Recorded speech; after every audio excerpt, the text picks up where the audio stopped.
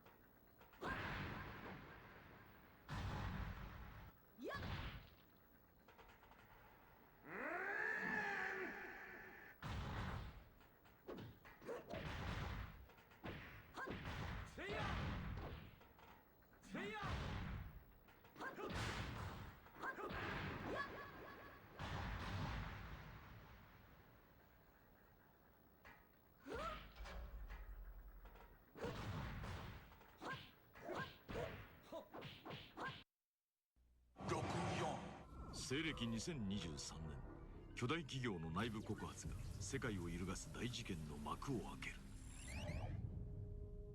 調査に向かったエージェントジョアンナ・ダーク。一人潜入する彼女を数々の困難が待ち受ける。密かに、そして大胆に 3D ガンアクションゲーム任天堂64パーフェクトダーク。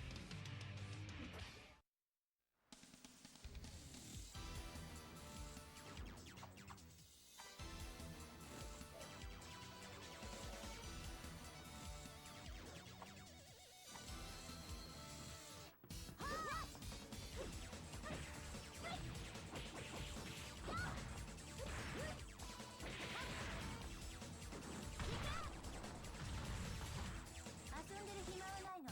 さよなら。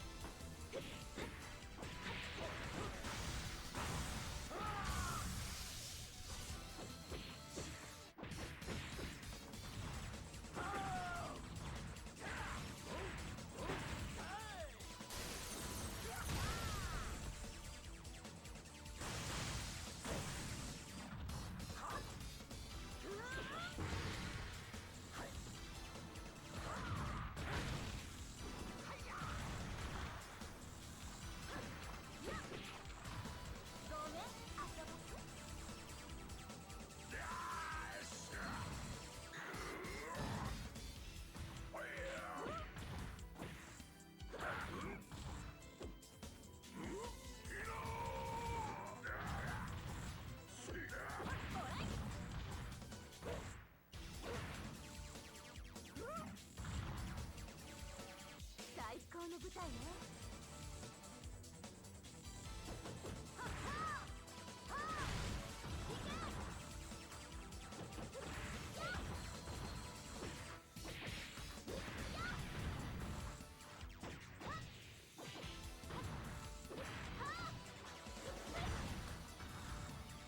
あなたに私は倒せない。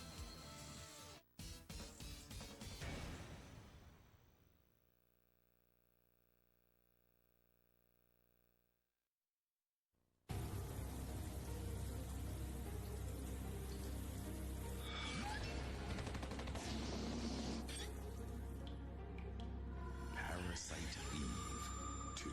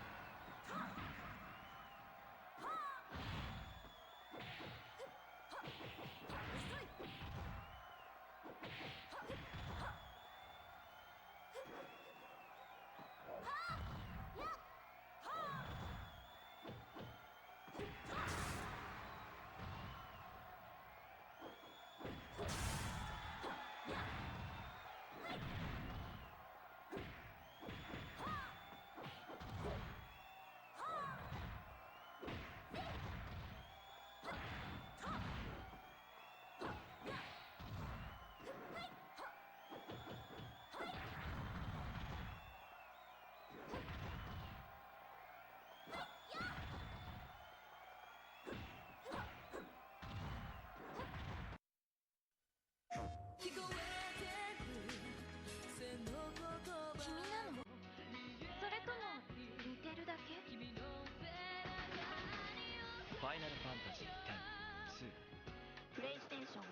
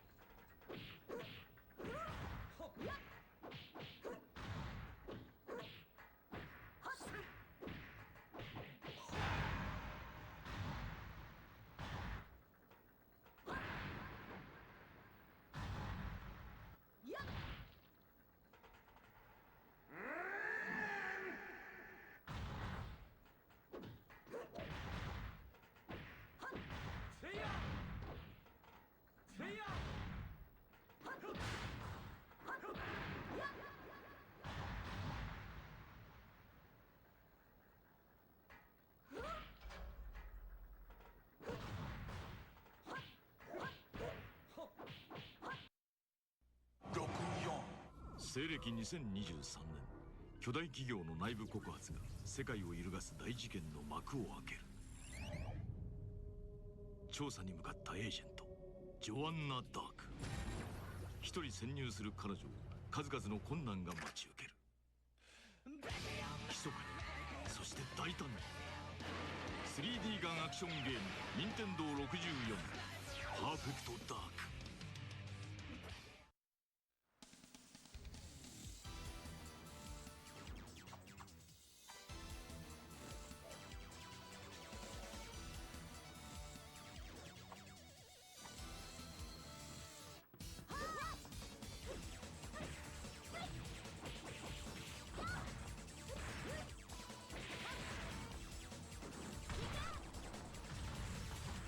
遊んでる暇はないの。さよなら。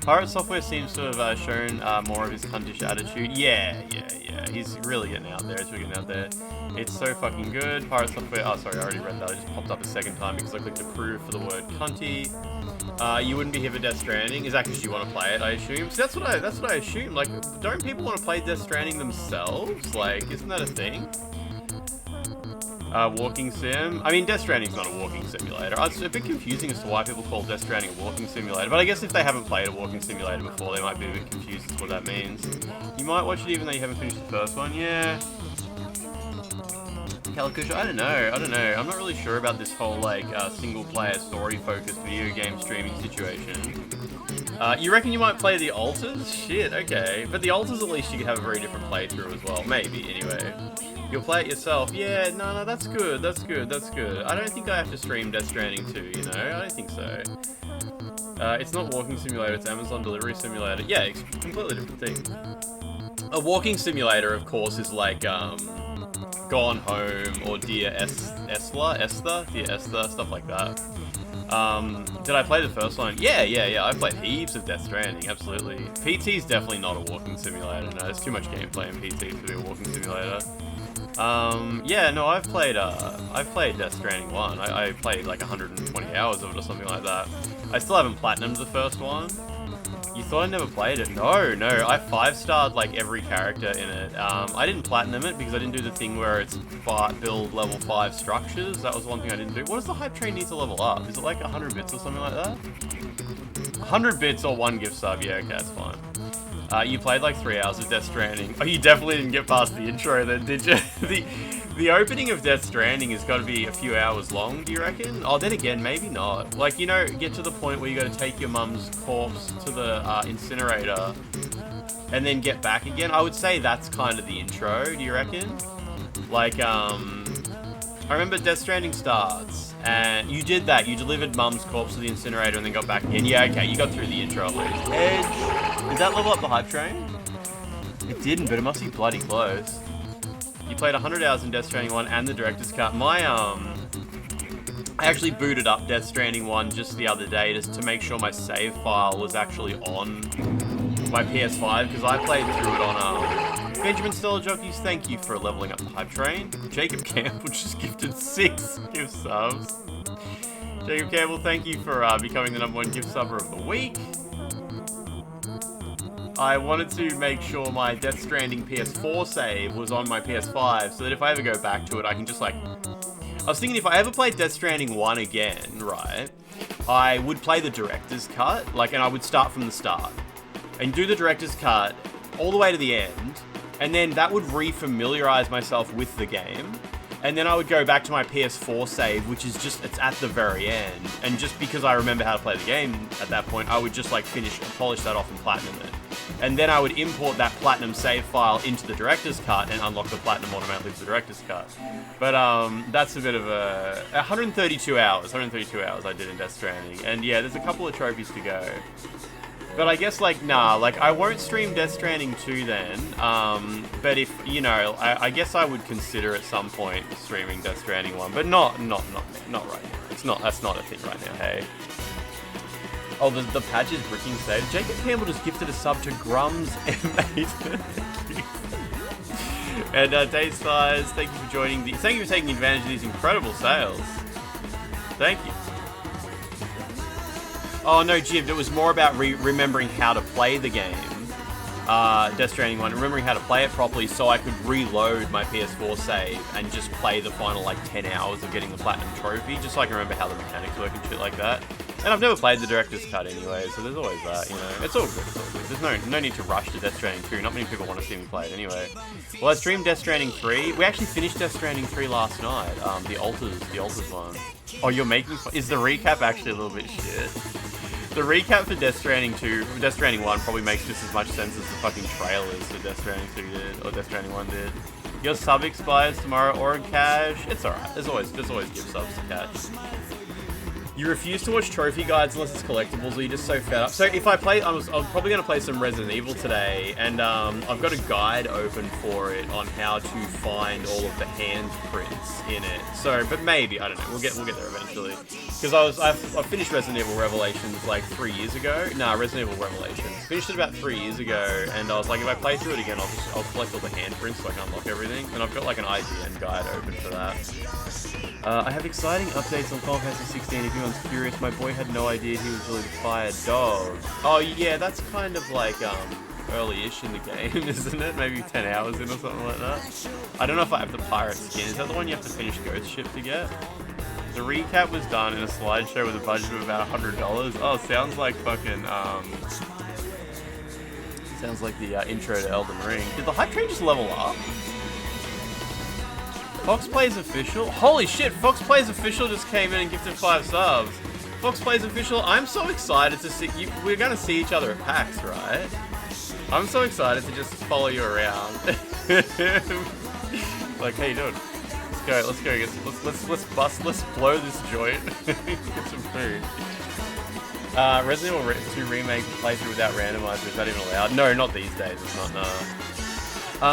Yeah, hang on a second. Let me just scroll up here and see. The recap is like, sorry, I was just like, the recap is like, and then you discovered the most important secret in the game, and the recap is just over. So the recap for Death Stranding 1, is it just like, it turned out Mads Mikkelsen was your dad, not BB's dad, the end? Is it just like that? Like, I can't, because like, how do you even explain the plot of Death Stranding 1? Like, it turns out Amelie it just says you discovered the truth. It doesn't even say what happened. And it doesn't tell you what the truth is. Because like, what do you even say? How do you sum up what happened in Death Stranding 1? Like the actual events of the game, like what did Sam do from the start to the end, is he found out that whenever a species goes extinct, there's an extinction entity that shows up. This will not be elaborated upon. It's just a thing that happens, and it's just like a thing. It's just a creature. And it turns out his either sister or mum, possibly the same person. I don't quite remember that. I don't quite remember if that's the thing. Is one of those things, making her a bad guy. This does not explain why this is a bad thing, or like what it even means, or like if she's responsible for the species going extinct, or if it's just a thing that happens. This is the definition of the term plot device. Is this fucking... I was so frustrated with the whole extinction entity plot element, because I'm like, this is the sort of shit you just make up and just be like, this is just a thing that just happens sometimes. And then he kills... She dies, I don't remember. It was Princess Peach, you idiot! It's like 17 paragraphs of text. I don't know how they could have done it anymore. Yeah, I mean, I agree with you, Franz. Like, the story of Death Stranding, like, what do you even say? You either say, like, a ton of stuff, or you just be like, the world is in a state of where the afterlife is bleeding over into the current life, and when it rains, you get old. The rain that makes you old, directed by Shia LaBeouf. Matt, Nat, good luck. I'll talk to you later. Hyperwork, how you doing? Joe Raptor. Joe Raptor X, how you doing? It's Friday. It's Friday. Yeah, so like, it's all good. It's all good. Death Stranding's all good. Death Stranding's all good. I really like Death Stranding. I think it's awesome. The storytelling in it sucks ass, but it's cool as fuck as well at the same time. Like, I love to just see like a bunch of weird shit happening. Like, someone comes out of some black slime.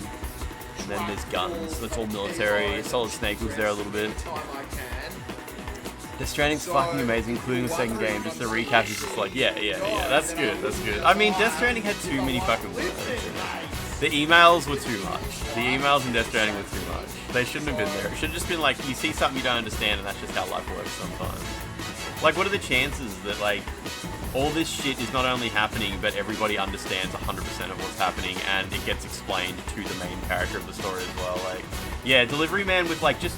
I actually really liked the story of Sam and Cliff. I thought that was really good, and I thought there was wonderful moments. Like, the bit...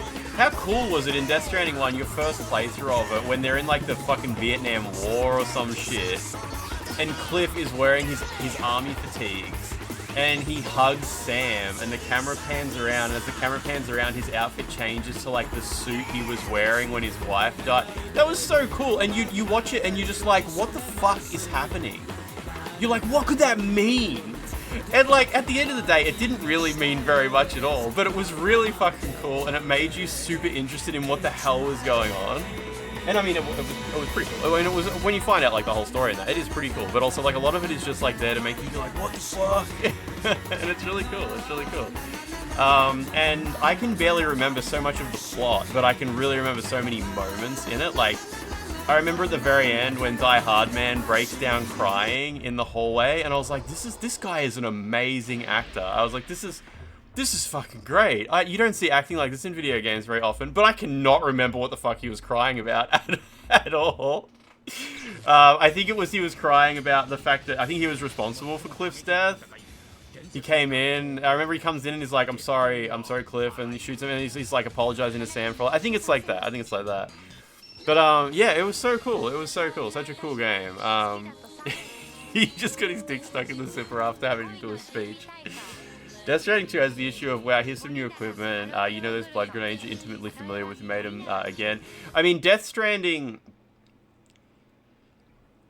I do think, and I could be wrong, but I think Death Stranding, for me, my playthrough suffered from the same thing that I think a lot of people's Metal Gear Solid 4 playthroughs suffer from, where Hideo Kojima and the team put so much effort into giving you so many tools to use, and you can drill down on the guns to such an insane amount of detail, and the items are crazy, and you can do.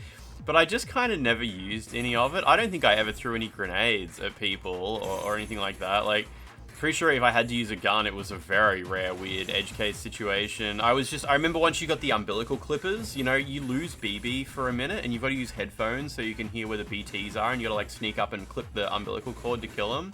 I used that a lot. I thought that was really cool. I liked like listening for where the BTs are because BB wouldn't show you. That was fun. I liked that a lot. But there was so many things that I didn't use. You remember when Cody first finished it and completely misinterpreted the whole Sam, BB, and Cliff thing? I thought that Lou was Sam, but time traveled to the future and that changed his gender some crack shit. That's awesome. That's awesome. That is so good. You used all of it, and the VR missions added in the director's cut were actually fun. Oh, yeah, I don't use spells in Elden Ring. Yeah, exactly, yeah. 12, how you doing? What's going on? How's your Friday going? What were you saying about armpits before? Yeah, right, so the director's cut adds VR missions as well. Interesting. Oh, you were thinking about armpits, but then your going live notification showed up. Okay, that makes a lot of sense, yeah. Yeah, so Death Stranding, very, very fucking cool. Probably, if I stream Death Stranding 2, it won't be any time in the near future. You found out during Donkey's Avowed review from a few months back, he compares it to a second bullet hell called Star of Providence, and describes how much more fun and cheap it is in comparison to Avowed, showing their respective prices and that everyone should buy that instead of Avowed. He never disclosed it's published by Big Mode. I'm really sorry, but if you watch Donkey's videos regularly and you didn't know Star of Providence is published by Donkey, that's quite funny to me. He's like... So many of Donkey's videos, like the end of it is just like, bam! Look, check this. Just like, he just cuts straight to like Star of Avowed, and he's just been going on about it, on and on and on. That's interesting to me. That's interesting. And the idea that anybody would compare Star of Providence to Avowed sincerely is quite funny as well. But very, very cool, very interesting. I don't think there's much crossover between Star of Providence potential buyers and Avowed potential buyers. I assume Star of Providence is like a $5, maybe $10 game. I have no idea. I didn't look at. Is it even out yet? You only watch his videos that are relevant to you. You don't watch anything he puts out. Okay, yeah. So I watch all of Donkey's videos. Usually, I can't imagine like I'll skip a Donkey video if it's a game that I'm actually playing because he always spoils the ending. Like his reviews are he'll just show the ending. Yeah, his reviews are not very reviewy, are they? They're just like him playing. He's just like a super cut of him playing through the game and yelling and talking about how good the music is and shit like that. You enjoyed the Fortnite Among Us video he did? I don't remember that. Was he screaming at children? You love the Ghost in the Shell PS1 soundtrack so much. Did you see the vinyl record they released for it with like the huge beautiful artwork on the record? I sent one to, I don't know if you know the streamer Excessive Profanity. I bought 2 of them by mistake, so I sent one to him. I don't know if he's opened it yet. You didn't see it? Hang on, I'm gonna get it. I'll show you. It's so cool.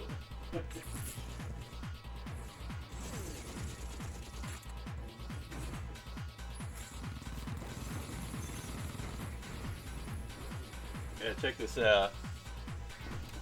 You bet it's sold out. You can buy it from Yahoo Auctions Japan for like 50 bucks. Look how cool that is. That's the disc. Like, that's the record. Who gave a shout? Did Jibbs do that? Jibbs gave a shout out to Excessive Profanity. Yeah, how cool is that, hey? The back of it's just like some more artwork as well. But yeah, I pre-ordered it from I Am 8-Bit. I got, like, was that PAX? It was at PAX last year, and I got the email while I was there, and I was like, Cody, look how cool this is, and I pre-ordered it. And then I realized, like, I Am 8-Bit, they were just importing them from Japan, and it was already out in Japan, so I ordered one from Japan, and then I tried to cancel my pre-order with I Am 8-Bit, and they just wouldn't let me. They were like, nope, sorry, it was, unless there's a problem with your product, like, you can't get a refund, which is fair. Like, they don't have to give me a refund. But then it arrived, and I just gave it to Cody, or mailed it to him. So that was, because he plays vinyl records on his stream as well, so pretty much the perfect person to send it to. It's funny to send your unaware community people to XP. Nah, he'll be good. He'll be good. Oh, man. That's the girl you see at the end of the demo video. Yeah, that's Major Kusanagi, I believe. No, it's just the game soundtrack. Yeah, it's the soundtrack to the game, I'm pretty sure. The PlayStation 1 game. Ghost in the Shell video game soundtrack, it says, yeah. Fancy. There we go. Friends, I saw the post you posted. I saw the screenshot you posted in the Discord of extremely large Eve. Do you actually play the game with her that big? So that seems too big. That's too big. Ghost in the Shell movie soundtrack is stellar. I remember, like, the main theme from it, like, from the intro, but I don't remember too much of the other music. I woke up from a nap today, as you do when you're my age. As opposed to not waking up, you just die. In my youthful life, I still wake up when I take a nap. I had an email from 505 Games about Wuchang. And I don't know how they got my personal email address. They sent it to my personal email address. And I cannot, my days are numbered yet. I don't know how they got it. They sent it to my personal email address. That's super weird. Like, now I'm really thinking about it. Like, what the fuck do I use my personal email address that 505 Games would even know? Anyway, they said, yeah, hell yeah, Wuchang, let me introduce myself. We know you want to be among the very first to get your hands on Wuchang. We will give you code for it next week. That's like a month early. And I checked, because sometimes you get scams where it's like, hey, I'm contacting you on... I got one from Toblerone. I got an email saying, I'm contacting you, I'm the head of PR for Toblerone, and we want to do a partnership. The fucking scam emails lately. Yeah, I think it's actually Chung12. I was saying Wu Chang usually, but I think it might be Chung, I'm not sure. Yeah, I don't get... The scam emails have gotten really unhinged for streamers recently. If I type in collab, will it come up? I am the marketing team at Parsec. What else have we got here? What is Parsec? Isn't that the multiplayer software that, like, emulates IPX over TCP/IP or something like that? Babelcast? I don't know what that is. I get lots of fake ones. Here's one from Canon. Oh, Jesus, yeah. I mean, I won't say what some of these are, but Jesus Christ. Like, just candy companies and soft drink companies. And anyway, the email addresses are all fake, but they look almost for real. Like, they've used a lowercase L instead of a capital I and stuff like that to make it look like you're emailing the real company. But yeah, like, Toblerone is definitely the most unhinged one I've had someone pretend to be. Like, as if Toblerone's gonna be the fucking... the scam that gets you. I don't actually know what the payoff is for the scam. I emailed one of them back. I think it was someone pretending to be from Skybound Games. Maybe Skybound. Who's the publisher of Wolf Among Us? Wolf Among Us 2. A company emailed me saying they were from the publisher of Wolf Among Us 2. Oh, it was 12, yeah. I actually thought it was for real at first. And I replied saying like, yeah, that's fine. I'll be happy to stream this game when it's near to release. Send me a code. I know a lot of people love this series. I'll be happy to check it out. And they started asking me like, how much do we have to pay you? And I'm like, no, you don't have to pay me. That's okay. I'm just happy to get a code for it when it comes out. And then like 3 months later, they emailed me again being like, yes, well, don't tell anybody, but the release date is soon. We'll be getting you a code. And that when they sent that one later saying like, yes, the release date is soon. This was late 2024. I looked at the email and realized it was a scam. I don't remember what it was that I picked up on it. It was like or Telltale Games or whatever. It was spelt slightly wrong. Like it was Telltale or something like that. And I'm like, oh, this is a scam. And it's the same scam I've been getting with like fucking Toblerone and Pepsi and shit like that. But I was really curious, like, what's the payoff? I'm guessing they will get me to log in to something. But I mean, what could they even do? They'll maybe send me to a fake Twitch or PayPal gate or something? I just don't know, like, what they could possibly do. Like, now tricking me into believing I'm going to get paid to stream a game or paid to eat a Toblerone on stream or something like that. What would... It's got to be, like, trying to either steal your Twitch account, steal your YouTube account, or steal your money. It's got to be, like, one of the three, right? And stealing your money would be the trickiest one. Maybe they just send you a fucking calendar invite and it's just malware, and then it's just they get all your tokens and shit like that. It could be that simple. Like, it could be like, oh yeah, well, in order to get, we gotta collaborate. You make sure you don't stream at the same time as another streamer. So check out click the calendar invite, and we'll get you booked in. And you double click on the calendar invite, and Windows is like, are you sure you want to allow calendar.exe to make changes to your computer? And you're like, hell yeah, I do. And then your computer just turns off. It never turns back on again. Screen goes black, and your hard drive light just starts going. Every time I reboot my computer, I don't reboot my computer very often. And if you don't know, when you have a crypto locker on your computer, it activates when you reboot. And I always worry one day I'm going to reboot my computer and I've been crypto locked. I don't know. It's just like, I'm pretty good with computers. I'm pretty good at not getting a virus. But like, I still have that in the back of my head. Like, what if this is the reboot where I get crypto locked? Because it would suck. Because like, I don't know. I guess my NAS would be protected, but yeah. What's the ID number equivalent called in Australia? So we have tax file number. So in America you have like social security number. In Australia we have a tax file number, is what it's called, TFN. What do I have a NAS for? Oh, it's like just 40 gigabytes. I keep my VODs there and stuff like that. Being security conscious at all is basically immunity. Yeah. I mean, like, I remember there was a person in our community named Bjork, if anyone remembers Bjorkor, and he got really, really mad at me for using the Pirate Bay. And I use the Pirate Bay to download movies. And he was like, you'll get a virus. And I'm like, oh yeah, no, I know the Pirate Bay is full of viruses, but I'm pretty good with computers. Like, to sum it up in a way that makes me sound really stupid, I'm pretty good with computers. I know how to download a movie from a torrent website and make sure that it's not a virus. But Bjorkor was really annoyed at me. He was like, no, you don't get it. Like, you'll get a virus and you won't be able to tell. And I was like, look, if there's a 0-day exploit in VLC that allows a .mkv file to elevate VLC to administrative rights and execute arbitrary code, they can fucking have my computer because that's incredible. But beyond that, like, I think I'm okay. I think I know how to download a thing. Like, I can pull a movie out of a pit of viruses and get it out relatively clean during the process. But no, he just kept saying like, nah, that's exactly what's going to happen. Like, you're going to get a virus and then you're not going to know how it happened, and it's going to be because you use these websites. And I don't know. It's just an interesting point of view. But I guess some people who don't know how it works just get this idea of like, this website has viruses, and if you use it, you will get hacked. I don't use microtorrent. I use qubit torrent. But I mean, org cache, are you feeling the same? Like that using the Pirate Bay is some kind of inherent issue. If you want to download a movie that's more than 5 years old, the Pirate Bay works fine, as long as you know how to not download fucking movie.exe and shit like that. uTorrent on phone is still good. Yeah, I use QBitTorrent or something like that. Yeah, I don't down, but I think as a lot of you know, I don't pirate much stuff either. I don't download many movies.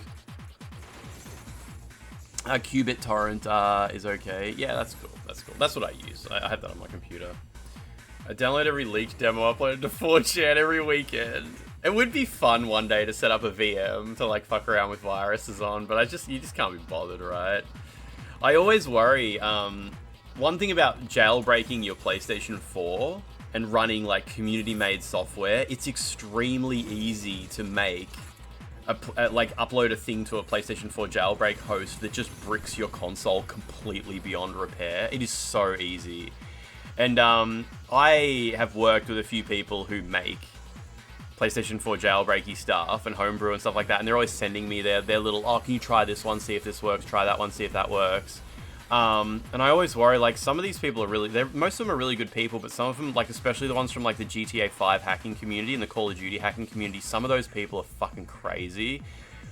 And sometimes they just get a bee in their bonnet about, like, they just decide you're not their friend anymore. And they're like, I'm going to get you banned from the PSN unless you send me this fucking thing, or unless you help me test this thing and stuff like that. And one day, I'm worried one of them's just going to send me some shit. I don't work with them anymore. This is, like, years since I talked to these people. But it's so easy to make a payload on PlayStation 4 that just deletes the entire flash ROM from your console, and you can't fix it. Like, it's so scary writing that sort of stuff. iPod Touch jailbreaking in middle school was amazing. Yeah, I remember when the original iPhone never released in Australia. So the iPhone 2G or the iPhone Edge or whatever it was called. I can't believe the original iPhone was the network was called Edge. Imagine looking at your phone every day and it says Edge at the top right, and you're like, don't mind if I do. Yeah, Fox plays the Call of Duty hacking community and the GTA 5 hacking community are crazy people. They're just like, I don't know, they're just out of their mind. In good and bad ways. And also like the trophy hacking community, there's communities of people who sell trophy unlocks on eBay. Those people are all pretty crazy too. Usually in a good way, but yeah. But the original iPhone didn't release in Australia, but I imported one and jailbroke it, and I've never felt more like a hacker than when jailbreaking the original iPhone. Just like how it comes up with like the terminal and all the text and shit like that scrolling across the screen. I was like, ooh, this is like real hacking. This is like in that movie Swordfish where the guy gets the gobby.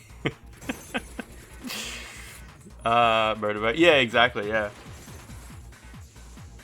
Is it even safe to play those games online on PC? I think GTA 5 online on PC, I mean, like, you're not going to get your computer hacked or anything like that. I think that'd be okay, right? Surely it's okay. They got that kernel-level anti-cheat.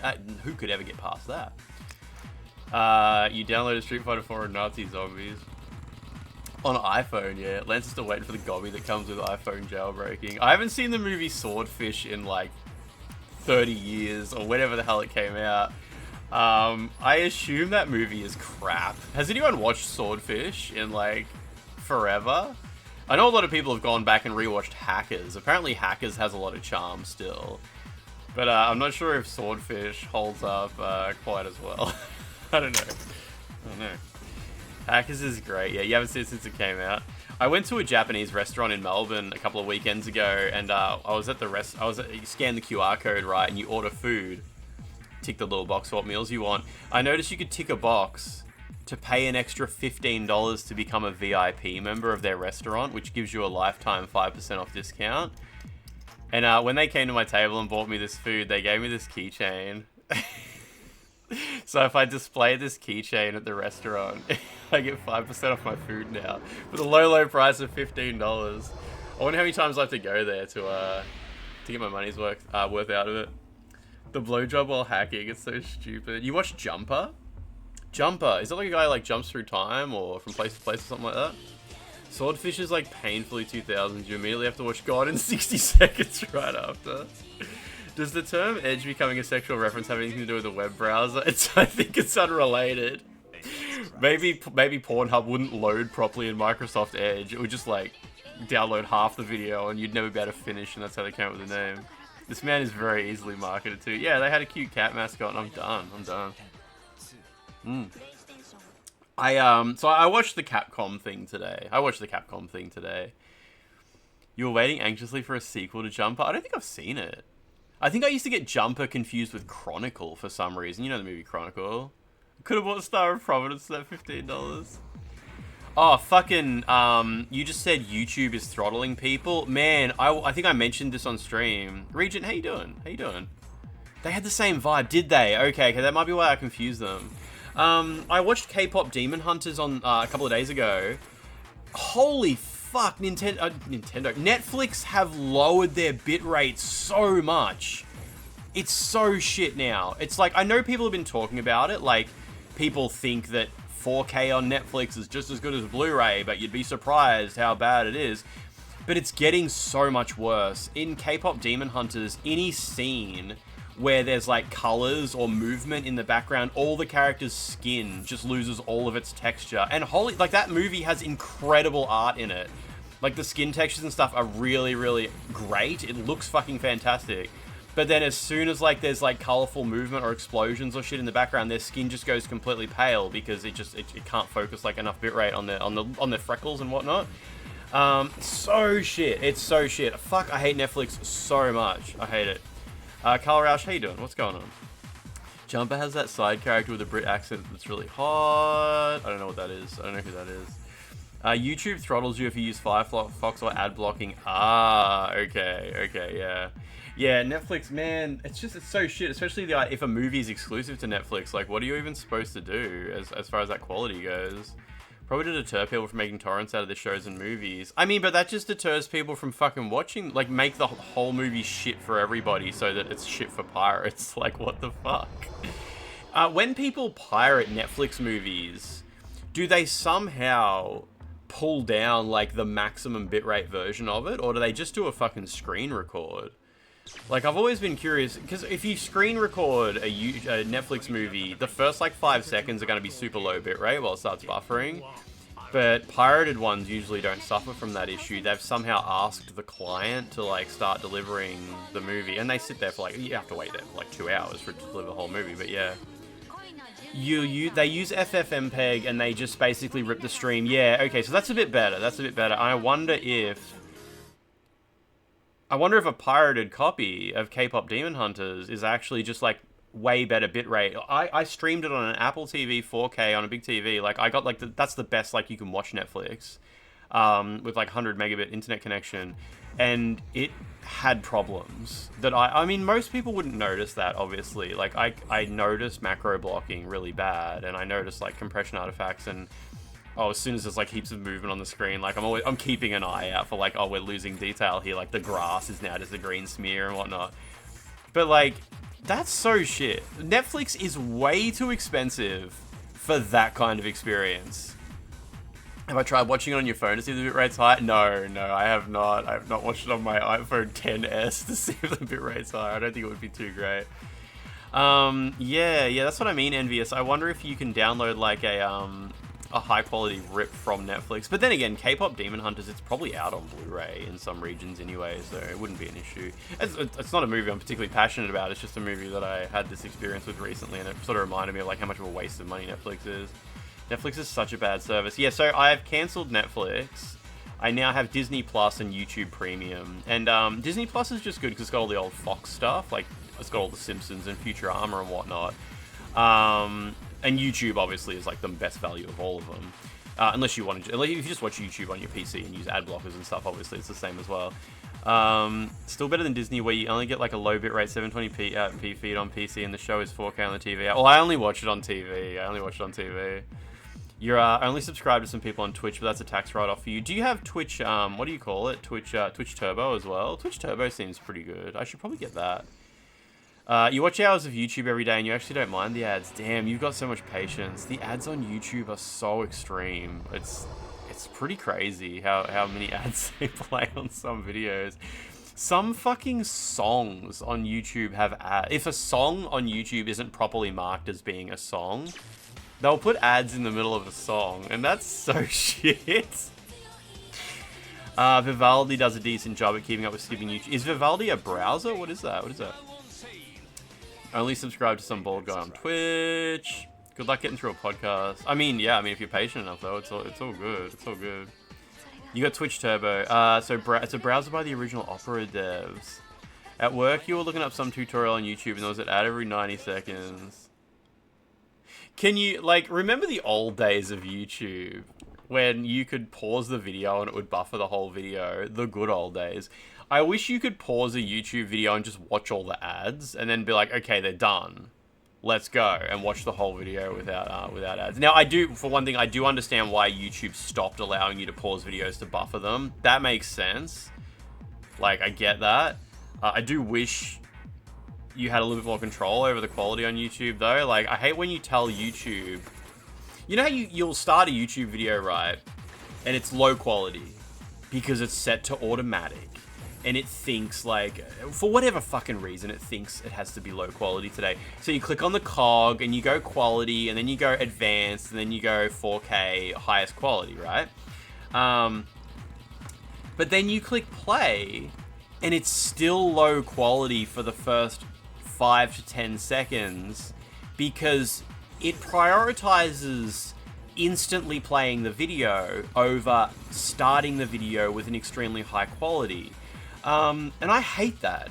When I manually set a video to the highest quality option and scroll the track bar to the start, when I click play, I'm happy to wait 5 seconds.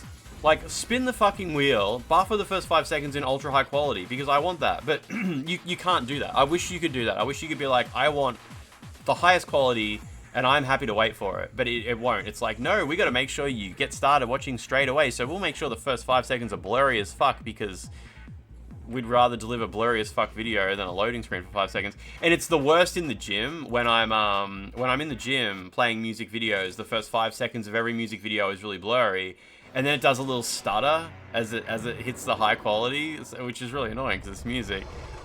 Oh, Franz, I've got Resident Evil Revelations in the PlayStation at the moment. Turbo and Spotify are the ones you subscribe to without turning off auto-renewal. You go months in between. Oh, yeah, that's good. That's actually really good. That's such a mature... Most people don't have the self-control to continuously cancel and renew their subscriptions when they actually want to use it. There's also an option deep in the settings to change between AV1 or VP9. Ah, really? Really? There's also apparently, like, if you pay for YouTube Premium, have you seen that? How when you try to pick the quality options, it'll be like 4K, it'll have 4K, and it'll be 4K advanced bitrate, but I think that one's exclusive to YouTube Premium. So fucking tough. Like... So, no, I hate that shit. I hate that shit so much. And even when you pick it, like, sometimes it just goes like, oh, nah, we'll go back to low quality. I don't trust your internet connection to keep up with this. YouTube's worse on TV because of the ads. Well, I have YouTube Premium, so I watch it on TV without the ads, yeah. Yeah, Google, you have enough fucking servers, right? Are you surprised I haven't tried Ratchet Gladiator yet? I mean, I haven't had time. I haven't had time to play Ratchet Gladiator. I want to play Ratchet Gladiator properly, like over the span of multiple days. Like, I have not had time to start a new game like that at all. Do people not just have no script? You can't just use no script. Like, you can't do that. It doesn't solve all of the problems in life. You play YouTube music in your car and stuff like that. You can't really avoid the ads in that case. You play YouTube videos on your TV. It's just not an option, yeah. You have to manually change pretty much every video on your phone to higher quality with automatic. I don't know why the fuck. Yeah, it's just super annoying. It's just super fucking annoying. You have YouTube ad blockium. Like, I'm guessing the ideal solution is have a pie hole in your house, which I assume blocks all YouTube ads. I've never used Pi-hole before, and then run a VPN in your home that you connect to from your phone while you're out and about. And that way, whether you're at home on your TV, on your computer, you're out and about on your phone watching YouTube videos or listening to YouTube music in your car, no ads, because it's all going through the VPN in your house, which is all going through your Pi-hole. And yeah, I don't know, does anyone here use Pi-hole? Like, is the experience with that pretty good? Does it just have no ads? Does it do like a weird black screen or a glitch or a funny thing pop up? I know I've seen some people show me their YouTube ad blockers, and they're always like, oh, it's so perfect, it's just got no ads. And then I watch them and the videos, like, it's got like a bunch of, like, it sits there with a wheel, and the video starts for like a split second, then a wheel plays, and then the video will start, and I'll be like, oh, okay, like, so it works, but it's like, it's a little bit janky, it's a little bit jankier. But I don't know what ad blockers those people were using. They weren't using Pi-holes or anything like that. You download all the playlists on your phone. Oh, if you download YouTube... Wait, can you download YouTube videos without YouTube Premium? You probably can't, hey. That's probably another thing they lock behind premium. You can play YouTube music in your car via Firefox on your mobile and you don't get ads? That's amazing. Yeah, because you... Wait, that's an Android thing, I assume, right? I assume that's I don't know if that'll work on iPhone. Probably doesn't work on iPhone, does it? You've used that extension for years. It's a classic strat. That's so good. Downloading is a premium thing. Yeah. So you use a third party. Yeah, I use JDownload. So I download YouTube all the time. I use JDownloader. Or JDownloader 2 or whatever, and that obviously just works. Like, I've even been tempted to like put my YouTube premium credentials into JDownloader so it will download faster, but I haven't been in that much need for it. Yeah, I download music. I download vertical YouTube videos. Yeah, YTTLP works as well. I mean, JDownloader is great. It's if anyone here doesn't use JDownloader, I'm surprised. It is such an incredibly powerful piece of software. I love it so much. The deep search where sometimes, I don't know if you guys pirate games very often, but you know how, is it on iPhone? No, JDownload is a Windows program, or it's a Java program, so it runs under a Java VM, but yeah. You know, sometimes when you're downloading a game, a pirated game, and it's like 100 links, and the links are all like 512 megabytes, and you gotta like, I'm sure there's many ways around it, but you click on each link and download all every part of the archive. JDownloader is incredibly good at, you give it a URL and it will deep search for every download in that URL. So if the URL is a page with a bunch of links in it, and every link requires you to click on another link and then click on a captcha and click on OK, it will go and do them all, and then it will queue up all of the downloads. So it's good for that kind of stuff. It's a really fucking powerful downloading program. I used it to download a ton of shit from the PlayStation servers.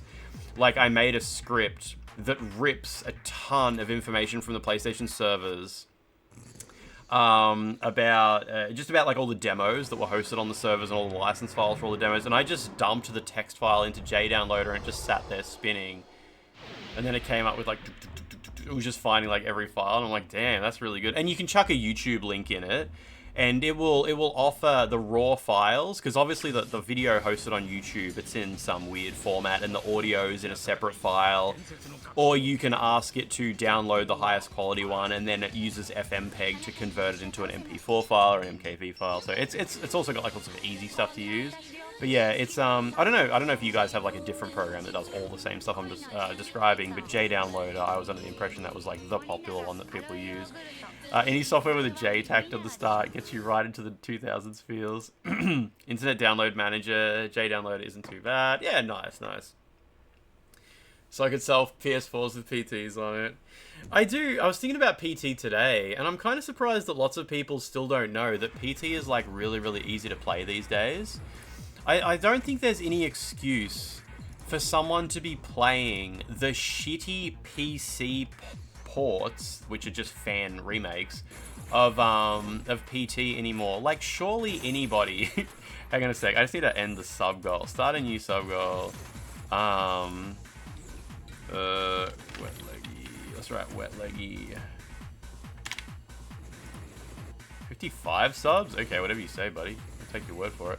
It is so easy to find a PS4 that's jailbreakable these days. Like, any PS4 that hasn't been turned on in like 4 months, or I guess it's got to be something like that, can run PT, and it's that simple. Like, the jailbreaks have caught up so closely. I don't think PT works on the emulator. I don't think PT works on the PlayStation 4 emulator yet. I think it gets to like the main menu or something like that. There's kind of like no reason not to use a third-party download manager like JDownloader, IDM, Mobtrix, or whatever else. I mean, some people have no need for it, obviously. They're just not really downloading stuff. PT was not cancelled, but the game that PT was a teaser for was cancelled, yeah. And everyone who owned PT, if they deleted it from their PlayStation, Konami made it so you can't reinstall it, which is I think it's the only game that's ever happened to on PlayStation before. A game where if you owned it, but you deleted it, you can't reinstall it again. But, yeah, it is so easy to play PT on a jailbroken PS4 now. Did I see how they fucked up Front Mission 3 Remastered with AI slop? I saw, like, a title screen or a menu screen or something like that. I did see that. I'm not familiar with Front Mission 3. Is Front Mission 3... It's not like a From Software game, is it? I always get these mech games confused. If it's not the only one, it was the first one you're aware of where they pulled the file from the CDN. Yeah, I think it's the only one, Jibbed, because, like, Jibbed, on PlayStation 5, there's been a couple of instances of them removing the license from your console. And, like, if they do that, you're fucked. Like, if you get the license deleted off your console, you're shit out of luck, unless you've left your console offline while it was activated as primary. And I'm really surprised they didn't do that with PT. Like, we are so lucky that Konami's effort to destroy PT was so fucking haphazard. They just deleted the file off the server and didn't even delete any of the, like, the XML files that point to the file. So when you try to install PT, the PlayStation 4 just throws an error and it's like, error connecting, cannot find file and shit like that. Whereas on PlayStation 5, they now have a system for, like, taking games off you that they don't want you to have anymore. But yeah, I guess in the PS4 era, they didn't really have a way to do that. Do you remember back when, the lady who worked at Konami, and she said, she was like, I was the person who had to make the call to Sony to ask them to delete the file. And she was like, it sucked so bad, and I was so mad that they made me do that. But the way she described it was like there was no system to do. She had to, like, call Sony and be like, we don't want people to have this demo anymore. And Sony must have just been like, we don't have a way to take demos off people. We can just delete the file. And she must have just been like, yeah, do it. Anyway, after she made that tweet, she got, like, death threats and shit like that and deleted her Twitter account. That was so crazy. This happened, like, 2 years ago, maybe. I can't believe that was crazy that she came out and said that. She even someone who worked for Konami talking about PT is crazy. Like, nobody talks about PT. Why did Konami hate it? Because they fucking hated everything about it. They hated Hideo Kojima. They hated that he was working on a project. They were just fucking mad. I made a tweet a few years ago talking about trying to explain to the general public how crazy it is that PT got deleted in that sense. I was like, Sony have never done this with any game before, and it's so messy that they did it. It's like, it comes across as being vindictive. It's like, it was malicious. I think I described it as malicious. And a bunch of people got mad at me. They were like, no, it's never attribute to maliciousness what can be reasonably assumed to be incompetence and stuff. I'm like, shut the fuck up. That is so fucking stupid. Like, Konami obviously fucking hated Hideo Kojima. They wouldn't let him accept an award at the fucking Game Awards. They said, like, we'll get our lawyers onto you if you give him an award and shit like that. It's so weird because I made that tweet around the time Konami were making a comeback, and people wanted to believe that they weren't the bad guy, because people wanted to be hyped for Silent Hill 2 Remake. And Silent Hill 2 Remake was announced at a time when Konami was still believed to be truly evil. They were evil. Everybody fucking hates Konami. They're a shit company. They've done so many awful things to creators and artists that we love.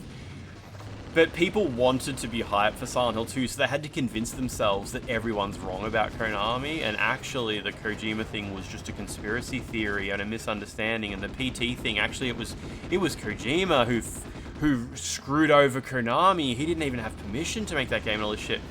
And that was around the time that I was, like, just talking about, like, yeah, it's crazy how they deleted that, and they've never done something like this before, and to me it comes across as being malicious. And yeah, some people were annoyed at me because they want to create this narrative in their head, because they feel like the only way to be excited for Silent Hill 2 is if they do it in some kind of morally correct way. I don't know, it's super weird, super weird. I mean, it's okay to enjoy Silent Hill 2 Remake and still agree that Konami is a fucking evil megacorporation that does terrible shit. Like, of course they are. Like, any company as big as Konami is going to be evil as fuck. Like, look at Microsoft fund fucking wars and shit, like, or like help companies do genocides and shit like that. Like, of course a company as big as Konami, you sort of hate them by default. But some people they have trouble, like, reconciling those things in their heads. So it has to be like, no, it's just the public that are wrong about them. I love the rumor that Guillermo del Toro said fuck Konami at some award show. Yeah, he didn't quite say that. I think. Yeah, Franz, it was kind of weird. The early days of Silent Hill 2 Remake, there was a weird, like, two sort of parties. The ones who were, like, ultra hype and believing that anyone mad about it is just being mad. You're just being mad just because you hate fun. And then there was obviously the people like me who thought it was going to be dog shit as well. Didn't Konami make a bunch of money from pachinko parlors and health clubs that are all probably mafia adjacent? Now, everybody usually brings up Konami's pachinko machines. I think it's important to remember that every major video game studio in Japan makes shitloads of pachinko machines. Like, Capcom have so many fucking pachinko machines. Every time I go to, like, I'll type in, like, BIOHAZARD into Yahoo Auctions. Yeah, but they don't make shit games. Exactly. Like, that's what I mean. Like, you can be evil. You can be evil. As long as you do some other stuff that people like. Whereas once Konami ran out of stuff they were doing that people liked, all that was left was like the fucking gutter that was full of trash, and everyone was like, ugh. Cover that up with some remake Silent Hill 2 or something, like, God. They put the Silent Hill 2 remake over the top of the trash pile and like, oh, that's much better. Now we're talking. I want the Onimusha 4 pachinko. I mean, I've got a Konami pachinko machine. Enigma's got one as well. Enigma's got the Silent Hill 2 one, and I've got the Rumble Roses one. Yeah, as long as you're bald, you can get away with it. Like, he can't be evil. He's bald. No bald man could ever be evil. But yeah, it is funny because like pachinko is obviously evil. Gambling, the entire gambling industry is objectively evil, and people would be like, "Oh, those people have a choice to gamble." No, they don't. No, they fucking don't. Dr. Evil could never be evil.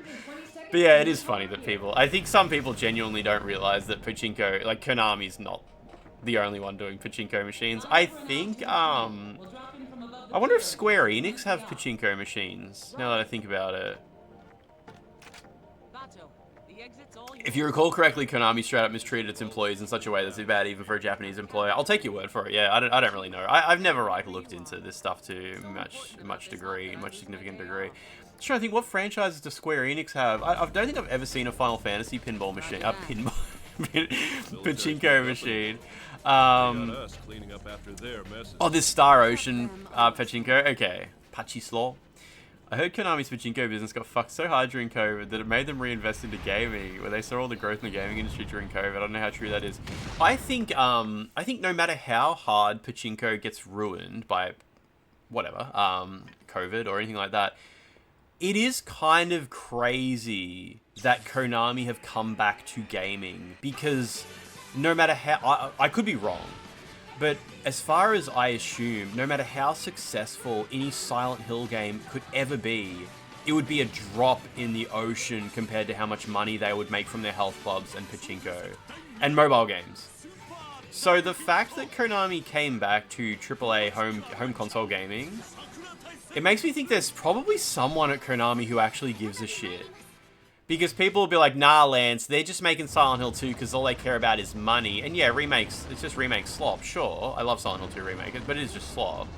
But I kind of think, like, I think someone at Konami might actually give a shit. Because if all they cared about was money, wouldn't they just stay in their lane? Wouldn't they just keep doing pachinko? Wouldn't they just keep doing health clubs and all this other shit, the mobile gaming and stuff like that? I don't know, like...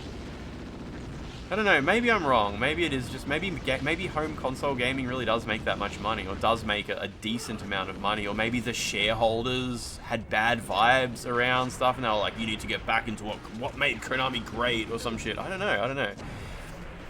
But it would be nice to believe that somebody at that company has enough influence over the company and actually gives a shit.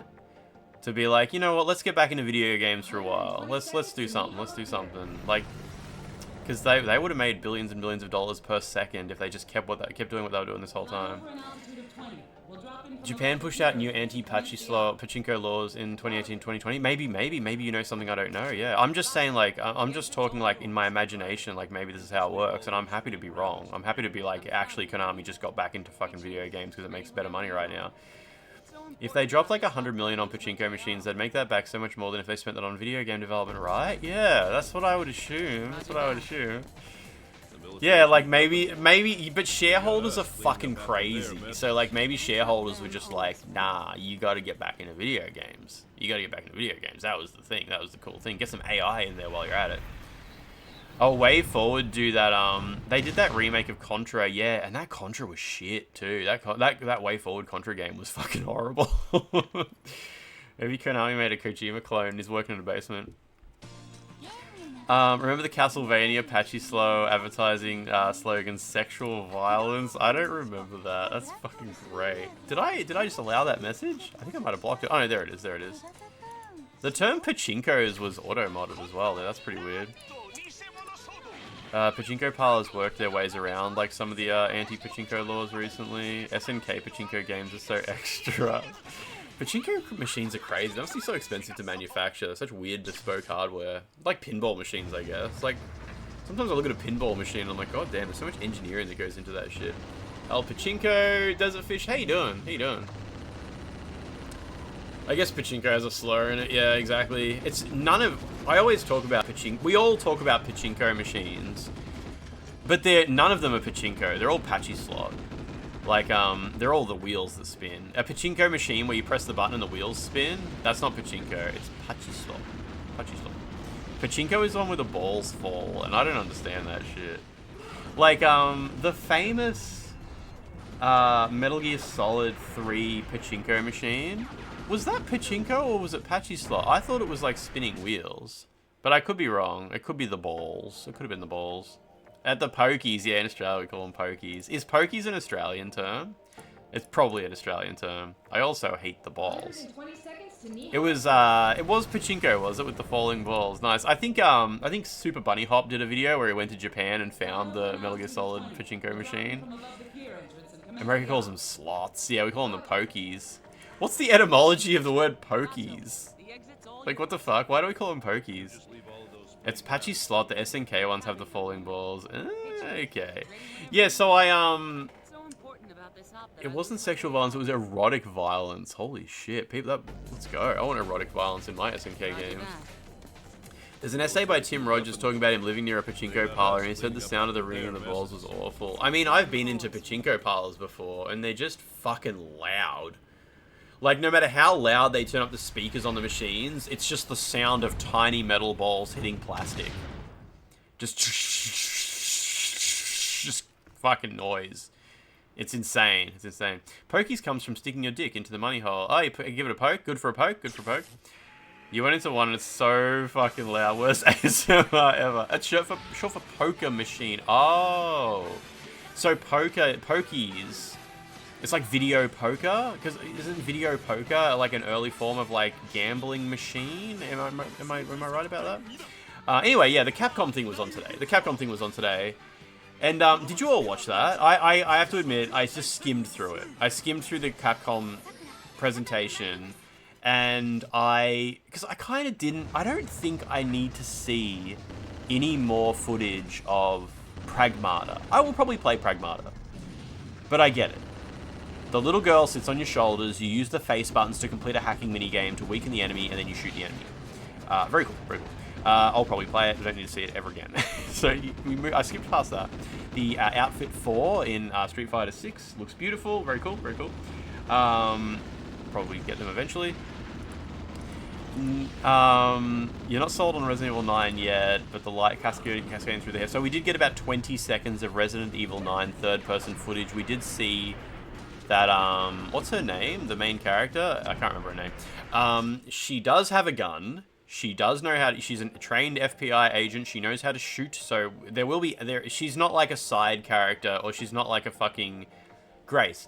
I was worried that there would be a main character who does all the action, and she's like a puzzle character. But no.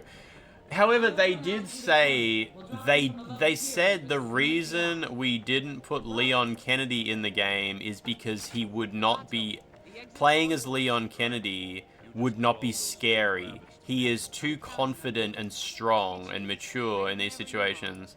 Do you reckon they're lying? Do you reckon they're kind of trying to do like a cringy replay of the, we'll announce Resident Evil 9 soon, you just need to be patient, and then Resident Evil 9 got shown like straight away. Do you think they kind of look saying like, Leon, we don't have Leon here because you won't be scared, and then they're just going to announce like Leon's the second playable character, but he's in the action segment of the game. I don't trust them that Leon is not playable. And I also don't believe that Leon can't be in a scary game.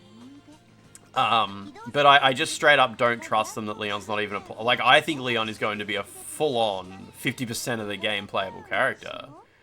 I could be wrong. It would be disappointing to be wrong. I'd be happy to see Leon come back. I don't want to be a main character ever again. He got Resident Evil 4, which was incredible, and he's obviously you can play through all of Resident Evil 2 as him as well. Leon is the Abby. Wait, who was Abby? Oh, Abby, right. Abby of Resident Evil 9. Yeah, I'm just worried. Like, I also don't really want Resident Evil 9 to have, like, swap between two characters and Leon is, like, action-packed. Resident Evil 4 style, whereas Grace is, like... I think that would be bad, because I feel like if they put all the action in a Leon mode, that'd sort of tone down the action a lot in Grace's, and she would become more like a puzzle character, where like, oh, she can't do a backflip, so don't give her too many zombies to deal with. I really like Resident Evil 2. Resident Evil 2 is a great, balanced game, and it has goofy action and shit like that. I was just worried if you took like Resident Evil 2 and split it into two completely different two different modes, where it's like you put all the action with Leon and all the creepy, quiet slowness as the girl character. I think that would kind of suck. Yeah. I hope it's not like I'm a bit. I don't know where they're going to go with Resident Evil 9, and I kind of want. I want more information. So Resident Evil 9 is a game I want to know more about, as opposed to Pragmata as a game. It's kind of like I got it. That's plenty. That's all I need to see. What else did they talk about? They talked about Monster Hunter for like 6 hours.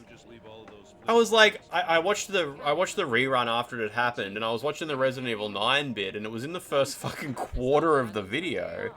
They talked about Kunitsugami for a minute. I was hoping that was going to get a physical release. To celebrate the success of Kunitsugami, we're releasing a physical version. Capcom would never do that, though. And then the final fucking... I don't know, 6/7 of the video was all Monster Hunter.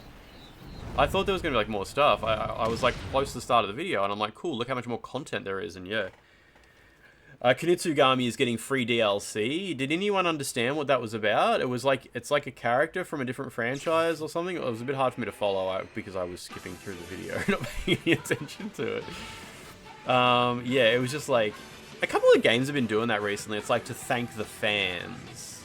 Here's a nice little free DLC. Especially the ones where it's like to thank the fans. Everyone who logs in before a certain date gets a DLC. And it's like, damn, that's pretty impressive. I'm not even trying to like increase sales at that point. It is just straight up thanking the fans.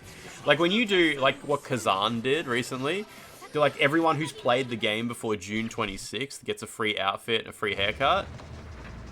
That is just for the fans. That's great because like no one's going to buy the game from that promotion because people who buy the game now miss out on it. Apparently CDPR just been giving random people free Phantom Liberty GLC. Shit, okay. The Lies of P PR company just gave out DLC code to every single person in their creator Discord, not the general Discord, but they were like, if there's anyone in this Discord who doesn't have the DLC, DM us, and I just did, and they just gave me a code straight away. I think the bald people don't get the free haircut, which is why I haven't played the game yet. There's lots of stuff for Monster Hunter. They're bringing back a monster that people have been begging for years. It looks like they really put a lot of effort into it. What's the monster called? Because, with Monster Hunter World, I've talked about this before. Legiacris. So one time, I don't know much about Monster Hunter World. I'll tell this story again, though. One time, the creators of Monster Hunter World did a GDC presentation where they talked about the development of Monster Hunter World. And they said, we're going to show you an early build of Monster Hunter World where this much demanded monster was actually in the game at the time. And people wrote articles about it. They were like, damn, early builds of Monster Hunter World actually had this monster in it. Unfortunately, it didn't make it into the final game. Fans are still waiting for it to show up. Is that the monster? Because I have that early build of Monster Hunter World that he showed at GDC. And I think I'm like the only person in the world who has that build. Because it came from a Capcom dev kit from a junk shop. And it was deleted off the hard drive, but we did a hard drive recovery on it. We found a bunch of Capcom builds.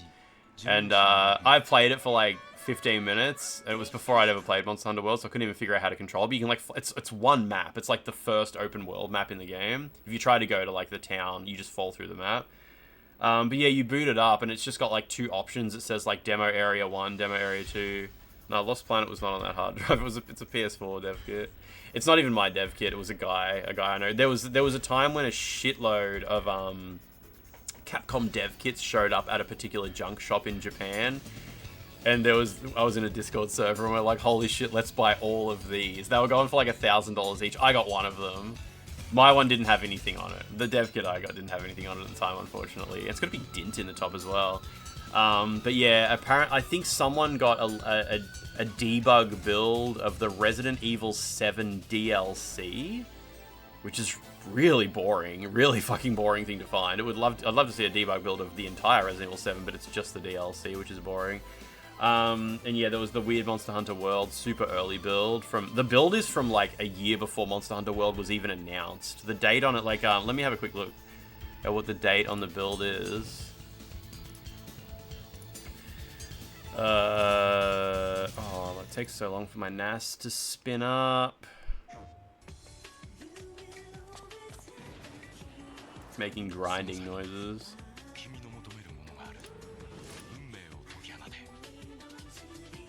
The anticipation's crazy. There we go. Monster Hunter World from 2015, November 9th.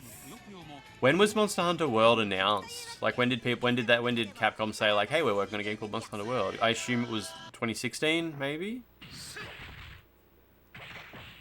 Blow on the fans, make it go faster, make the fans spin up faster. Oh man, there was a was there an Arc System Works thing today as well? 2017? So the build is from like more than a year before Monster Hunter was even announced to exist in the public. That's crazy. It is. The only thing I was trying to do in the build was I was trying to get into the character creator, but I couldn't work out how, because you just play as like generic dude in the build.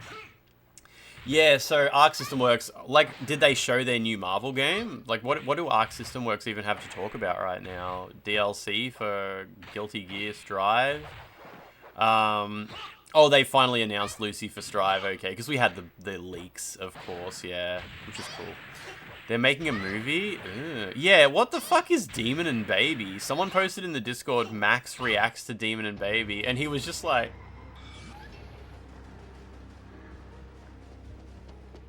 Like, he just had this, like, stuck face, and I couldn't even understand if he was, like... Was he just confused? I don't know what Max's face meant in that video. But, okay, I guess it's like a top-down isometric action game or something like that. I have no idea. I don't know. Thank you, Arc System Works.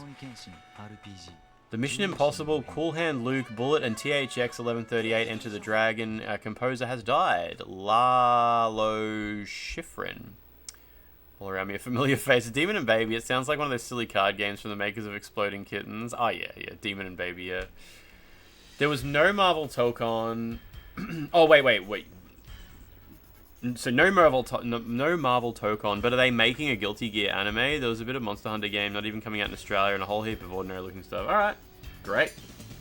Thank you, Arc System Works. The System Shock 2 remake came out as remaster. Is out. It's just out now. It's not on consoles yet. But Digital Foundry uploaded a video of it.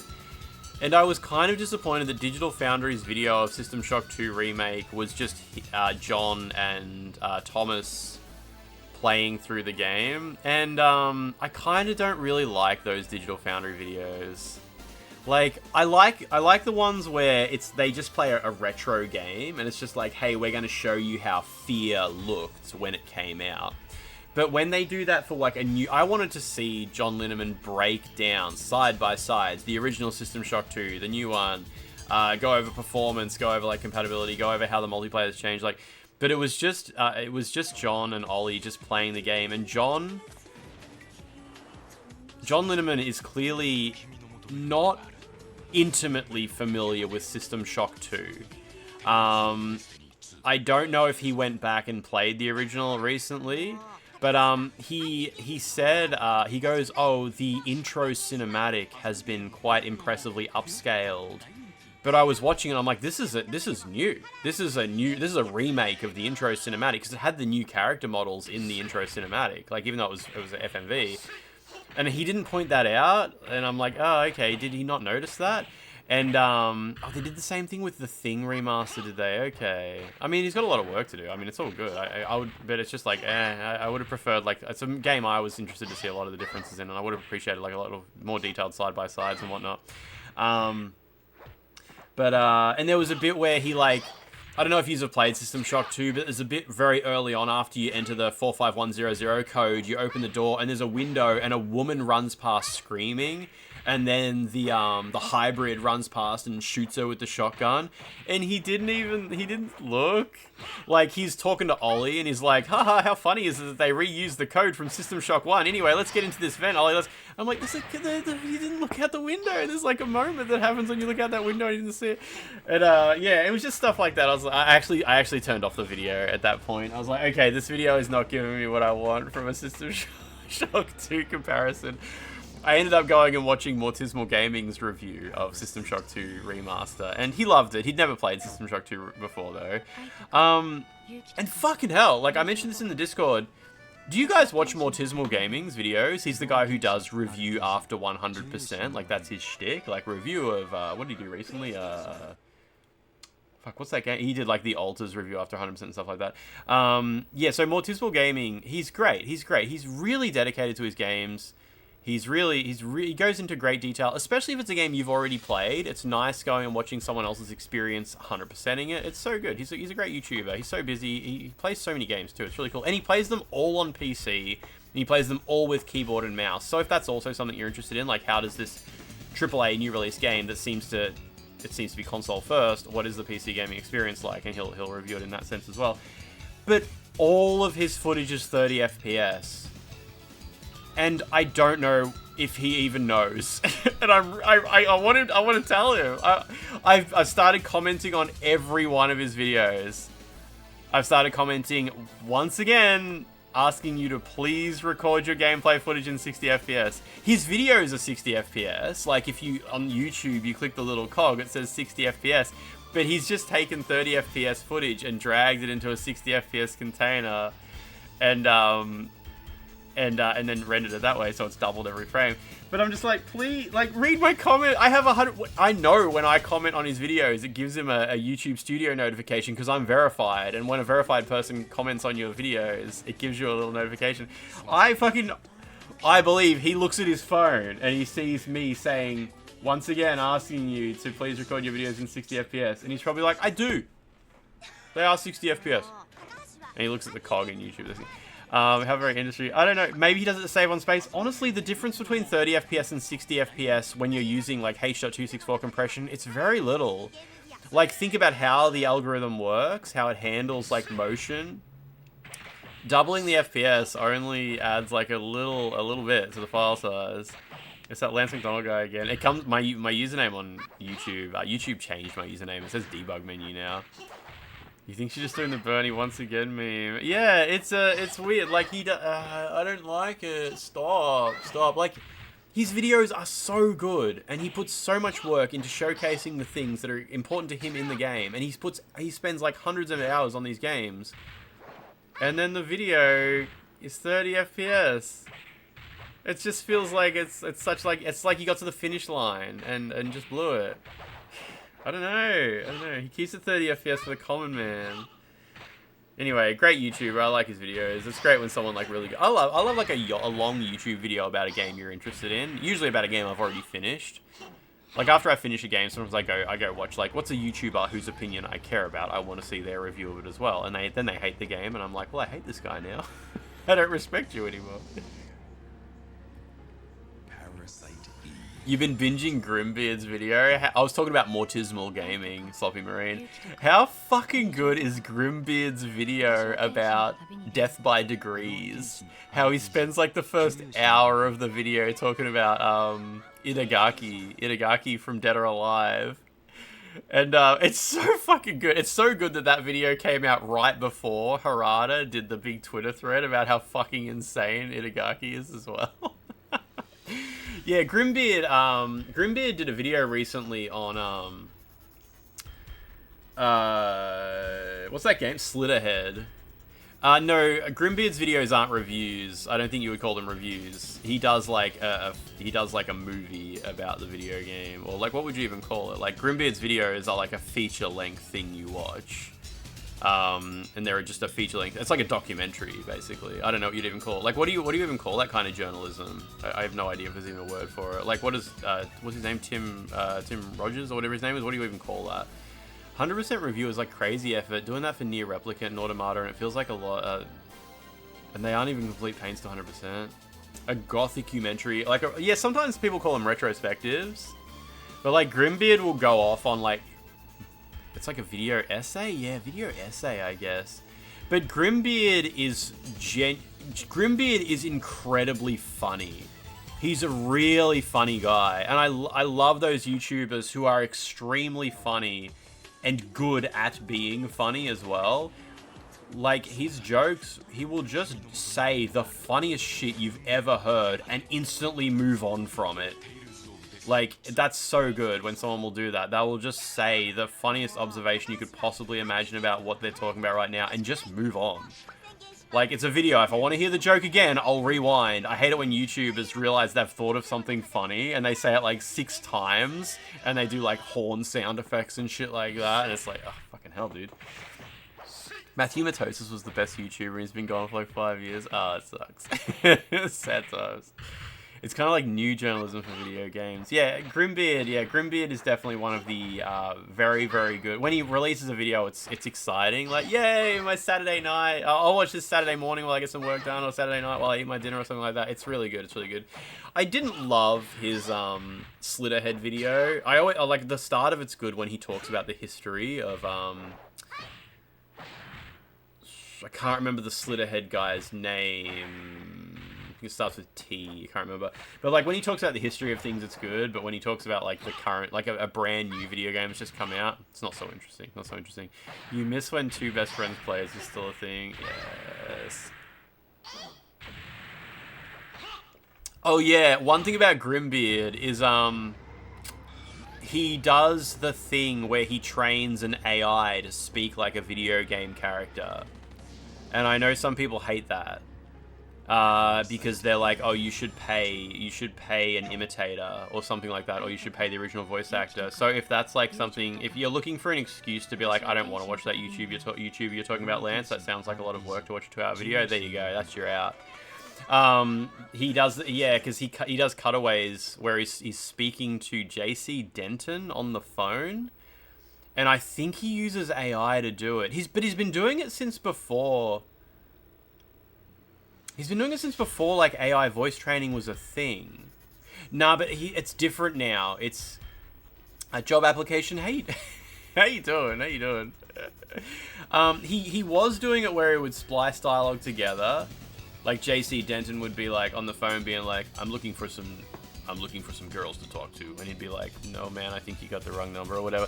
But I think he started using AI voice training because now when he talks to JC Denton, it's conversations that definitely are not spliced together from dialogue from the game. So it is interesting when some YouTubers just seem completely disconnected from the conversation around like AI.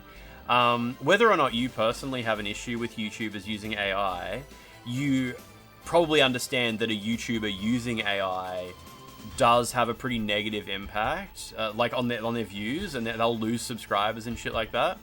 And when Core A Gaming did the video about, I think it was about like every different type of fighting game, Core A Gaming, he used AI in it. A little bit of AI. He like generated a picture of fans being angry at Evo that there's a dog on stage. Or some weird shit. Like shit you could never find a photo of. It was like some crazy thing happening and the fans are raging. And it was AI generated.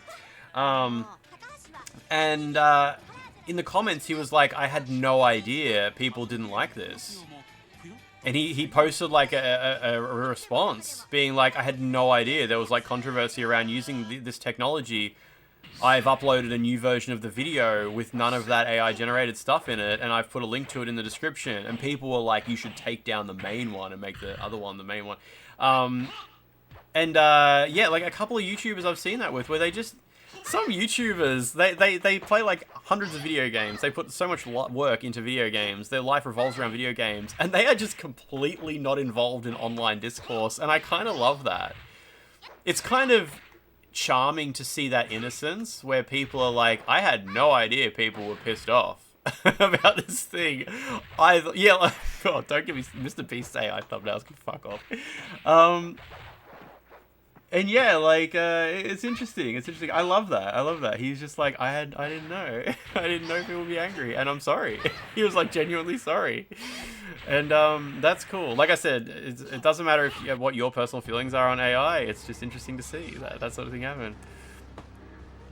It's charming until you realize it's an obscene level of privilege. It's not privilege to be like off the internet at all. Like if you are just like someone who the only thing you use your computer for is to play video games and editing videos, and you upload them to YouTube and you walk away, and you like, you know, you go to your day job, you work hard, you come home, you do the groceries, you feed your family, you go to sleep, you get up the next day, you go to work, and then the weekend comes, it's like, oh, I'll work on my new video, you know. Their entire life is the internet. No, like, I mean, people like Core Gaming, like, I don't think, like, his life is on the internet. I think that's the thing. Like, I think he just plays his fighting games, and he has his little community, and I think they run a cafe in South Korea, maybe, or something like that. But, yeah, it's pretty impressive. It's pretty impressive. That's, like, to me, it's just so crazy, right? He corrected it by taking it down and started a middleware service for commissioning thumbnail art from actual art. Oh, so, Mr. Beast has made moves, has he? With his doing better, has he? Interesting. I don't really keep up with Mr. Beastie stuff. It sounds good.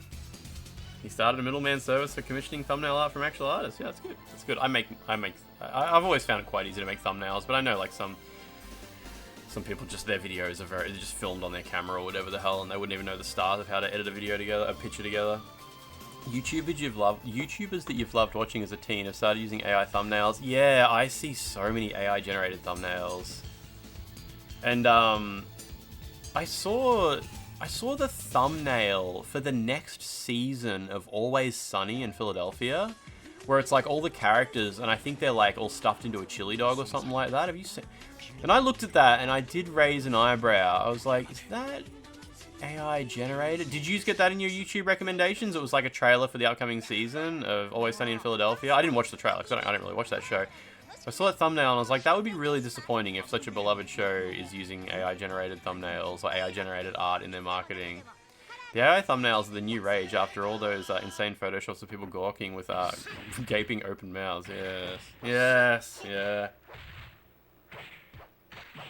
But yeah, some people go through life never leaving their sphere of influence, and that is an incredibly healthy way to live your life. Can't fault them for it, and it just means sometimes you fumble a little bit, but as I always say, the people who've made the most mistakes are the people who have learned the most lessons. So if you plan to go through your entire life without ever fucking up, wait, no it's not. Spending your entire life never leaving your own sphere of influence is, of course, that's an incredibly healthy way to live your life. Like, what are you going to do? Go turn on the news and upset yourself about something that you can't have any effect over or something like that? It's fine. You know, get up, live for your family, live for yourself, work hard, feed the people that you love, talk to the people that you care about. No, that's not never leaving your house. It's like your sphere of influence is your social group. You know, the people who care about you, the people who love you. You know, talking to people, going out doing the shopping, saying hello to someone while you're out and about. That's your sphere of influence. Is the things that you can affect and the things that have a real life effect on you. You're just joking. Yeah, your sphere of influence is your lounge room. How many Oh man, Vanilla Pepsi's been discontinued for ages in cans. Cans of Vanilla Pepsi are gone. They might be coming back eventually, but now Vanilla Pepsi's only available in, like, bottles. It sucks. It's easy to view it as negative when a lot of the problems in the US stem from never leaving your sphere. I mean, it sucks. Like, obviously, for some people, their sphere of influence, like, the things that actually affect them day to day is a lot wider than other people's, but yeah. Did I see the Capcom showcase? I had a quick scroll. We saw a little bit of new Resident Evil 9 footage, less than I expected. Why does Cans hate Vanilla Pepsi? The only thing I know about Cans is you always have to stop. When you take a flight to Japan, there's always stopovers in Cans. That's all I know about What about being aware of global issues that affect people outside your own personal circle? Like it may make you want to donate money, vote accordingly. That's awesome. Yeah, that's great. That's really good. Your sphere of influence usually includes things that you can vote for and, you know, things that you can change. Your ability to vote includes, like, your sphere of influence is stuff that you can vote for. That's what influence is. Like, voting is how you influence, like, worldwide politics and whatnot. Yeah, definitely. Do I have a ball cap you can put on, like a Supreme hat? I have this wig. I have this Elisa wig from Tekken 8, I think. 500 gift subs and I'll put that on. Just pull that out of nowhere. Just fucking pull that out of nowhere. It's like, it's on hand. It's like literally on hand. That's for the secret streams. That's for the other streams. I gotta keep that on hand quick, yeah. The wig on the burger.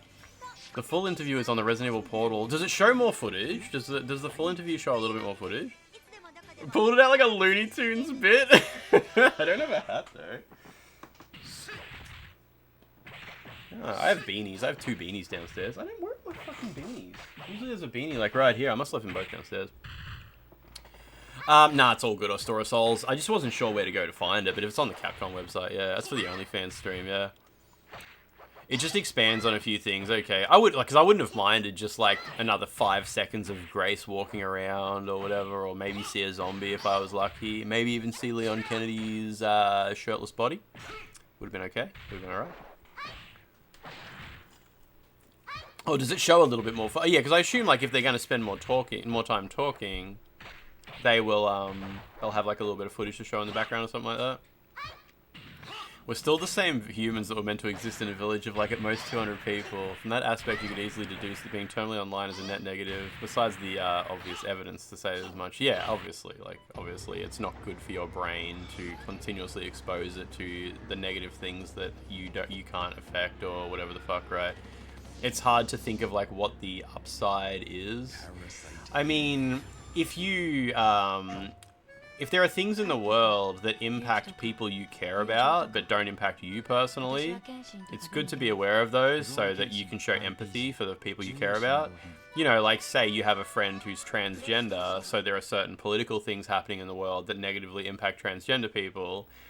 If you care about that friend, it's good to be aware of that sort of stuff, and maybe it would influence your voting or whatever the fuck, or even just know so that when you're speaking to them, you can understand what they're talking about, or like, you know, what's upsetting them today and shit like that. So as far as your sphere of influence goes, it's influenced by your friend group and your family and the people you care about, and that might expose you to bad vibes, bad shit that's happening in the world, but that's just what having friends is all about. Knowing the sad stories that affect them and whatnot. Thought it was redone stuff from the first 2 trailers plus more dev interviews. I don't know. Maybe I'll watch it after the stream. Maybe I'll watch a Capcom thing. I'm so glad it's the weekend. Is it the weekend yet? It's the weekend in about an hour and a half. It's not too bad. It's not too bad. Where's my PlayStation? Let's play some video game. Do I need to get in the right category? You can avoid sad stories by buying a subscription at 35. How long until the 35% off? Discount ends. It's probably like another 2 hours, hey? It's just on a person-by-person basis. Like, I'm glued to the news sometimes, but I know how to stop and fucking ignore it if it gets too heavy. A lot of people just get consumed by it. Yeah, I mean, like, we're all doing fine. We're all cruising. Well, I hope we're doing fine. And if we're not doing fine, I hope we know what to do. To do better. To cope with the problems we bump into along the way. There are a lot of games with this word in it. Some of the prototype footage is interesting, even though it's real brief. Okay. Are we playing the... The 3DS version of this currently has 14 viewers. I'm getting in the fucking 3DS category. Let's smash that guy into the ground. Eat shit, little guy. Get viewed, idiot. Famously non-political video game, Resident Evil Revelations. Resident Evil. Not at all a commentary on how the rich and powerful view the downtrodden and poor. Your Neo 2 playthrough, you've hit a zone where you need to be level 100 and you're only level 88. Oh wait, do you actually have to be like level 100 to get, like, it bars you like from accessing something? Alright, where's my list of where all the handprints are?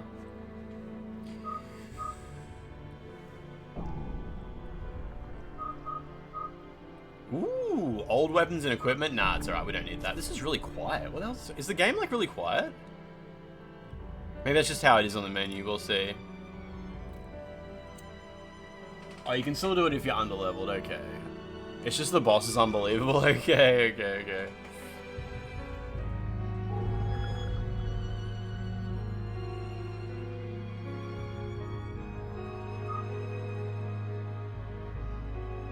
Should we try Infernal?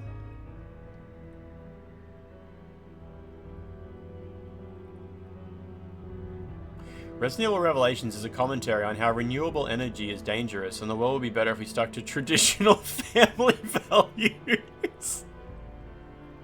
Yeah, exactly. Alright, we'll try it on the hardest difficulty. Joke's on you, buddy. I'm on a PlayStation 5.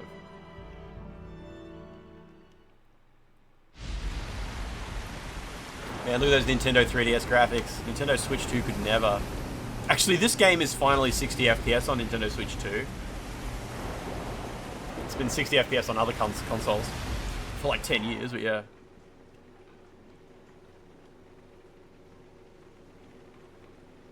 Northside QT, the Resident Evil franchise is so good. It is such a great franchise.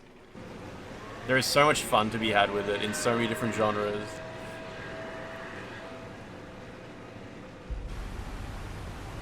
Trad wife Jill.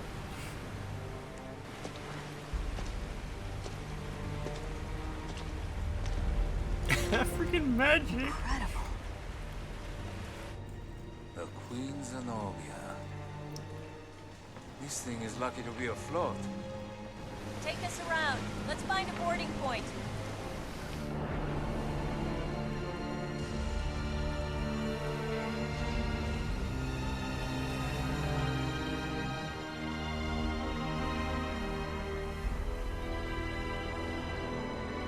Yeah, I hate that guy's face. I'm so glad that this game actually it does so many good things. When you finally meet back up with Chris, and it's Chris and Jill together, they don't force you to play as Chris, and I was so happy about that. Because, like, the Resident Evil series always treats, like, male characters default so much. No, I've never played Cold Fear. Is that the Dreamcast game? Since Chris and or maybe that's Blue Stinger. But the interpolation from their last known coordinates. Envious, I played this game I think 3 years ago. It's PS2, is it? Okay. I've probably seen it though.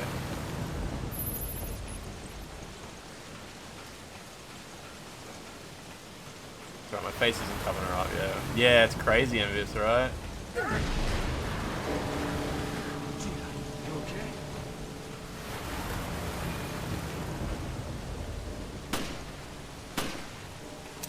Call of Duty. Does any Call of Duty game have like a female character in it? No, I played like 10 seconds of Daymare. I thought that game was awful. The stench. It's been abandoned for a while. The first thing they teach you in military school is unzip the wetsuit all the way. Ugh, it smells like rotting flesh.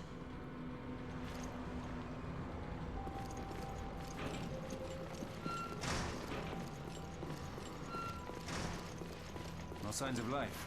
Eat that boy. I feel like something's here. Hey, Because of the flesh that was rotting, yeah. I don't think we're alone.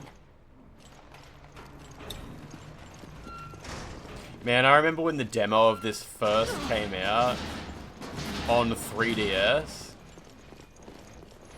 I played the demos so much. Do you remember how 3DS demos had a limit to the number of times you could play them? That was so weird. It'd be like 5 plays left or whatever.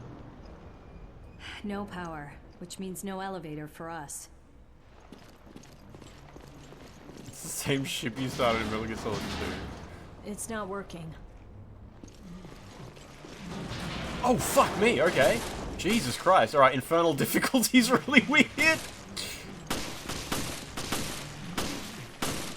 I did not expect this at all.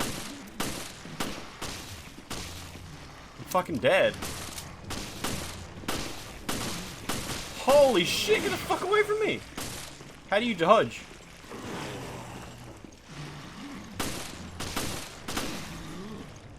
They don't even this is insane. Okay, I'm gonna maybe assume that infernal difficulty is meant for New Game Plus.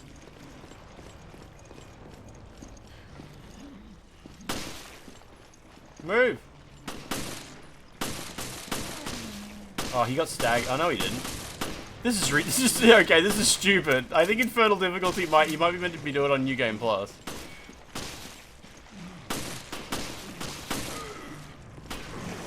Oh, no, fuck off.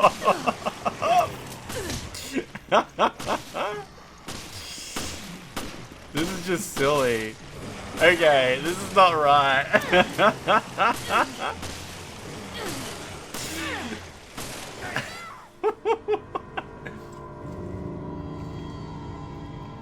I think maybe you're supposed to run past them or something like that. Yeah, fuck that. Fuck that. I'm not doing that shit.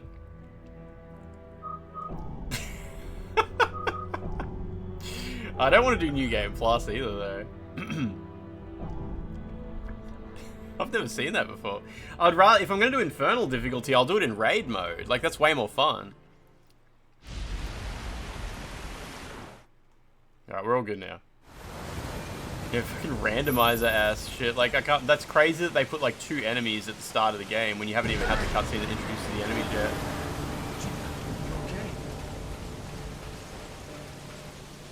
I don't like the sound of that. What's the joke here? I've never understood why she comments on the bell. I feel like there's a joke there that I'm missing. Oh yeah, Chris Redfield's treatment in Resident Evil 7 was so fucking funny. She's not a bell enjoyer, I guess, yeah. It's been abandoned for a while. Ugh, it smells like rotten Nah, the guy flesh. with me isn't Chris. He's, what's his name? Pierce, maybe? I always forget. I get him mixed up.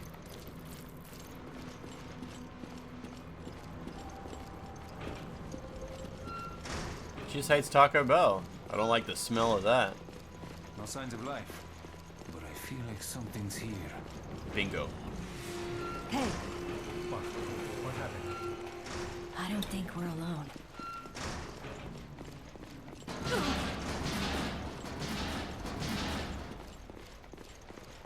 When I was playing on Infernal, I noticed there was an item there that I didn't grab. I'm not sure what that was.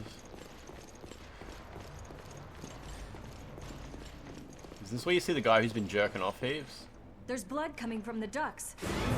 Yeah, he's got that one really thick arm.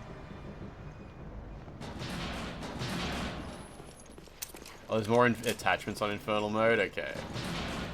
Did you play through this on Infernal, did you?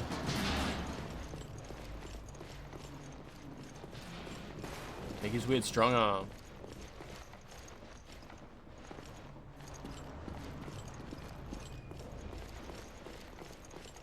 That dude saw Rachel in the diving suit, yeah.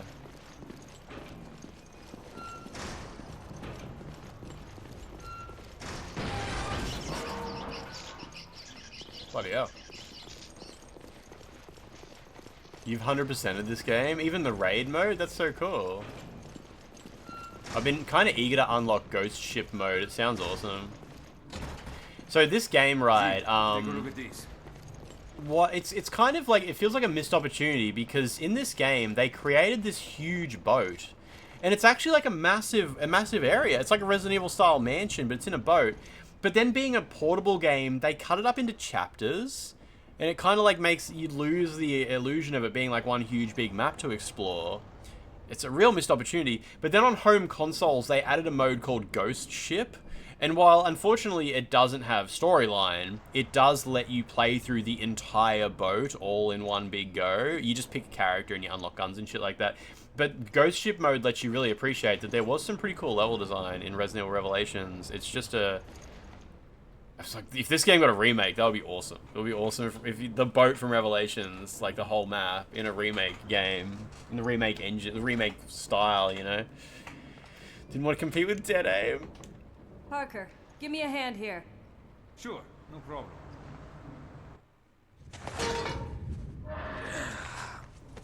There's also a scene in this game where they make a plan to climb up an antenna and turn some shit on. And Jill, who's got her wetsuit I got something. unzipped, as you can see, she looks at Parker. His name's Parker, I just remembered. Give me a sec. And she looks at him, and the camera is like from his point of view looking down her cleavage. And she looks at him talking about climbing the antenna, and she goes, I'm sure the view from up there must be really good. And then she winks at him. I'm like, this game is fucking weird. Very weird vibes in this game. It's normal to these people, there's a flesh wall under the floor.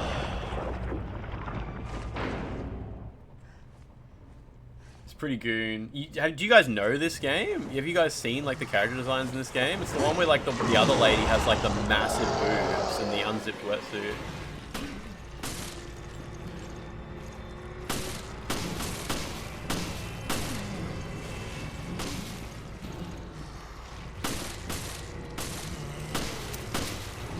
I don't think you have melee in this one, right?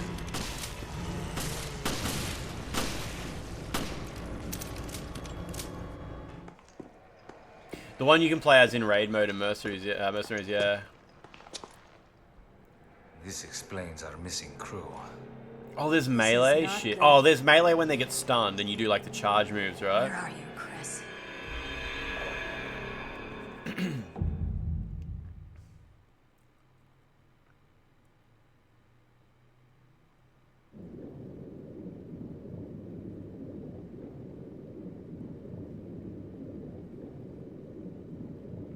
Okay, so the first handprint is during the beach scenario. It's a JD Vance meme face on that dude's body. Why does he look like JD Vance? Stop!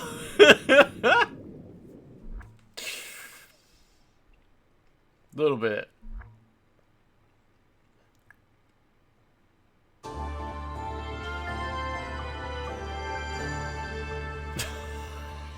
just remembered the line from Revelations 2. Coast was the site of one of the world's greatest Remember the bit in Revelations 2 where he goes, because Tur doesn't have to end with arrest. First Aquapolis, the floating city of Terra Grigia. Terror save. Because Tur doesn't have to end with arrest. Matrix and equipped with the latest green technologies. It says that completely sincerely. Solar energy been used to supply power to the entire city.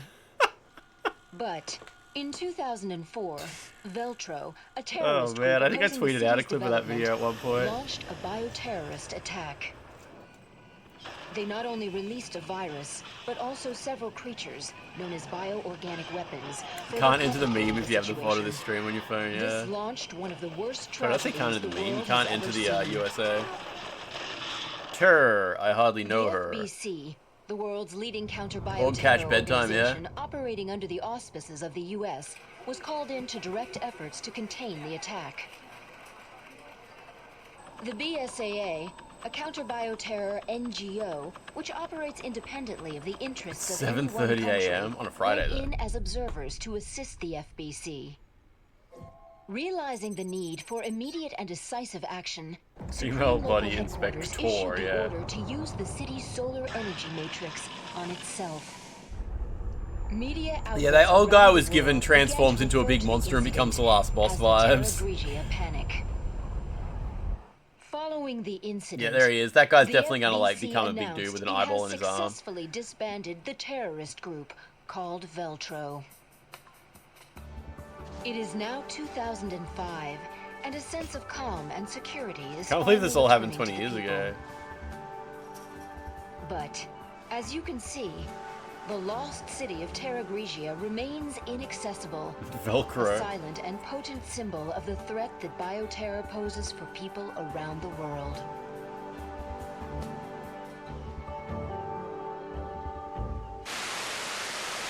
Jeez, calm down.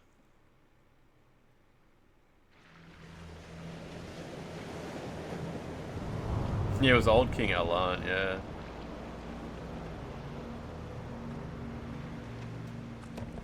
Ah, there you two are. O'Brien, you don't normally join the fray. Well, my doctor told me I need exercise.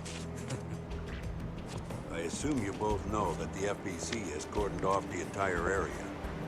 However, in the past few weeks, a number of mysterious carcasses have washed up. I guess think the Neuralink's FBC still in couldn't development. cover They're up still a putting mess chips this in big. monkeys. Didn't they put one in a Anyone who guy knows what recently happened and they here showed is him gonna playing put two and Diablo or two something? together. And that's why I've sent the BSAA in to investigate. Did you pick up your new equipment from Quint? The, Genesis or something.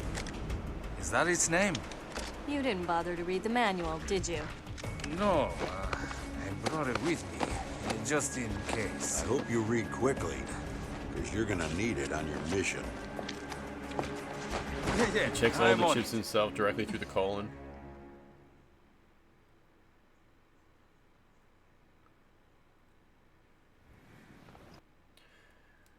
Yeah, Franz, I think it turns out there's like some bullshit plot about like actually everybody was evil or something like that. I can't remember.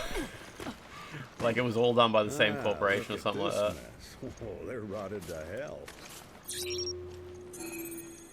Beep boop. The Genesis Scan requires completed. a decent sample size to get an accurate reading. Scan the carcasses on the Metal beads and detected. Send me your data. I'm getting something from inside it.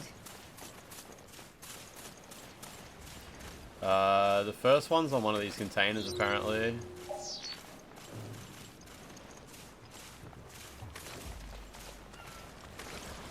Not this one. The ambient occlusion is awful. I mean, it's an old MT framework game. Careful now. Don't worry, I've done this before.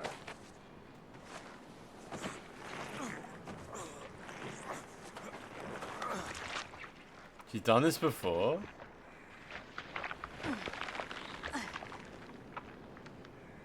I've got something.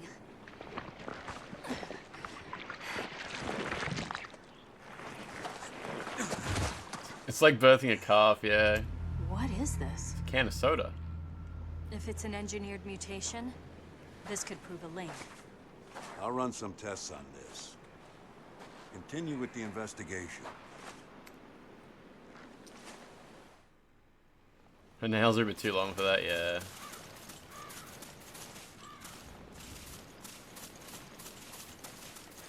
I was playing Civ 6, but it was the way that seemed like it could be done with webcams and eye tracking. It was probably mostly eye tracking. That's how the "how y'all take a shit" guy goes to the toilet. Yeah, I just let that doodle fall in the toilet. Look at that shadow under that thing spawning in as I get closer.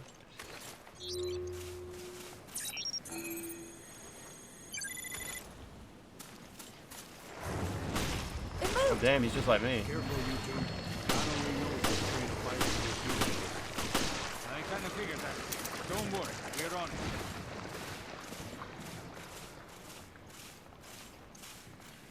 Did I get the FOV mod for this game? It allows you to see more of Jill's ass. Nah, I'm playing on PlayStation 5. I suppose.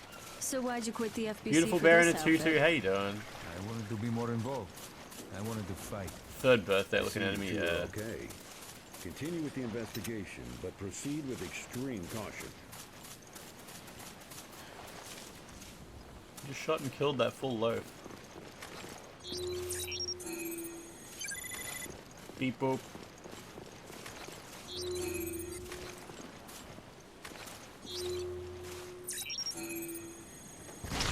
Oh, okay. Ugh, that smell must have ruptured from gas. Christ, what a mess. Yeah, I think the camera angle's kind of okay as is. You recommend the FOV mod? Handprint found, 1 of 30.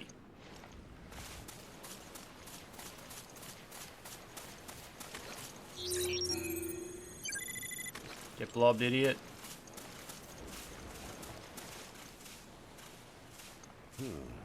We need more samples to run an analysis. Give Smells me a like few more. seafood and poop.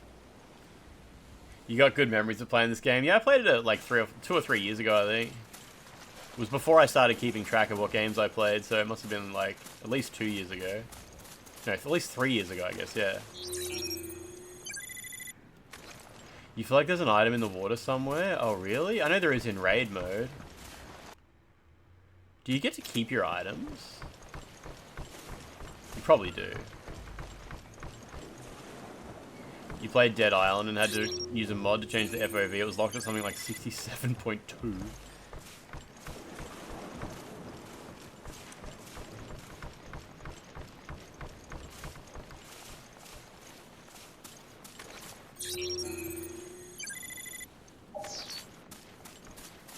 More meat. Already did that one.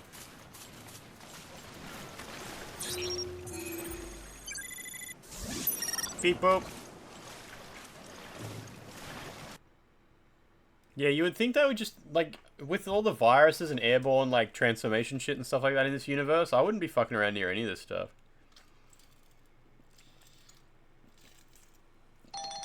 Mark 84 LT, thank you. I've collected enough samples. Good. Get Oh shit. That's how you throw grenades. Okay, that is not the sprint button. Oh, there is like normal melee as well. Okay. Does this one not have sprinting? Shit. Where the hell don't these things stay dead? Hurry up and neutralize them.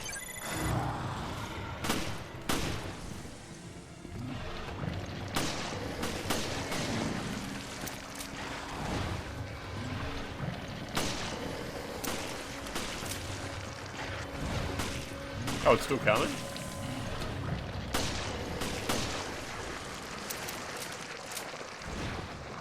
You've seen fisting porn more hygienic than these guys. Finally, some peace and quiet. All in a day's work for you two, eh? All right, enough chit-chat. Gexy Crypt, what's happening? No, there's ammo there, damn it. There you are. Nice work. No doubt about it. These corpses show signs of viral infection. I bet it's no coincidence they came through the FBC's blockade. Well, we did all we can. Now, we wait for the results to come back from HQ. Huh? It's the emergency line. Yeah, it's me. Uh-huh. What? It reminds you of like Douglas from Silent Hill 3. Yes, that's fine. I'll take it from here. We'll have to speed things up. Starting now. Uh-huh. Good. Get to it. Look at that ground texture. It's so low You're still on the res. case. What happened? We lost contact with Chris and Jessica. Well, how? We're not Yeah, certain. he most looks like Columbo, I Sent think, their yeah. last known coordinates to your There's a dude in this who looks like a really fucked up Conan O'Brien as well. The signal was lost over the ocean. I thought they were in the mountains chasing Veltro. But judging from their position, they must be... on a ship. I'll go back to HQ, take charge of the search and rescue. You two will be my eyes out there. Timu Yes, Peter sir. Falk. So this is after Resident Evil 3, as far as Jill's adventure goes, but before Resident Evil 5. Conan O'Brien already looks like a PS1 character model.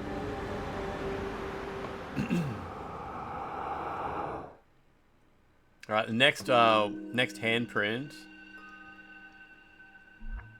Go back to the beginning of the ship and it's in the corridor after in the first room you go through or something like that.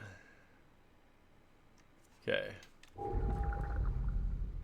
I don't think this is after Resident Evil 5 because Jill's like...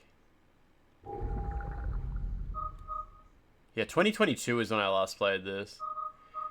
Oh, that might be like New Game Plus. I better keep that just in case. Jill, this is before, because yeah, Jill hasn't been kidnapped yet, yeah.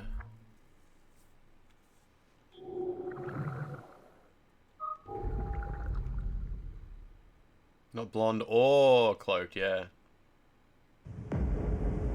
There's a teaser for Lost in Nightmares when you beat the game. That's pretty cool. Think these things got to Chris and Jessica? I hope not. Hey, no one's saying Chris is dead. Alright. Alucard, it's Then let's find extremely him already. Friday, yeah.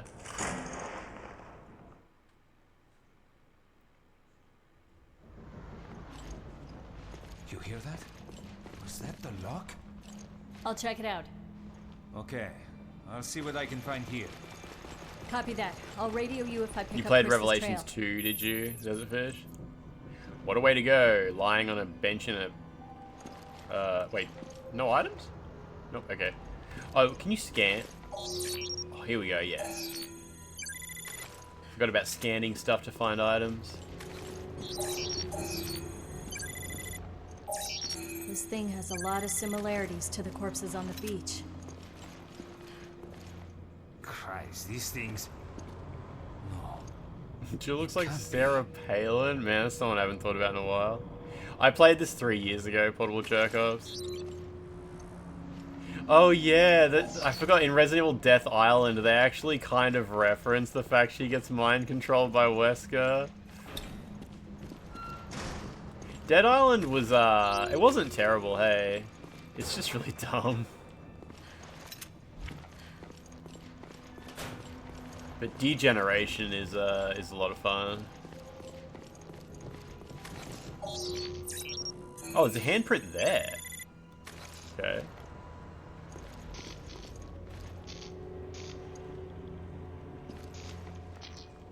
Kinda want to wait for the sake of completeness because they're morbidly curious about what they did in those. I actually don't really like the first 2 Resident Evil CG movies much at all.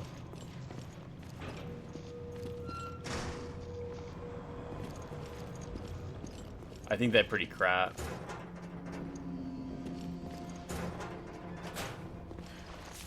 And I think the 3rd Resident Evil CG movie is genuinely good. It's so fucking funny.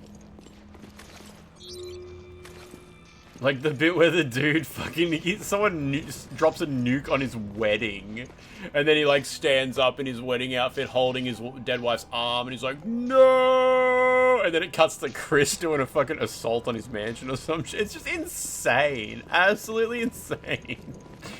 The airport one might be the first one.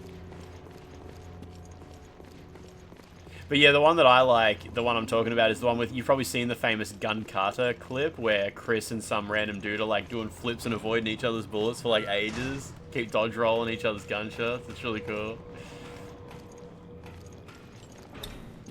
Oh, Baron 2-2, that may be the case, yeah.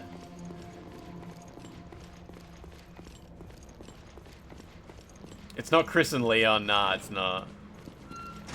That's the same movie where Leon does like a flip off his motorcycle and destroys like a million cars and shit like that though. Yeah, Tony, what's happening? What's been going on? Wait, item found? What?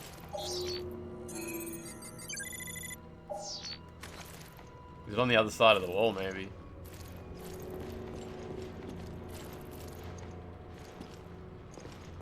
So the item I'm looking for, I got the impression it was around here somewhere.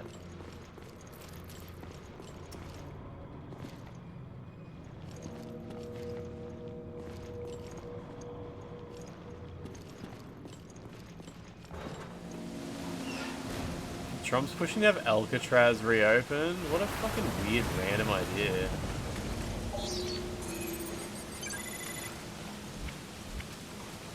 Cool, but where's this handprint?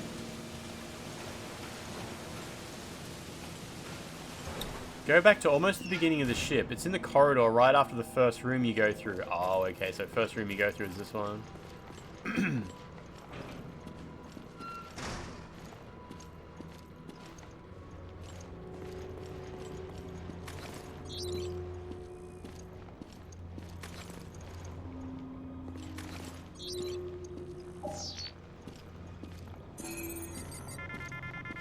Beep boop. Alright, where's the next one? Oh, it's the vending machine. I already got that one. It's in the room where Rachel's killed. Okay.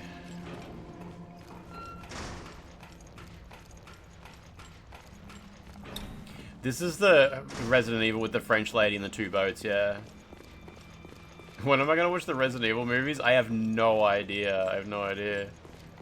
It's definitely not high on the list of priorities. When I get a chance to sit down to watch a movie, the Resident Evil action movies are definitely not high up on the list. Oh, I'm almost out of Pepsi, goddamn.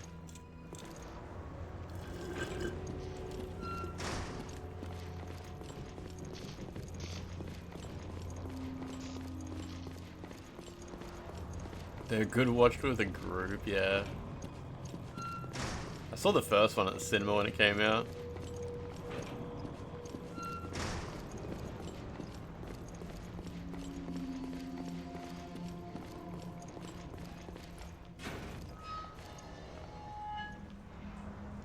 It's Chris. Chris! Chris! Come on, say something! This is the Resident Evil game with the himbo costume. Chris, Yeah. Can you get him out? No, it's a tough lock. I need the key. Okay, then let's find it.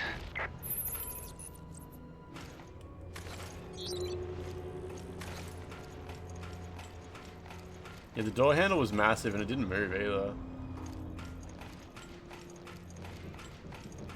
The first one was the only one that kind of tried to take itself seriously, yeah.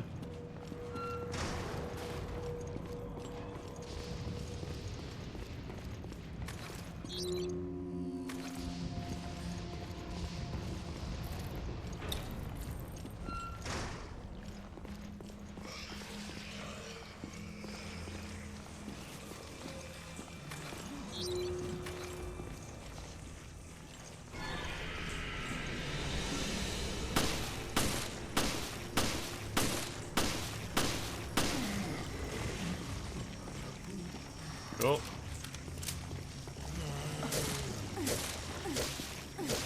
Fuck him up, Jill.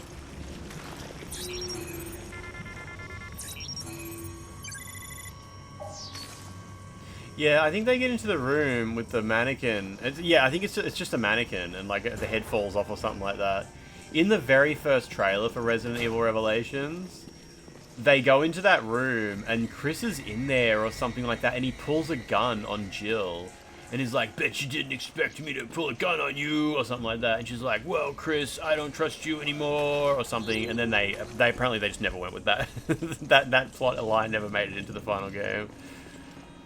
I guess Resident Evil games go through a lot of different ideas during the design phase. I think I own a bunch of promo DVDs for this game. Because there was a trailer that they released for Resident Evil Revelations, and it shows Jessica's death. No, Rachel's death, the one with the big boobs. And it shows her like exploring the ship, and then she runs away from a monster and eventually gets killed and stuff like that. And they released it like on a DVD, and like it was used for marketing and shit like that. But you never actually see it in the game. You never see how she dies, which is a bit silly. They should have like had a fucking. It would have been good if like they took a camera off her body or something and watched the cutscene or something like that. Do I have a storage room for these promos? It's like a tiny little stack of discs. This door's locked, right? Anchor key, just like an old Resident Evil game.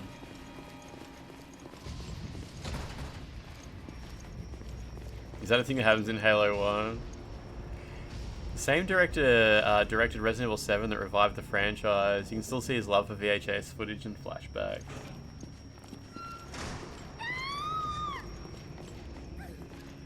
There's so much cum.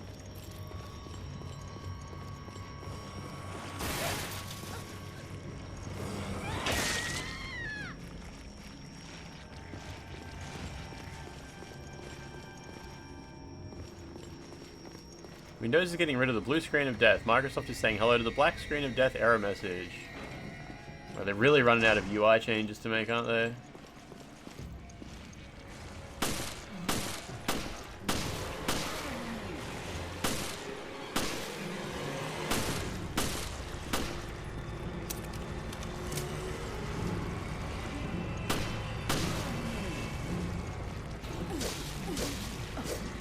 Oh, they get back up after a minute.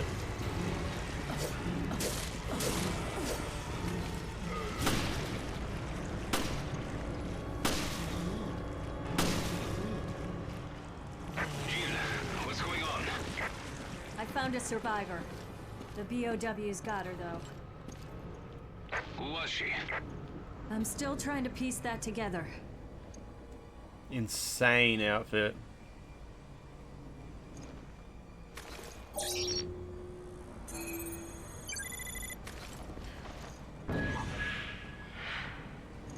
Parker, I couldn't find anything out on the woman, but I did find a key.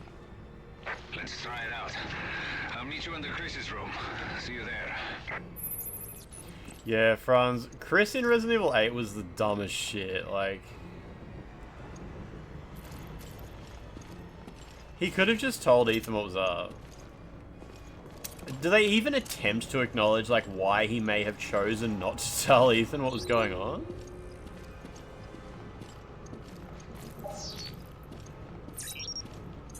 She just had to let the sweat out. Right, next handprint is in episode 2. Okay. We didn't want him involved. He's a mold man. He's already involved.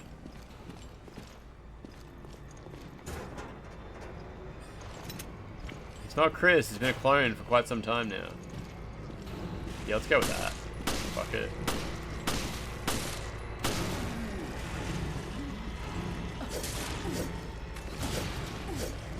Can't reach down that low.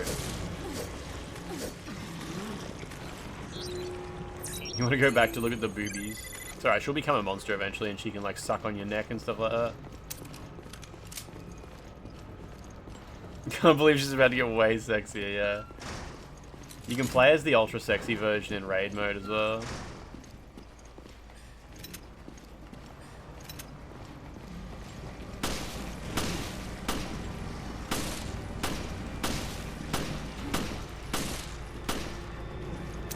Nice hitboxes, I guess. It's actually like really accurate. Not much auto aim going on.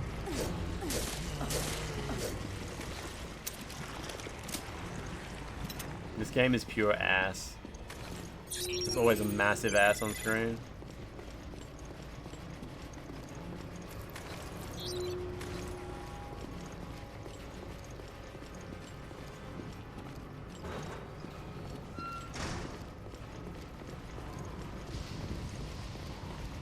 Do I have this key?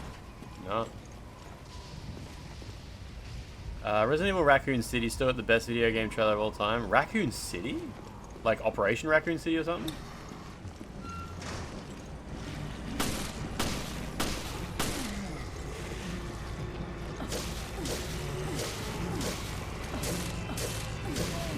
Yeah, that game was terrible, hey.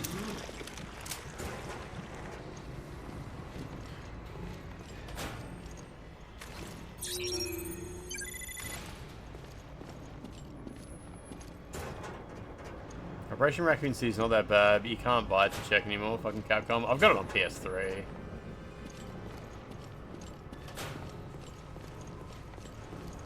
I think we streamed it for like 20 minutes one time.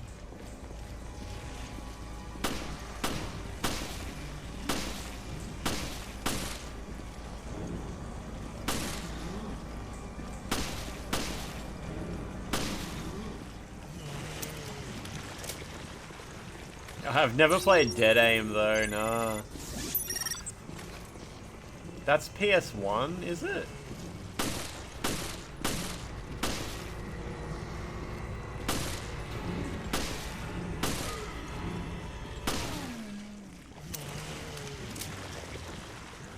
Sternum GX, what's happening? It's PS2, is it? Okay, okay. Honestly, I'm not even sure if I've seen it.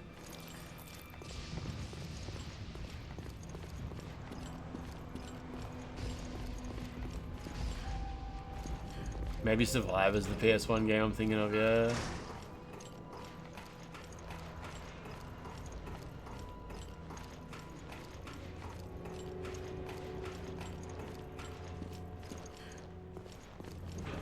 Jude. Come on.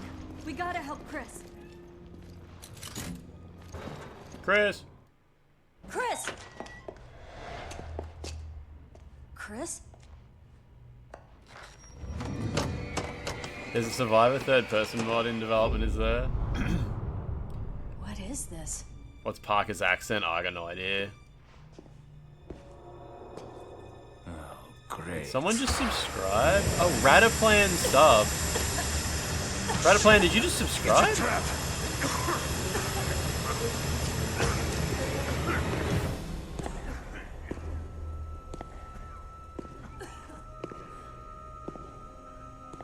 So stupid.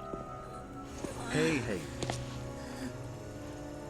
Radaplan, what's happening?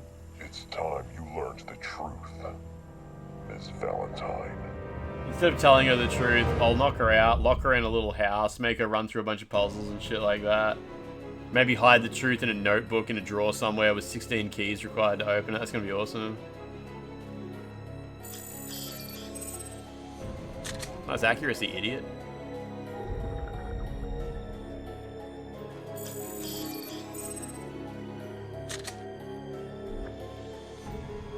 The most normal Resident Evil person.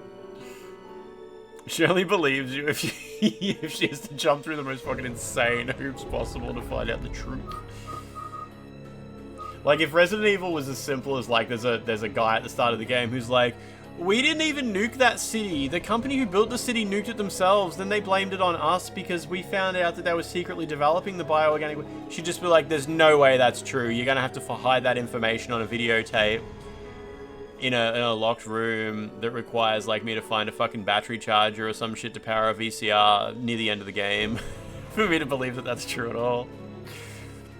Yeah, this episodic stuff, I mean, I'm actually not, some people might disagree with me, I'm not a big fan of handheld and mobile games that they're like, oh, because it's handheld, it needs to be like a pick up and play for 10 minutes and then stop sort of thing. Where, you know how that was like quite a thing on PSP games and 3DS games and whatnot? Like Peace Walker. Peace Walker took Metal Gear Solid and turned it into like bite-sized missions. And I'm like, no, fucking, I'll play this game on my couch for like 5 hours at a time if you just give me some stuff to play. It's disappointing, and Resident Evil Revelations obviously does that pretty hard, where it's like, it's gotta be like bite-sized little chunks. It's just higher pitched and you talk faster. Yeah, isn't that how everyone else other than me talks? You've beaten the game, you do what was necessary. We don't ask for anything else in return. This game has autosave as well, so it's all good. Ah, not again. Alright, I might go to the toilet quickly. Every bite-sized chunk has to end with a cliffhanger and last time on Resident Evil Revelations. It's so annoying.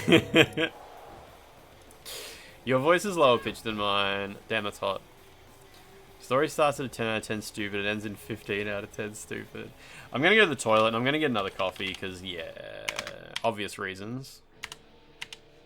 Obvious coffee reasons. Alright, I'll be back. I'll be back.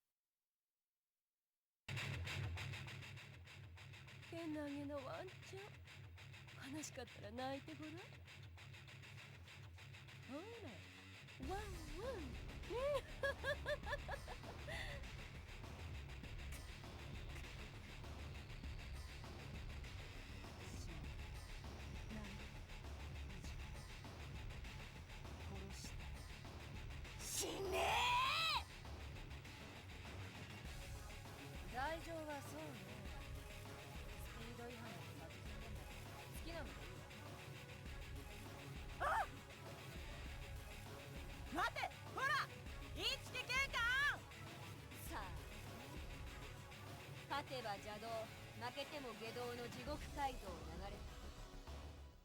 行く先なんてわからない。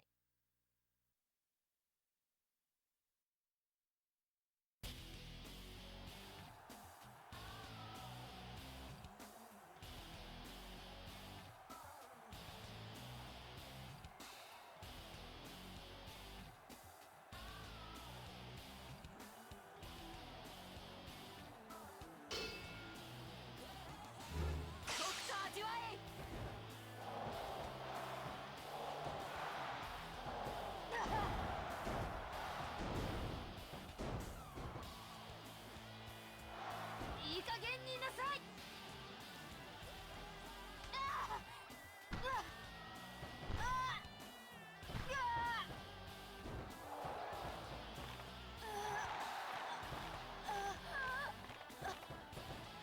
紅影剣山。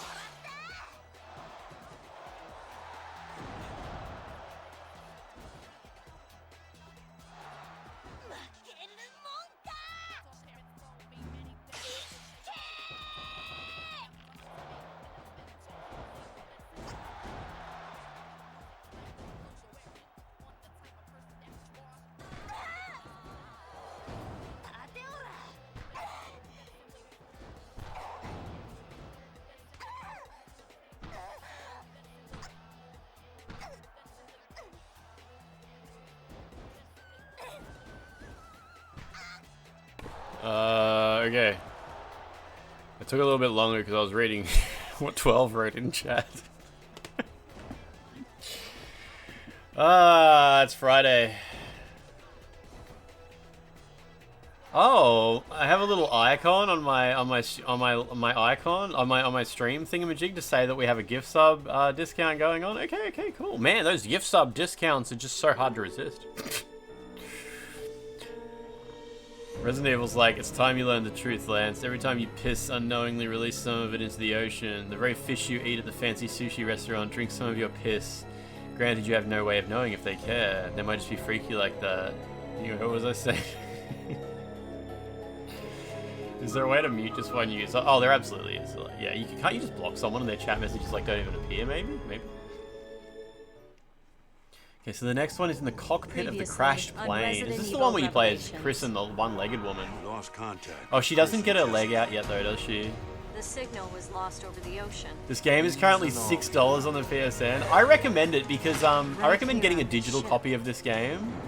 Because this is the kind of game that you will boot up, just like, you just be like, I'm in the mood to play something, and you just boot up raid mode and just do another couple more raids. Just slowly working towards unlocking ghost ship mode.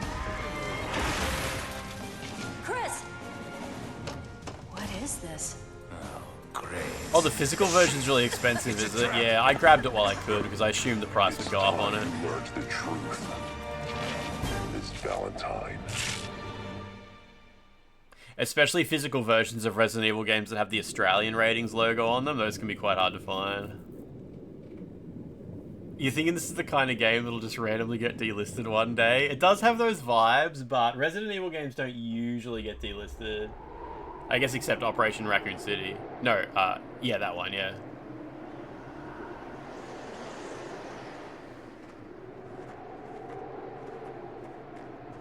Yeah, I've got the physical versions of this on PlayStation 3, PlayStation 4, and 3DS. Slow down, Chris. We're almost there, Jessica. I've also got like a big rare art book for it as well, because the art book has tons of cut content in it. And weird outfits. The source indicates the camp is on the far side of this. But yeah, the art book for this in English. Some people want like hundreds of dollars for it. I managed to find a cheap one, but some of the pages were stuck together. Who'd have thought we'd be stuck out here for so long? The art book I bought off eBay, some of the pages were stuck together with some kind of dried liquid, and I don't know why. I'm not even joking. It just sounds like a stupid joke. The plane! My God, it crashed! There shouldn't be any shipping routes in this area. And the intel we got on Veltro was on the money. Some kind of organic compound. It's the ooze from the vents, yeah. Average video game playing.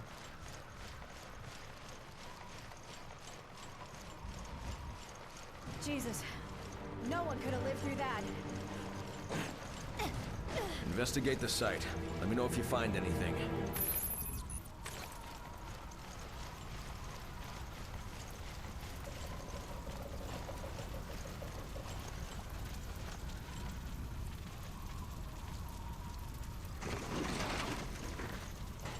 Twitch shows you an ad and it's like, ads suck, maybe you should subscribe. I mean, they're right. It's just Dead Space 3 now. Wait, is this a tutorial? It's not. There will be a new prototype introduced in this mission. All mission participants are urged to use extreme caution. When handling the special prototype, all instructions by the handler must be followed to the letter. Sedative should be administered during transport. While it's possible to control the special prototype, its behavior in the field cannot be accurately predicted. When control is no longer viable, please contact support. What's the prototype? Like a new hunter, or is it the dogs?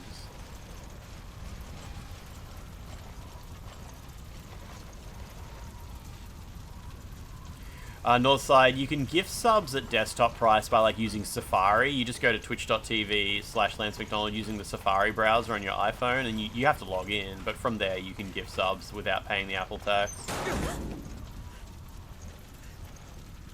You just watched a Resident Evil retrospective recently? I watch those all the time. I've been watching Tekken retrospectives recently actually as well. Okay, next handprint is in episode 2. After you drop down into a large area, go along the path. Rachel, Jessica... I've got the name wrong. It says, go along the path. Rachel, Jessica will ask a question about Jill before you jump down. They wrote Rachel and then just wrote Jessica right after it because they realized that's not Rachel. It's alright, I usually have Rachel on the brain as well.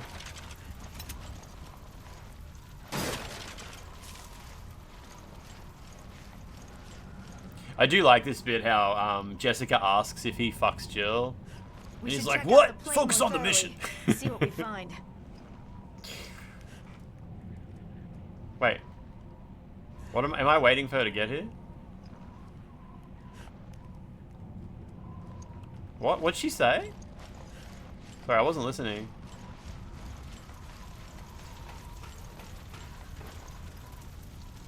Oh, I better use the Genesis, okay.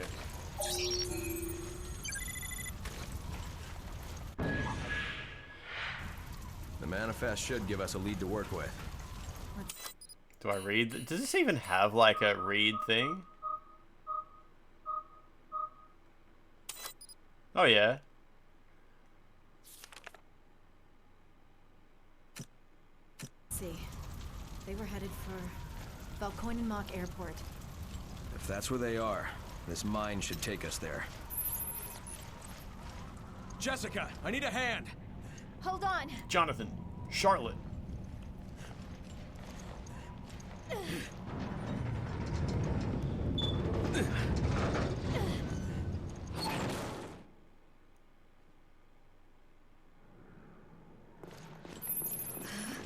This cave is too cold. You should have worn your thermal I don't know underwear. if the Genesis, like the scanning thing. Hey, did you hear that? Was the Genesis, this thing here, was this a Nintendo 3DS thing? Was it like you held up the camera and panned it around or something? Like, were they this feels like something brought over from the 3DS. Did the 3DS have a gyroscope though? I don't think it did. Yeah, if this game just had voice support, I could yell Genesis whenever I need it. Do you know how many mobile devices you can log into a single Twitch account and watch at the same time? Like, all devices can type in... Oh, I don't think there's a limit. There's no limit, I'm pretty sure. Oh, the 3DS did have a gyro, did it? Okay, okay.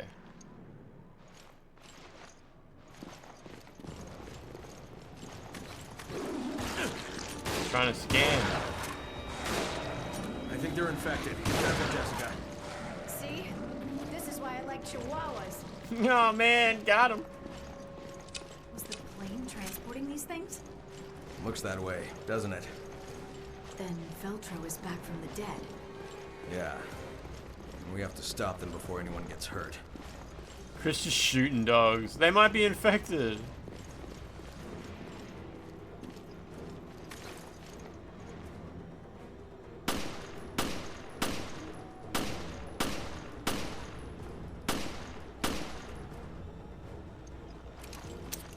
Good dog.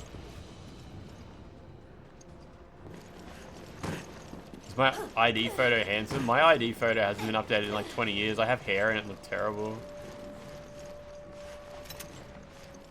I had to show my ID when I picked up Death Stranding 2 at JB Hi-Fi, but she didn't even look at the picture. I'm not showing my ID on stream. Someone will take a photo of it and start driving a car or something like that.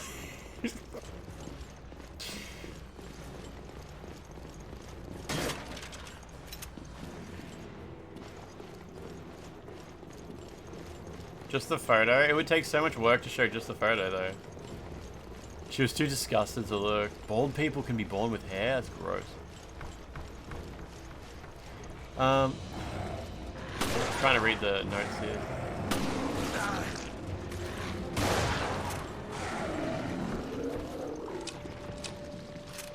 Buy an old ute with ID. I don't think you need ID to buy a car.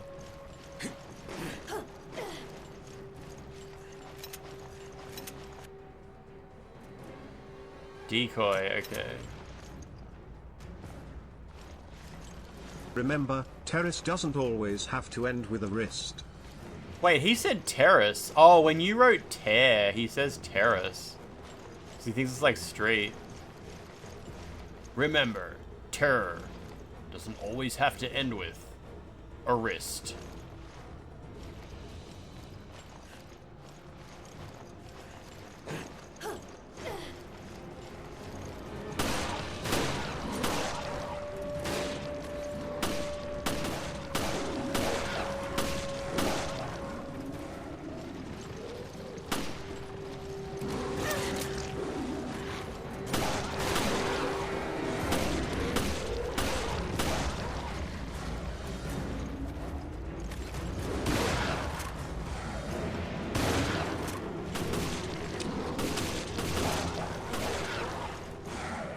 Got him.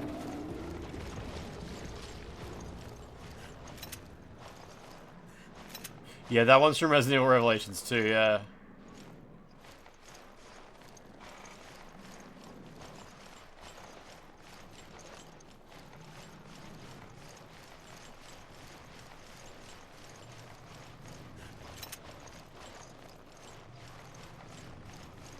Like this running animation.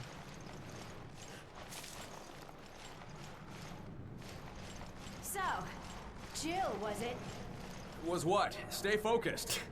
She was your partner before, right? Yeah, my partner from before. What about it? I was, you know, just asking. Oh, that's all he says, okay.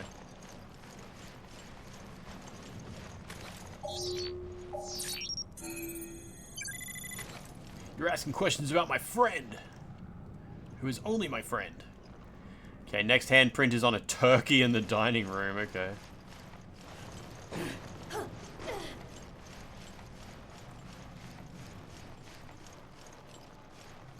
No, wrong button, fuck. Wish I could pick that back up. I like that he's shouting in the dialogue, yeah. Oh, they blow up after a minute, I didn't realize that.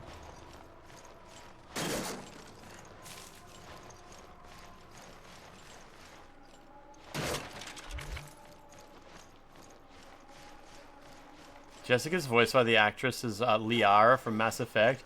Yeah, so none of the actors in this game are credited. Apparently it was all non-union jobs, so they had to use pseudonyms. But I think for a lot of the voice actors, you can kind of tell Chris, are you okay? who it is. It's just my leg. I'm not going anywhere for a while.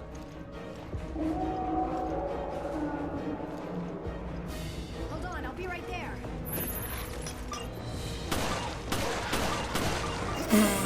AI is awesome. Damn it. Why now of all times? Damn, there's too many of them. Hang in there, Chris. Shit, my ammo's not gonna last. Aren't there any more decoys? Me and my sweet ass are on the way. Me and my sweet ass are on the way. Thank you, Jessica. Whoop, whoop, whoop, whoop, whoop, whoop. It's running around in circles. Good dog.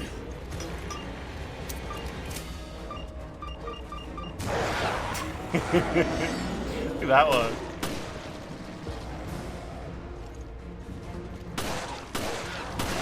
I remember Carsey was I think it was Carsey was trying to do a no-hit playthrough of this game, but he reckons I think it was that bit there is actually damn near impossible to do without taking damage. Don't know, might be misremembering.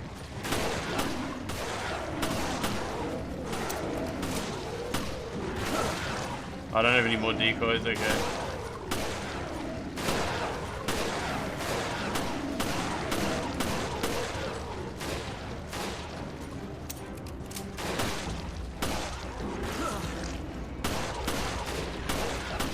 This is a lot of dogs.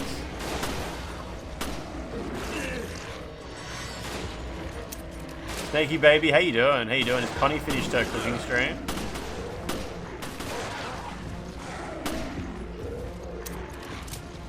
You've been done. You now finally finished up that game you're supposed to review. Still cooking. Let it cook. Can you stand?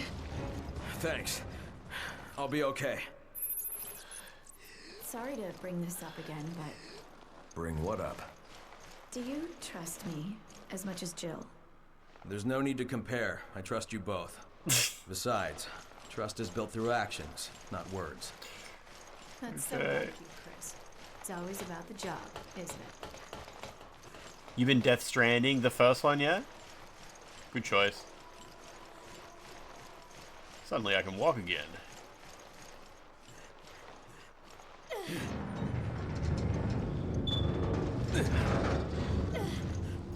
Jacob Campbell, was it a real game? I'm guessing no. Look, is that the airstrip? That's their hideout. This is not a real game. It wasn't Fear Effect 2.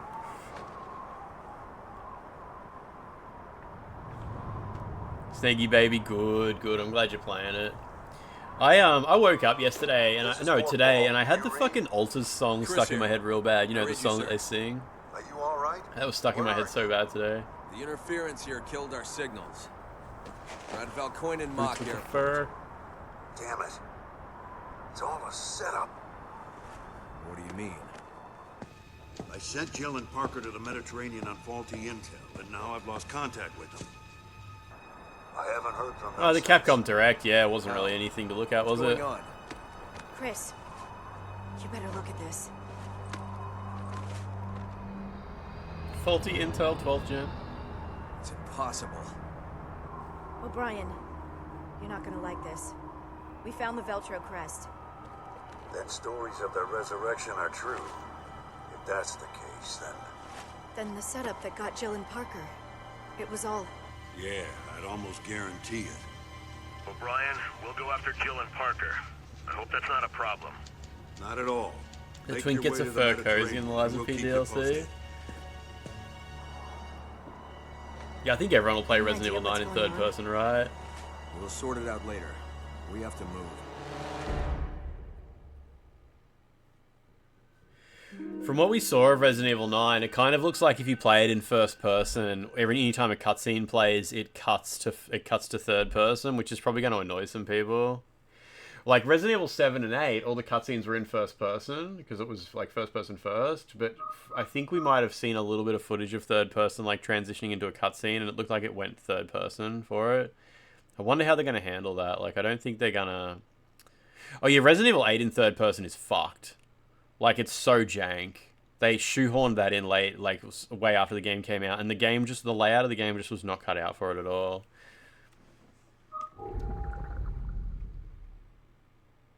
If I was a terrorist organization, I simply would not fly my flag on the huge tower outside my secret base.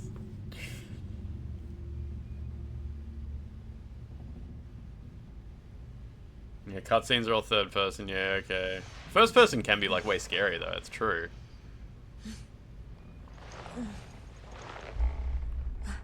What? Where? Just told them to search the Mediterranean, they'll find it. Jill? Parker. Where are you? I don't know. A room, I think. Somewhere on the ship. Damn it. Bastard took all my weapons. Can you reach HQ? No, comms are out it seems. We should regroup.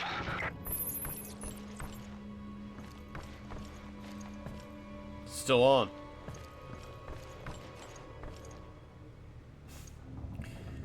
Anyone here still got an Ouya? I assume you can jailbreak him to some degree, hey?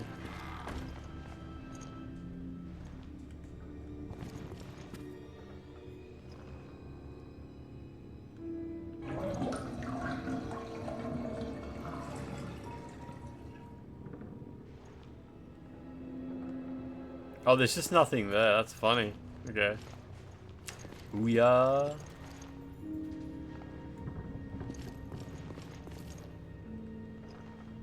Seriously?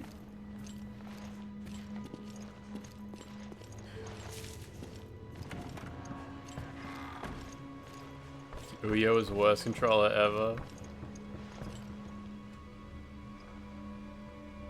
Baba Badalgar to Kaminaran Con and Brunton Eran Tune Thun Trithara Norn Scorn 2 who Orden Enthunuk for the Ouya was released on this date 12 years ago, 2013. Maybe you just can't search the bathtub until you know what you need? Has anyone got the Soldier Boy console? I bet that sells for a mint.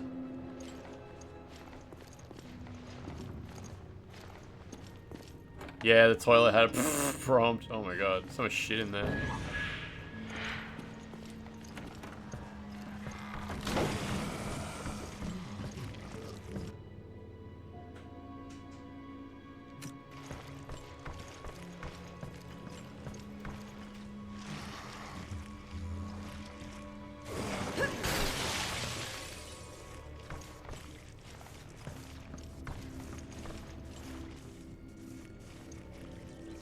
There's an investor talk where the CEO of Ouya talks about how they're the first to ever put a touchpad on a controller and he gets shut down immediately by the host, and it's one of the funniest bits of gaming lore. I haven't seen that before.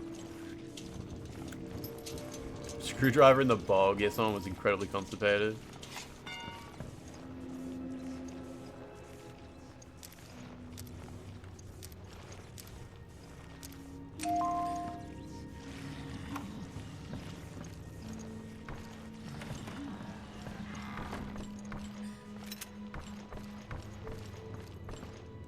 Great, padlock. Maybe the screwdriver was their poop knife. Yeah, exactly. You can't fight without a weapon. Just do your best to dodge.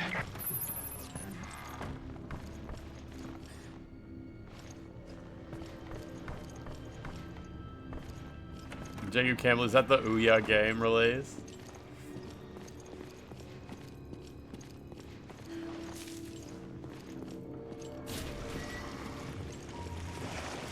No!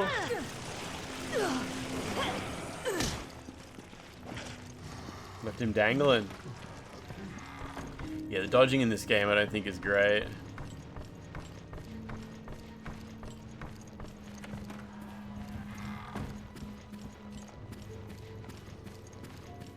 Yeah, it's definitely a little bit fetish material when they do the suck, hey?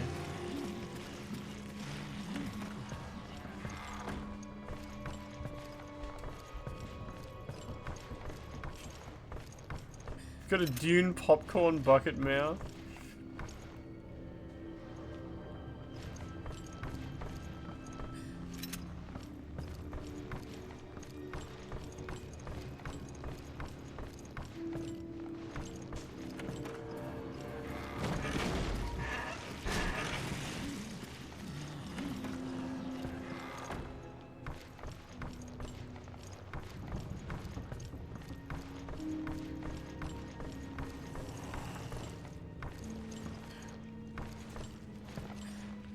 Like how she could quite obviously slide the shotgun out if she wanted. Yeah, just go straight out the side. Yeah. Do I like girl with blonde hair or brunette? I don't know. I think it depends on the person, you know. I think there's a lot of different styles and stuff like that that are way more important than the color. In fact, I don't think I really think about the color at all.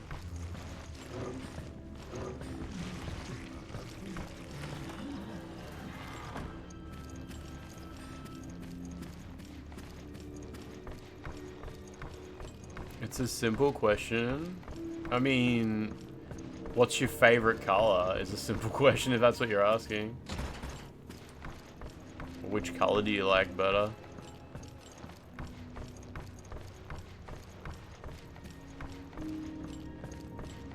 Baldette. Jill, are you okay? I'm fine, but the ship's crawling with BOWs. Infrared. Okay, we're going to need our weapons. I think I saw them on my way here, but I couldn't reach them. We should be okay as long as we work together.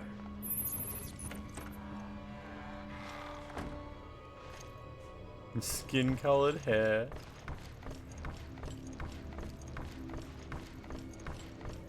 I need my scanner.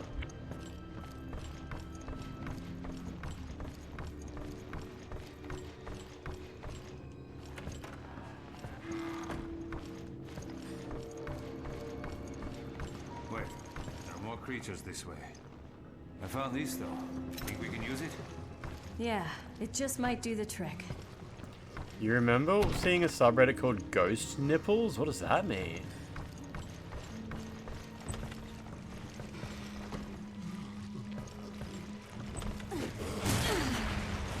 Oh, it just kills them. Wow, okay. The weapons I found are just up ahead. Hurry.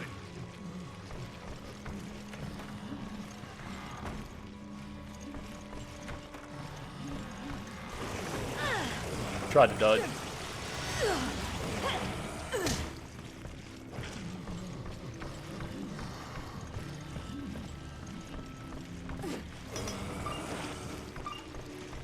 Not doing very good being a decoy.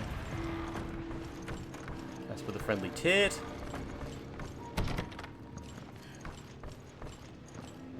Jill, I found our weapons. They're in here.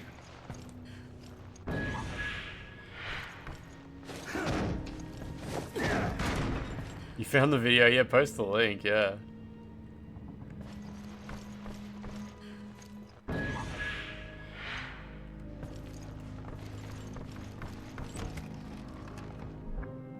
You can switch weapons on this screen and customize weapons if you have parts. Any weapon you attain will be automatically added to the screen. Use square to switch screens. Okay. So I can just grab... Oh, is this like DLC? Jessica's G18. Yeah. And then give it plus damage. Yeah. Put that one back.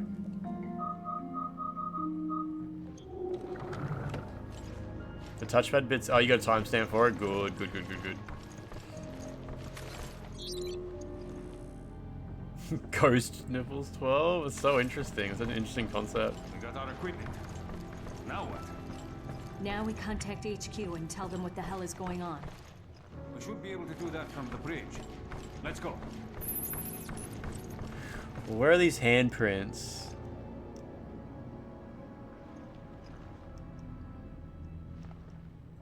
There's quite a few. I think you gotta like backtrack a little bit. We'll see what's up here first.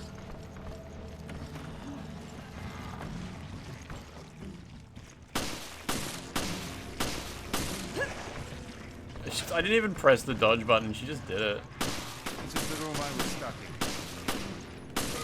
the way. It really is that random.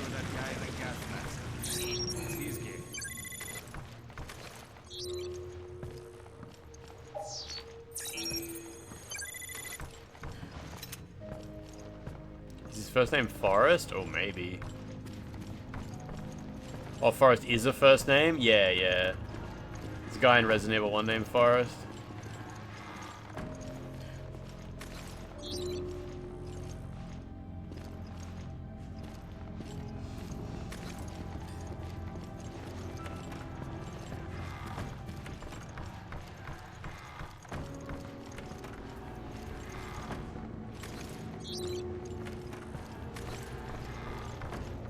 Geographical names like Cliff, yeah.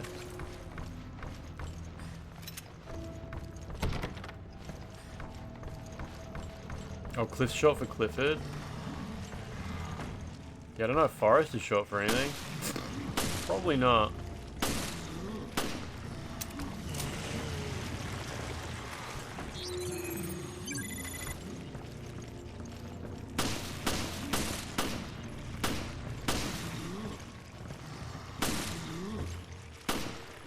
Oh, he's dead. Hey, Forrest could be short for foreskin, that's true.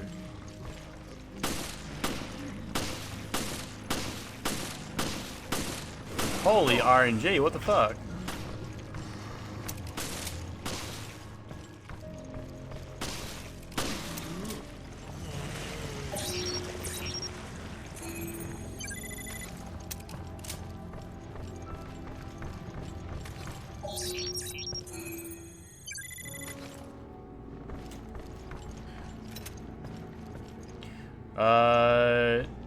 David Cage's Beyond Two Souls is currently $2.99 on Steam. I still haven't played that game.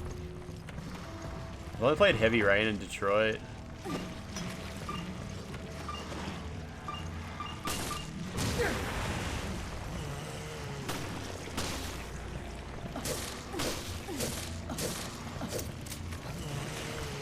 Dungfor, what the fuck? Did you just give 6 subs? What the fuck? Dungfor, are you the #1 gift subber? You just gifted 9. What the fuck? Is the sale still on? When did the sale? Is the sale still going? There's so many. It says 50 minutes left on the sale. The gift subs are 35% off, baby. Look at all those savings. Dungfor, king of the savings. Savings God. Absolute God savings. Good lord. Dungfor, what are you doing? What's going on? It's Friday. It's actually extremely Friday. I need a card reader. I need a key. If I give subs, I save all the money. It's basically free at that point, isn't it? Yeah, that's actually a really good point. I never thought of it that way. Dungfor, thank you for redoing your tier 2. Here's to another billion years of being a subscriber. Billion years, everybody. Hot Girl Friday. Swimsuit, no, wetsuit Friday.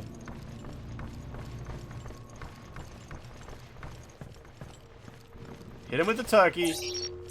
Somebody slap that turkey. So the next one is in the in the room you woke up in above the bathtub. Okay. Honestly, like, yeah, if you're not subscribing, you're literally losing money. That's a good point. And correct. Not only is it a good point, it's also right. It's right for you to say those things. So many rats, yeah, good lord, it's actual swarming.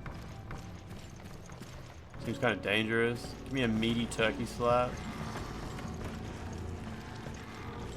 This guy's really fast.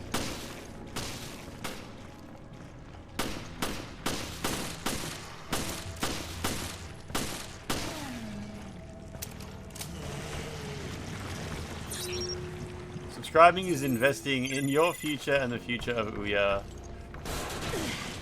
Jesus. Didn't expect that.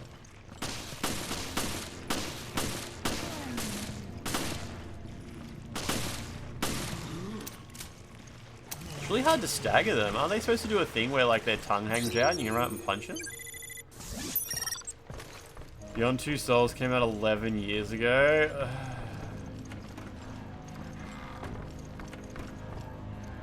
Plague tailing over here? No, what do you mean?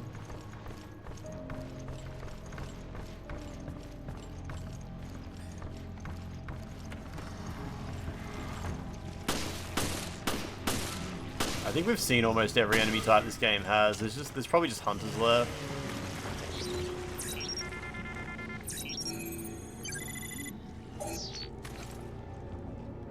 The Taiwanese version of Resident Evil is kind of like translates to Evil Spirits and Castle. That's so funny. Well, I mean, Evil Spirits and Castle? Yeah, because like the English word resident doesn't really like. So the word they use in Taiwanese, is it actually like explicit to being like a castle, like a huge old-timey royalty, or is it would it go to a mansion? Like would it work for a mansion? Literally castle, yeah. I reckon I would personally. I mean, like you understand the words better than I do, but like, I wouldn't have gone with that. Yeah, it's like not mansion. Okay, yeah.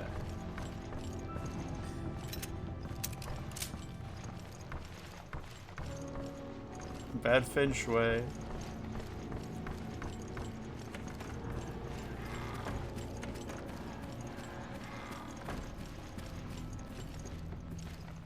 Because in English, the word resident it's not just a noun, but it's also an adverb.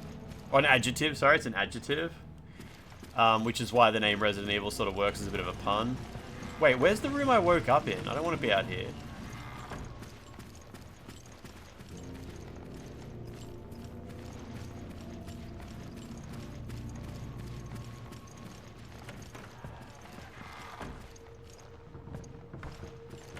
Like, I don't know, do you know the word residing? Like you're living somewhere, you're residing. The name Resident Evil, it kind of sounds like residing evil.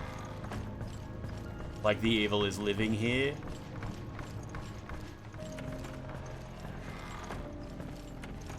Where the hell is the room I started in?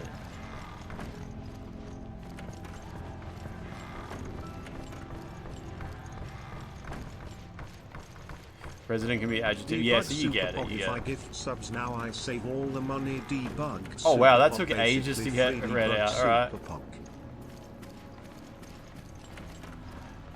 This is the room with the shotgun.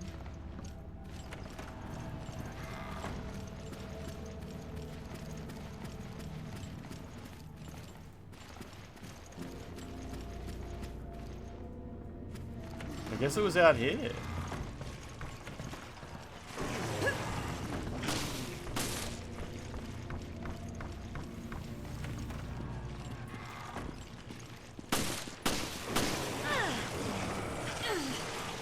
Resident Evil.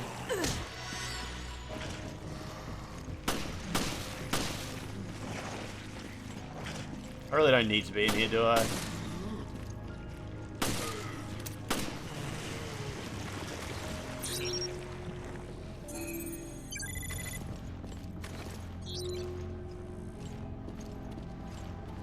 No items here, at least. Nope. Yeah, it has a huge leech coming out of his mouth. Sometimes it dangles out and you can punch it. Benjamin Stella Jockeys, what have you got there?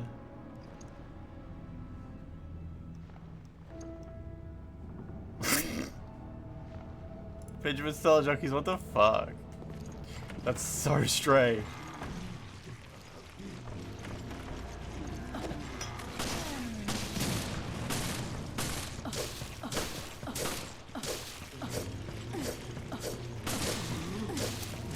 Like the noise she makes when she stabs these guys. Just continuous.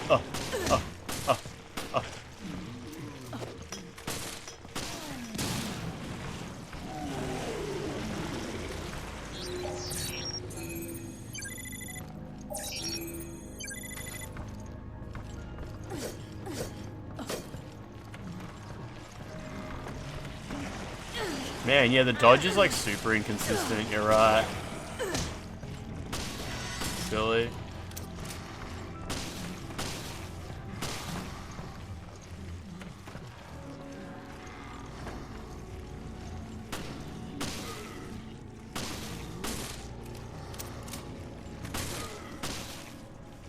Can you kill this guy?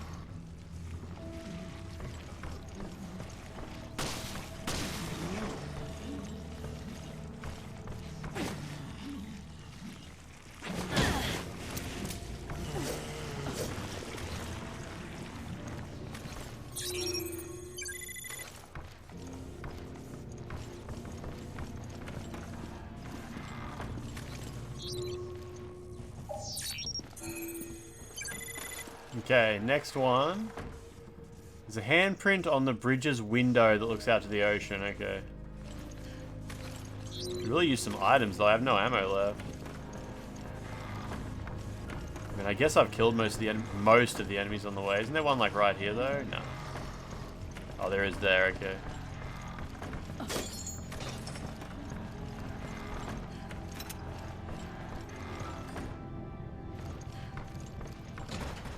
Helm mark.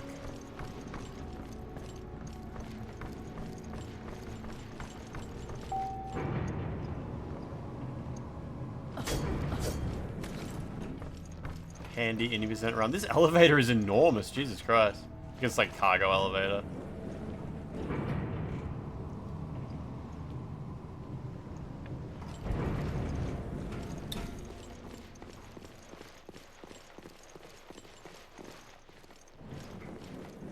Someone's been here.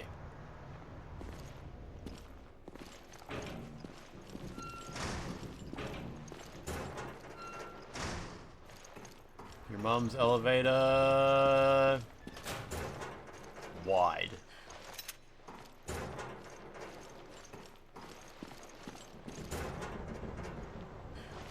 2D artist has been here. Decal on the floor. I haven't got the shotgun yet. I'm at the bridge.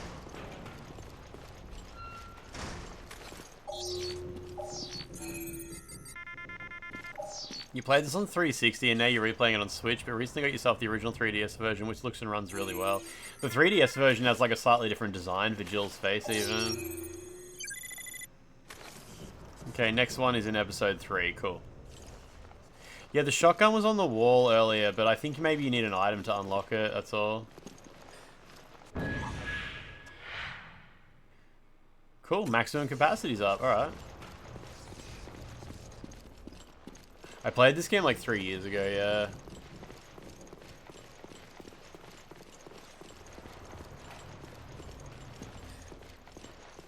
What if I go down here?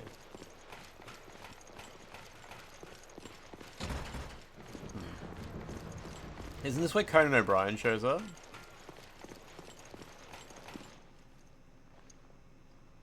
We can't change our course. We're completely adrift. This is recent. 394 years old. The can't be far.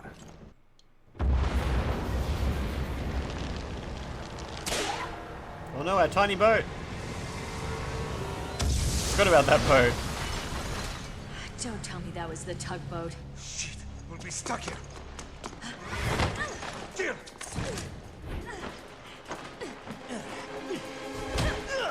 That kick was insane. No one can kick like that. Please, drop the weapon. Drop yours, Parker.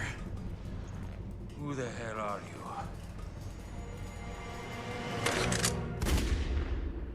I can kick like that.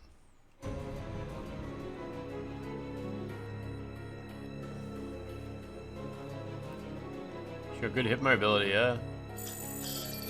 That's the kind of guy you see posting on How to Looks Max.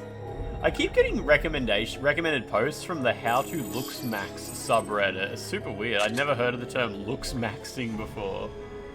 Now I get recommended posts from it. It's super strange. It's just like beautiful people being like, how can I look better? Really strange. She does acknowledge it at 1.12, her cleavage. Previously on Resident Evil Revelations. Zinc maxing. Plague Dog, how you doing? Jesus. No one could have lived through that. And stories of their resurrection. Minus are true. 200% facial animation mod. It was all... It's a trap. Yeah, I'd almost guarantee it. Orion, Bone smashing? Wait, bone smashing? Where? Is that like when dudes get surgery to make their bone legs longer and shit like Can that? you reach HQ? No, comms are as it seems. Shit, we'll be stuck here. Jim! Wait, what's bone smashing? Summarize it for me.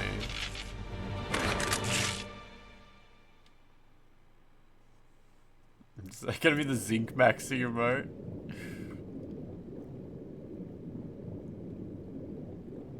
Oh my god, is 7TV really not gonna load for me? Smashing the bones in your face? Damn it, I want to add that emote, but... Oh, it's gonna work. I think it's gonna work. I'm just trying to log into Twitch on this computer. There we go. It just says Len. The emote's just called Len.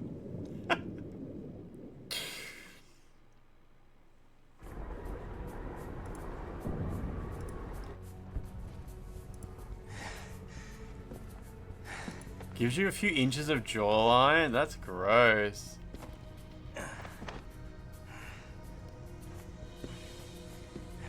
Still hurting, cadet? No. I can still fight. That's the spirit. It's over. The city is finished. No, it doesn't show on my screen until I refresh the thingy. We have to play as a male character now.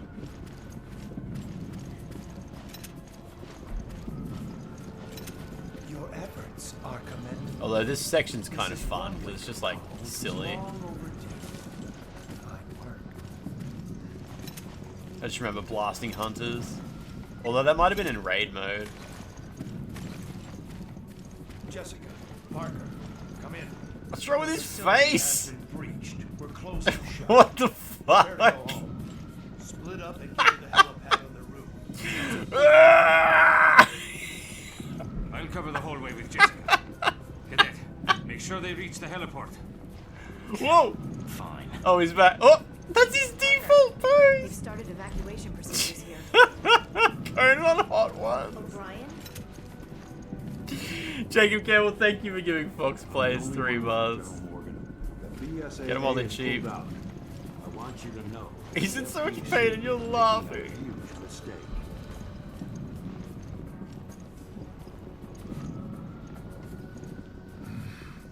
We have been at war for 3 weeks in an attempt to handle this matter.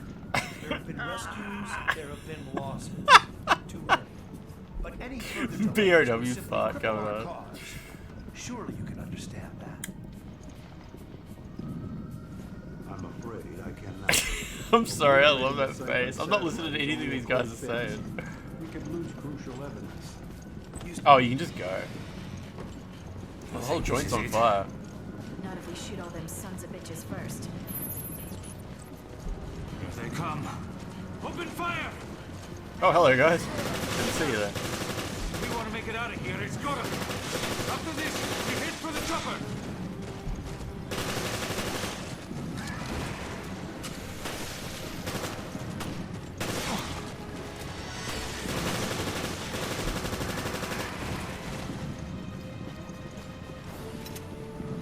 I think they drop ammo. If I was like at Umbrella or whatever, making bioorganic weapons, I'd probably make them drop ammo when they died. Like as a redundancy plan, you know? It kind of makes sense. Dude, that punch animation is so stupid.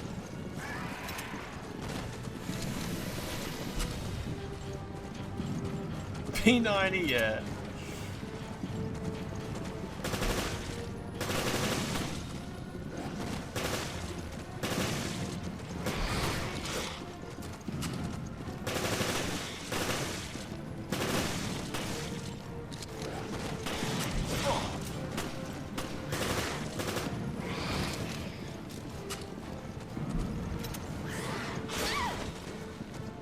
Hey, who shot her?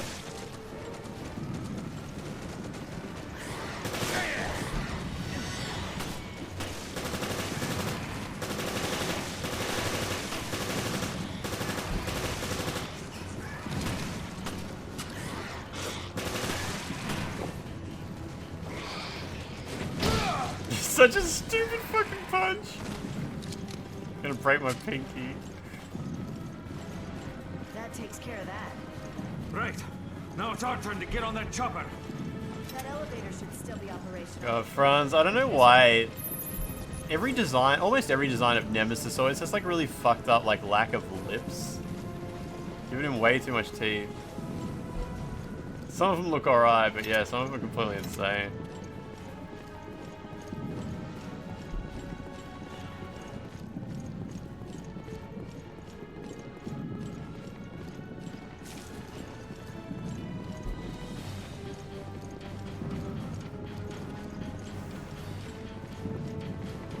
Yeah, Resident Evil Revelations was a return to the beloved format of survival horror that made Resident Evil famous. Yeah, it's just weird because like him not having lips, it's always been a thing, but some of the ways that they render that certainly look different than other ones.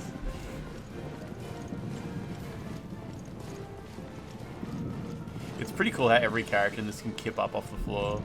I can't do that. But then again, I don't work for the FBC, it's very part of the training.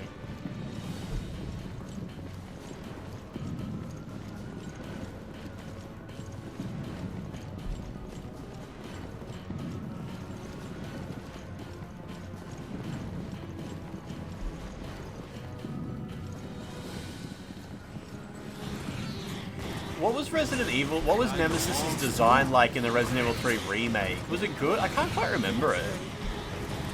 Honestly, Nemesis, his role in the remake was so disappointing, wasn't it? He kind of like shows up a little bit, then he just turns into a fucking blob. It sucks, because Jill's design in the remake is so cool. I like when she says, "Bitch can't even swim." You haven't tried to kip up off the floor in ages? I mean, I can get off the floor without using my hands, but like... Oh yeah, he was like wrapped in trash bags, that's right. Yeah, I remember him like slowly doing the slow walk towards the car during that one QTE. Broke already? And that was the last working elevator. How do you feel about stairs? Damn it, Parker, that was our last elevator. I'm not sure how I feel about stairs. Like they're a fucking resource that runs out.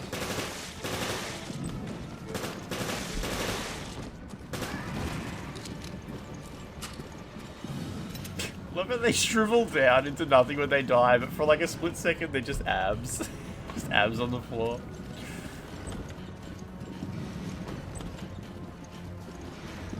Three was your first Resident Evil game as a kid. You've always been a fan of Jill. Hopefully she gets a proper game in the future. Yeah, like... Jill's got what? Resident Evil 3 and Resident Evil 1. And I guess she's got Revelations. Revelations is very Jill-centric, to be fair.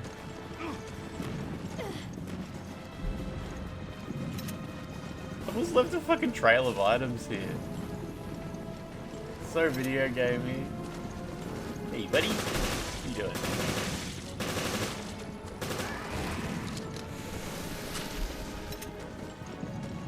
I only play remakes. These are your least favorite bits of the game, when they just toss hundreds of the exact same enemy at you. They can make it fun. Like, if you have like an action game with an actual fun, you know, gameplay loop, sections like this can be a lot of fun. Where it's just like, hell yeah, I love gunning these dudes down. And Revelations isn't too bad with it. That guy accidentally went out the door when I came in, that's cool. I don't remember... because Resident Evil 7 ends with something similar, doesn't it? Like, Resident Evil 7, you play as Mia, and she's just fucking got assault rifles and shit like that. I remember not really loving it, but I could have just been in the wrong mood at the time. I'd like to revisit Resident Evil 7 at some point and see how I vibe with that section, because... I don't know, I like a Resident Evil game where it goes crazy and over the top, but I remember not enjoying it at the time. But yeah, like I said, it could be just because it's a bit jarring from the rest of Resident Evil 7. But Resident Evil 8 got pretty actiony at times, didn't it? Unless I'm misremembering.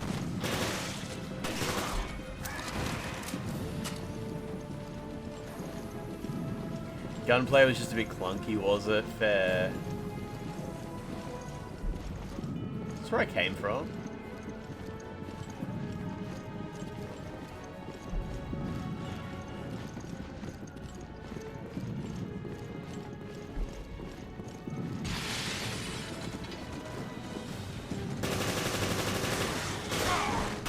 Boys, calm down.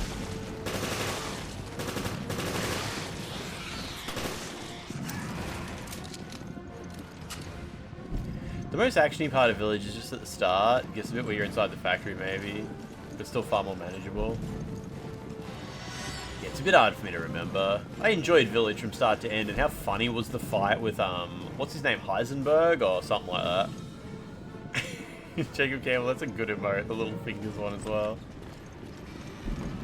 Yeah, it was so funny when you get the fucking little tractor with the chainsaw on it and go outside. It's a weird mecha battle. Resident Evil 8 was a hell of a video game. And I'm just glad that we've got a Resident Evil 9 coming, so we can sort of put Resident Evil 8 behind us. As much as I loved it, I'm glad that it's sort of like, you know, we can move on. We can move on from that now. So, what do you think about that O'Brien guy? I'm kind of glad we can just move on from Ethan in general. Not my time.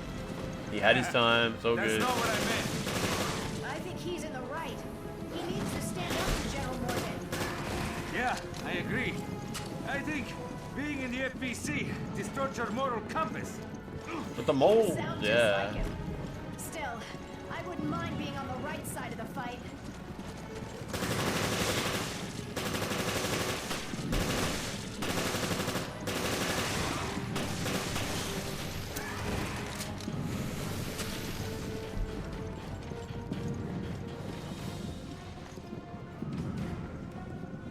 You think more legacy characters should actually have their story arcs end, much like Ethan's did?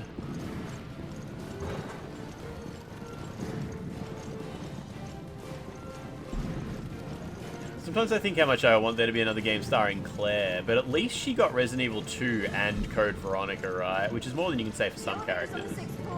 Hurry. Like, you know, Helena or Helena, and Sheva, and, you know, all the side women. Mold that makes you bald. The mold on the wall is from that one picture. It's the textures from J.K. Rowling's house.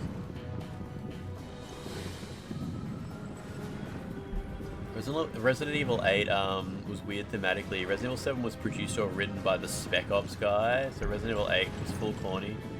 It was kind of off-putting. Resident Evil 7, wasn't it produced by the Resident Evil Revelations guy? The guy who did this game?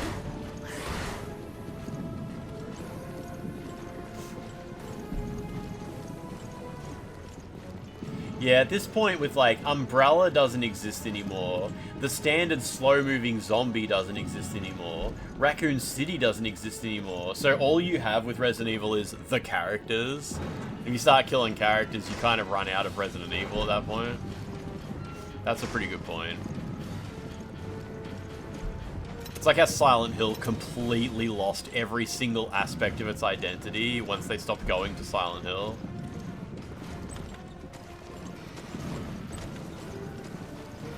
And nowadays, like, you have things like Silent Hill F that seem to just be really cool horror game made by talented artists. And it's just like, this would be a cool game without the Silent Hill name. Like, what is the Silent Hill name anymore? It doesn't seem to be anything of value. Like, just make awesome games with awesome artists, with cool, scary setting. And Silent Hill is just like National Lampoon. Just a name you chuck on so people are like, oh, it's from those guys. Fair enough. Office Frogs. It's the frogs.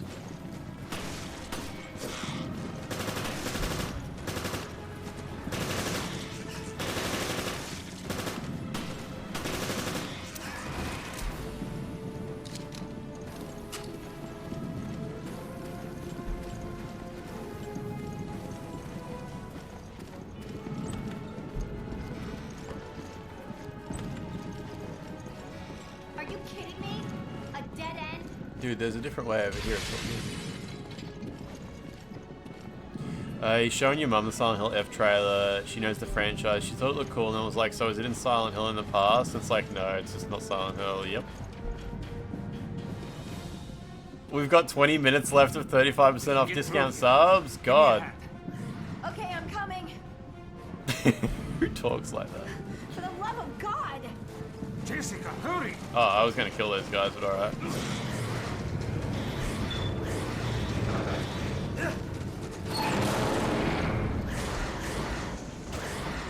Look at her smile. Assistant little bastards! Will these hold them? Come on, the elevator's just ahead.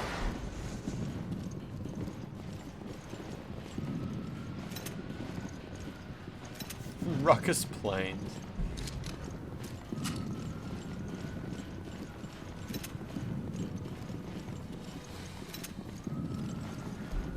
You spent all of your monthly wage on tiramisu. That's so good, though. She just crop dusted those monsters on the way out. Yeah, the monsters definitely waited for us to open the door, which was kind of them.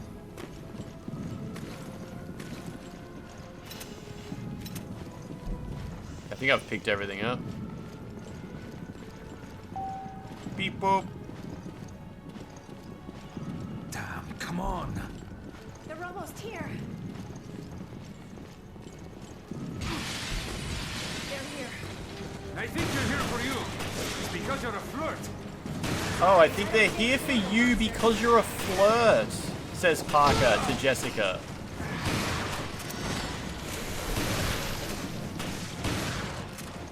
In dialogue that someone wrote on a piece of paper and then read out loud.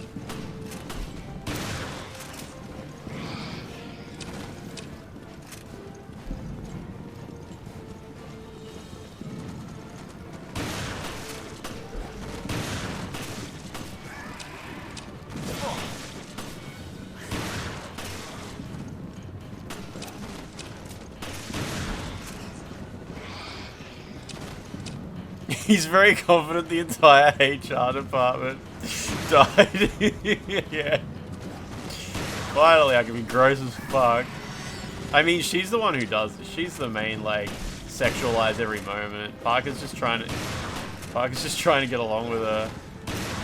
She likes to be horny, huh? Alright, I guess I want to be a friend. I gotta match that energy. Honestly, it's just his way of friend zoning her. Digital Foundry have uploaded a sponsored Doom video. Is it at least like, you know, one of their more normal sponsored videos where it's just like they've been paid to do a normal Digital Foundry thing? Because I've seen them do that before at least.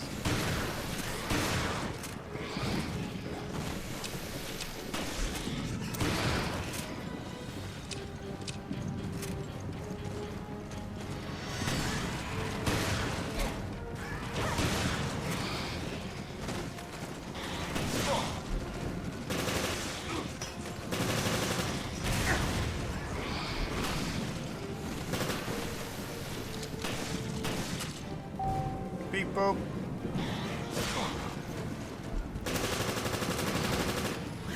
Oh, it's like, so it's like a Digital Foundry showing like every Doom game from 1993 to now. That's pretty cool. Jessica, what are you waiting for?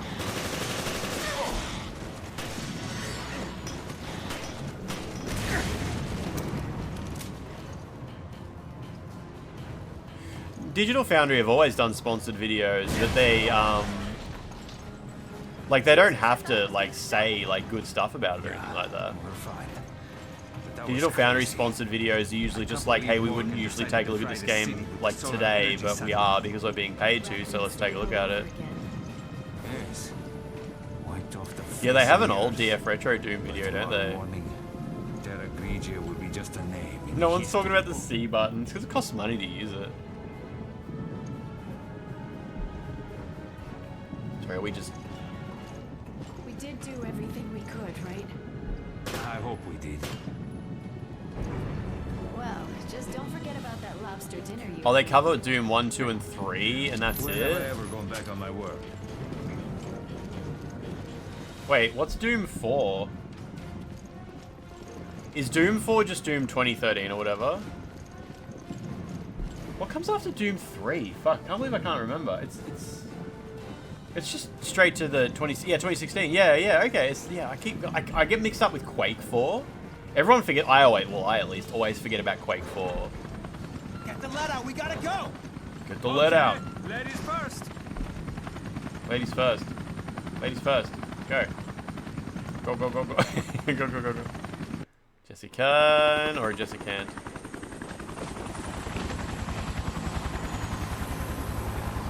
Oh, I didn't realize they were in a helicopter. I thought they were watching the helicopters leave.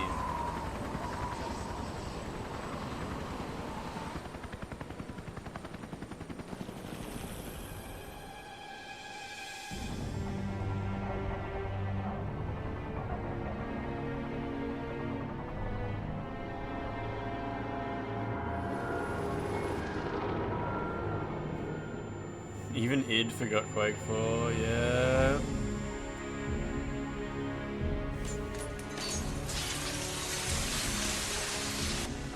It's triggered. Whole city's gone to shit. There's lizard men everywhere.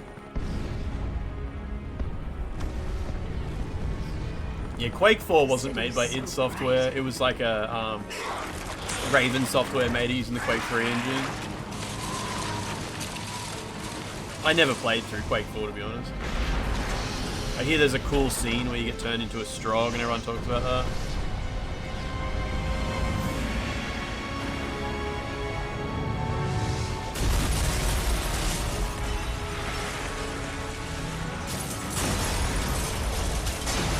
Wish Helldiver's 2 laser beam did this.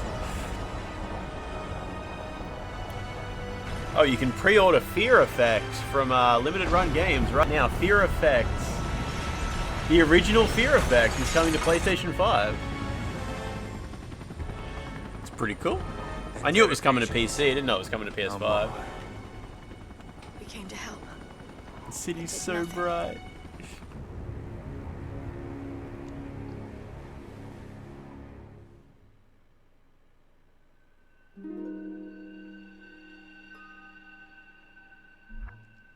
Yeah, I think in the world of Resident Evil, tragedies like 9/11 just happen like every couple of weeks.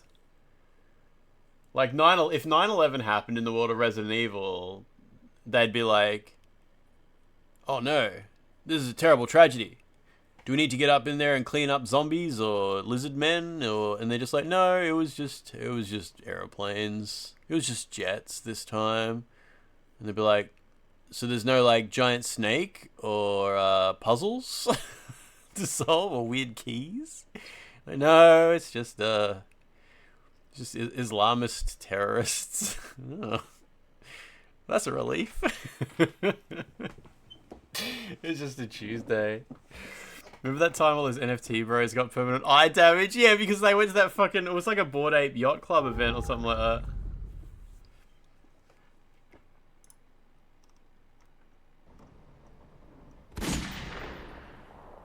He missed. Raymond. That's you, isn't it? The SAA. A little too late. Yeah, I imagine like the raid on Osama bin Laden's house in Resident Evil universe. He definitely would have like transformed into a big thing.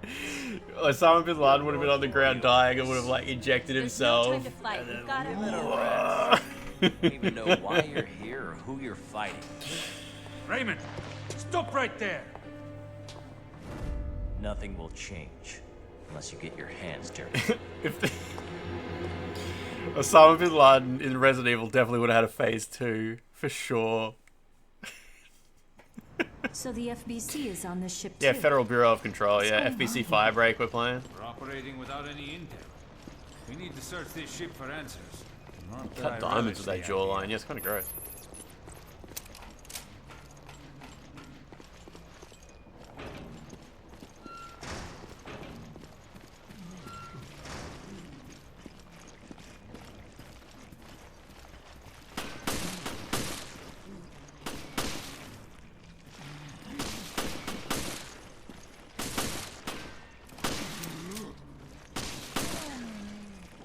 Run out of bullets. There's a movie called Oh Zombie, and he does have a phase 2. Wait, really? Is that a movie where Osama bin Laden turns into a zombie?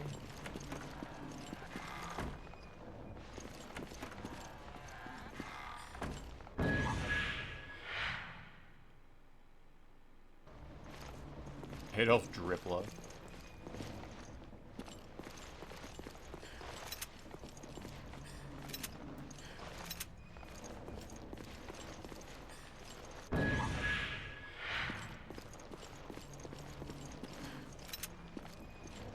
This game, I don't think this game drops frames at all, nah. My stream's not dropping frames either, though, so I'm not sure what might be happening there.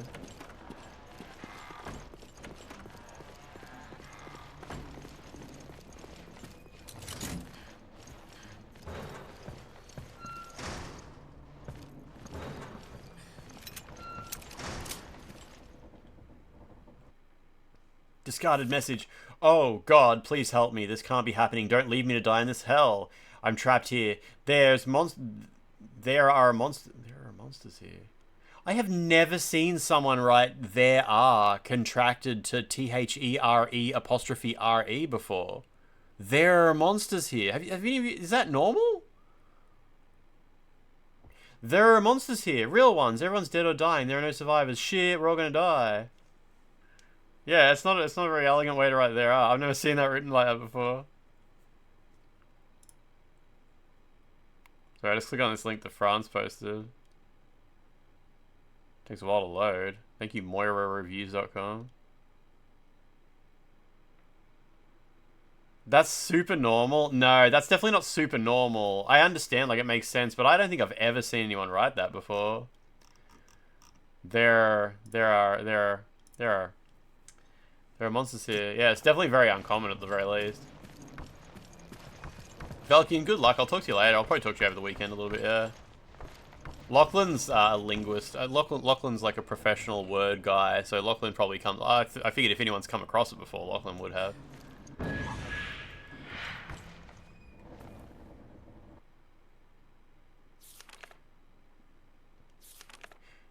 This Paragaus line flag ship was constructed in 1978. The interior is designed to replicate ships of the 1930s. Is any of this interesting?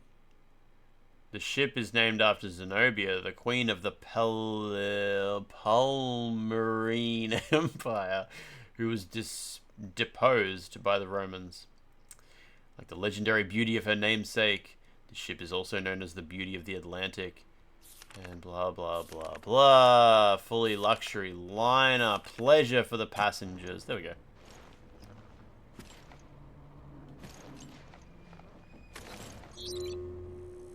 Yeah, no, Lachlan, that's really uncommon. Where we go to write it like that is not common. That is just not common at all. I don't know if I've ever seen it before, but it's definitely not something you come across very often.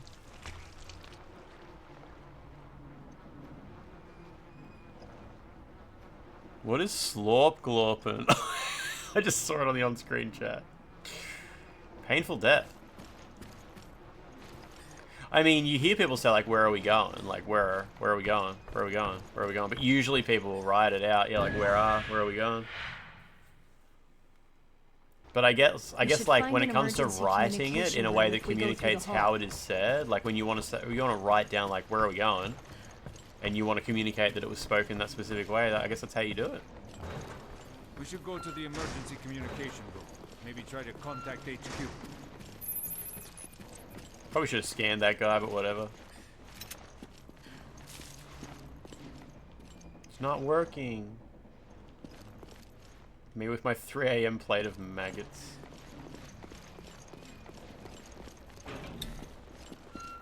The note was dictated, yeah. Alright, we got to find Raymond. How do you know him? I used to work with him. You see it a lot because you see a lot of words. Yeah, that's what I meant by, like, if anyone's seen it, it'd be you, right?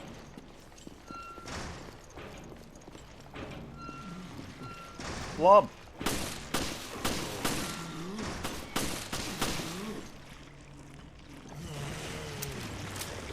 Was the door texture dog shit, was it? I didn't even notice. This game's very old, hey?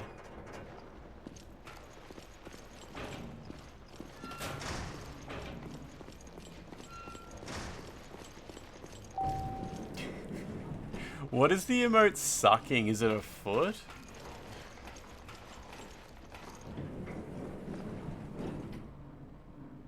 Lower cabins.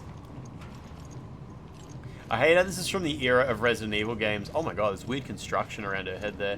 The era of Resident Evil games where you couldn't rotate the camera. Well, I mean, like, you can't, like, pan the camera around your character. Revelations 2 lets you do it.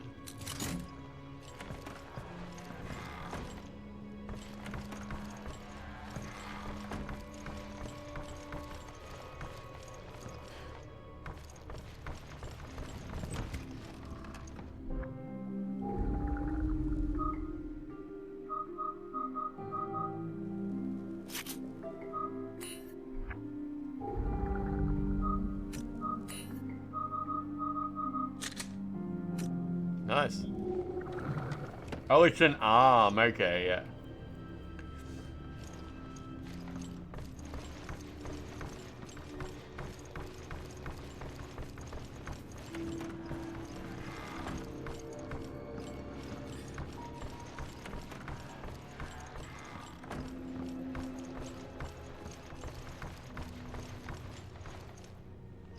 Yeah, that's true, Lachlan. Maybe I never read that note. Hey, Boss Hog. My. You have a very nice hog slorp glorp in Hog Alliance 16 slorp. Among Like Us coleslaw. kissing slorp glorp in Alliance 16 Among Us kissing slorp glorp in Among Alliance Us 16 kissing. Among Us kissing slorp glorp in Alliance 16 Among Us kissing slorp glorp in Alliance 16 Among Us kissing slorp glorp in Alliance 16 Among Us kissing slorp glorp in Alliance 16 Among Us kissing.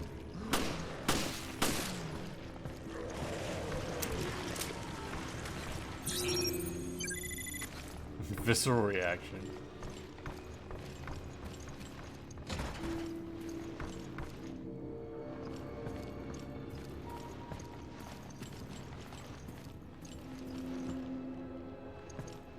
Wait, what is that? Oh, I see.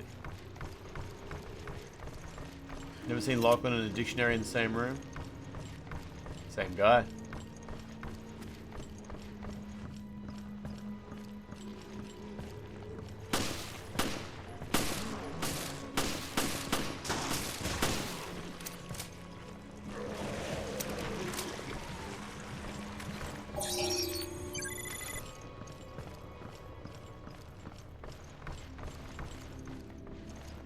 Did the series ever explore the origins of these sentient raccoons after which the city was named? Yeah, there's a whole game on that. I think it was exclusive to Game Boy Color. Like all good Resident Evil games, exclusive to Game Boy Color.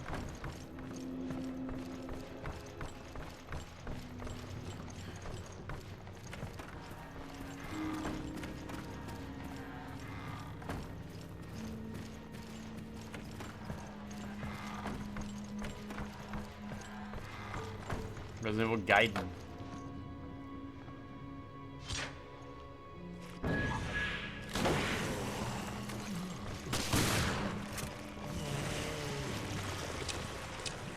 Cool.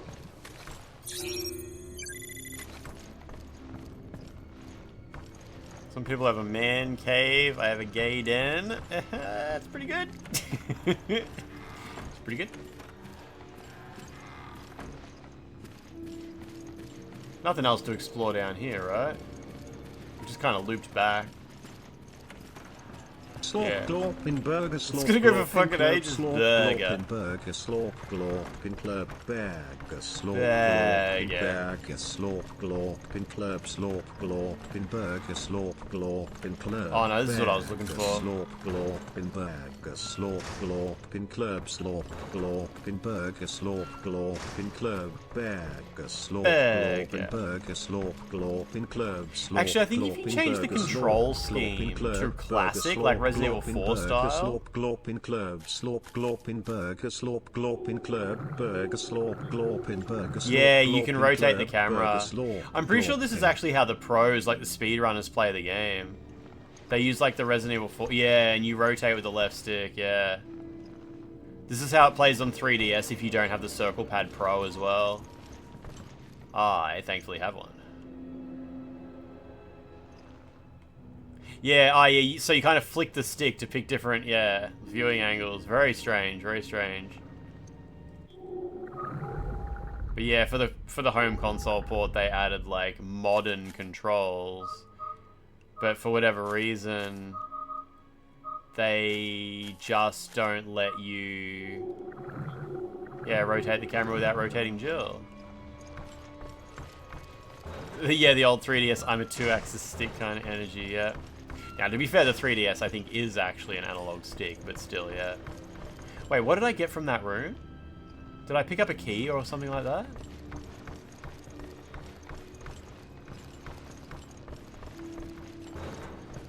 Too busy thinking about camera.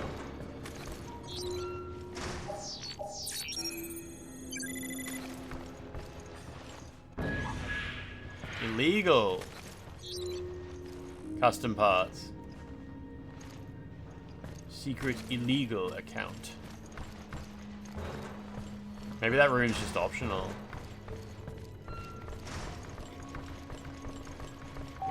Too busy thinking about jilling the camera.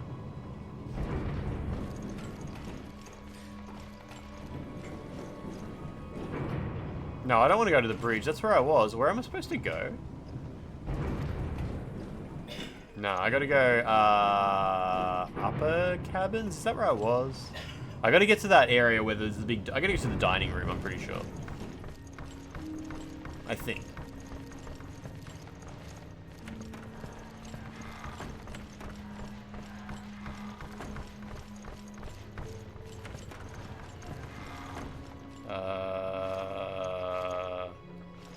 This way?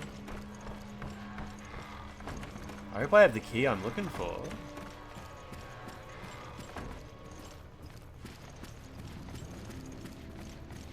Maybe I do. Maybe I can open the silly gate thing. A dining room. Jill, see if you can find any other clues. I'll be examining this. Hope this is not Chris's blood. And back before I had a memory card, I played the intro to Resident Evil 1 so many times. Don't open that door. Jill, solve the entire case. I'll be examining this. Oh, that was just the helm key? Okay, cool. Oh, you do sometimes get some frame drops in these rooms because it loads while you're standing in here. That's all good.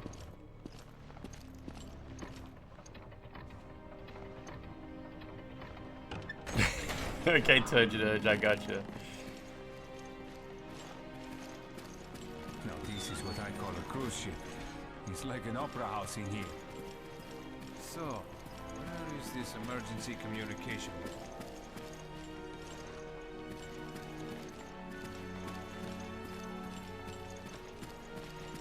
There's no pain like playing Resident Evil 1 and the fucking power goes out. With no memory card, yeah.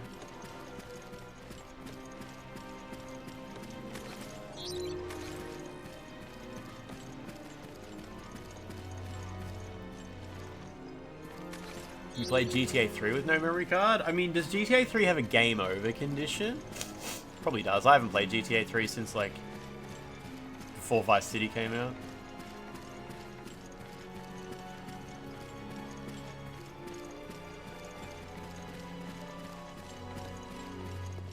Find some around the dining area. Ooh, look at that camera pan out. You can really see her butt now.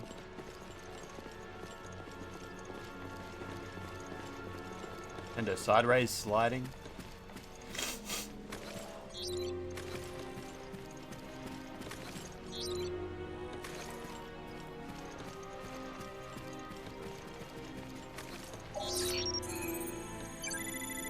There we go.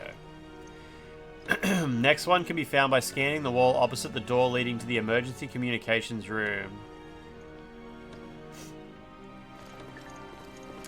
Communications office is coming up soon, is it?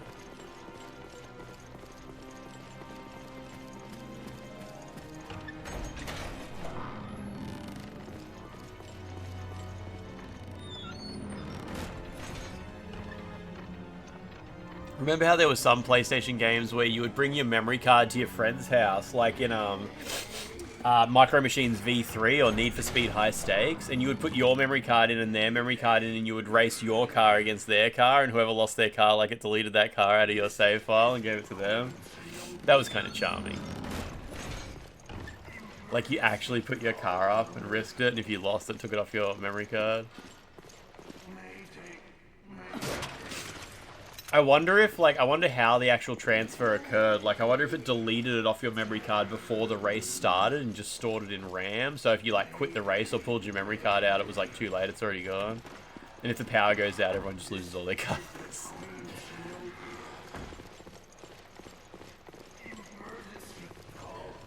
Oh god, it's this part.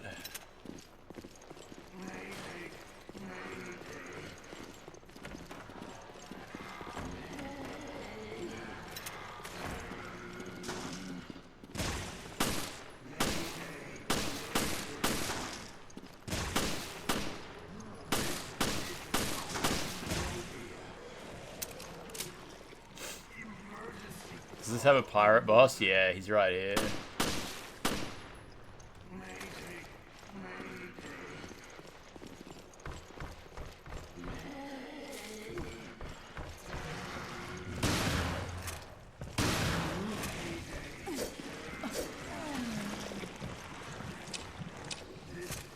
This boss fight must have taken like 33% of your entire playthrough. It's just like the main boss fight of the whole game, isn't it?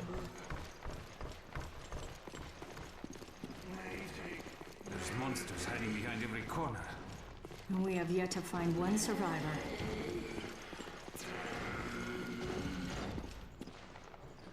Wall directly opposite the door leading to the emergency communications room. The note left by the communications officer. Okay.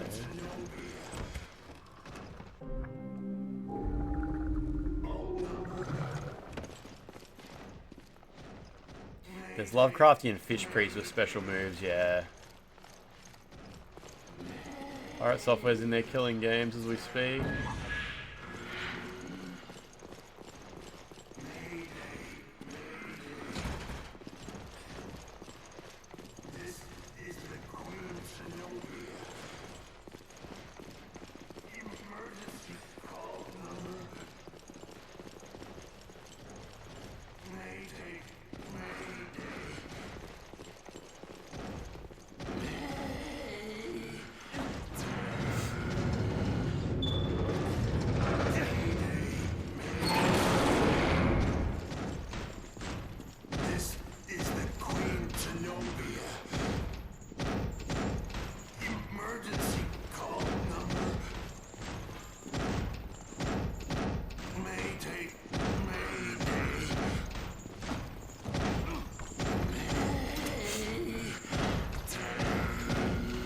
Cool voice acting on that guy. I think everyone remembers that from this game.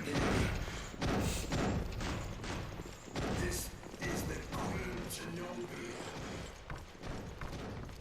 Emergency call number. Silent Hill 4 door.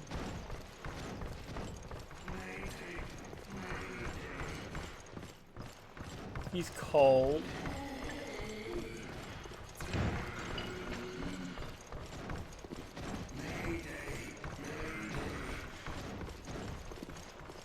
Sure, this is the Queen Zenobia? I can't remember. I think it is. Emergency call number.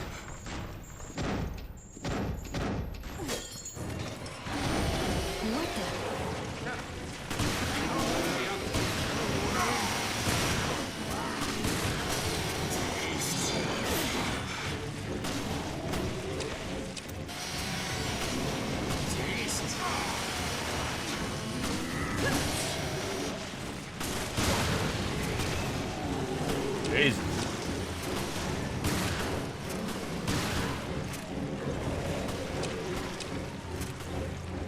Pretty sure the enemies respawn infinitely here.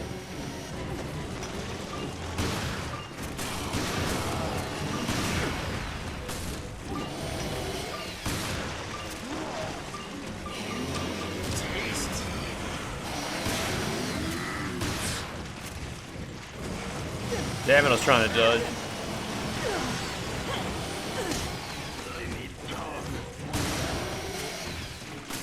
Oh, I got no grenades.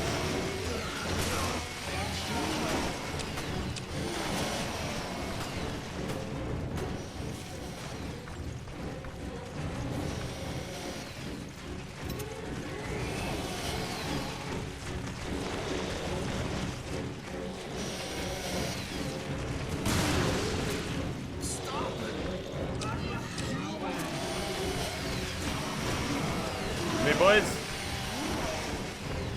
Oh, that's a dead end. Tiny alcove there.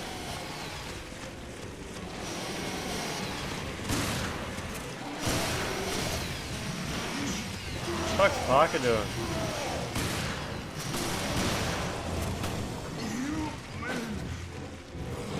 Oh, piss off. That's bullshit.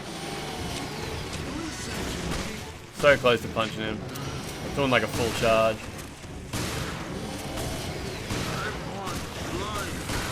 Oh, he throws stuff at you sometimes.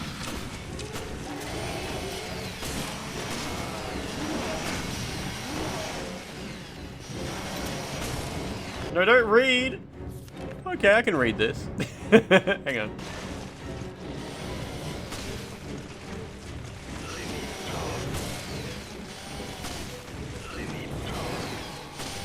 What did you say? I need thumbs.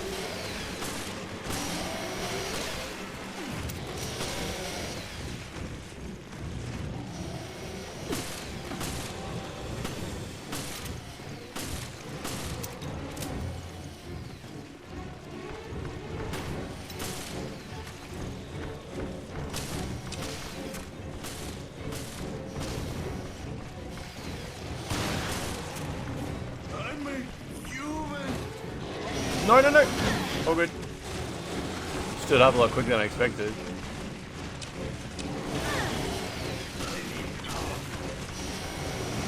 Oh, piss off.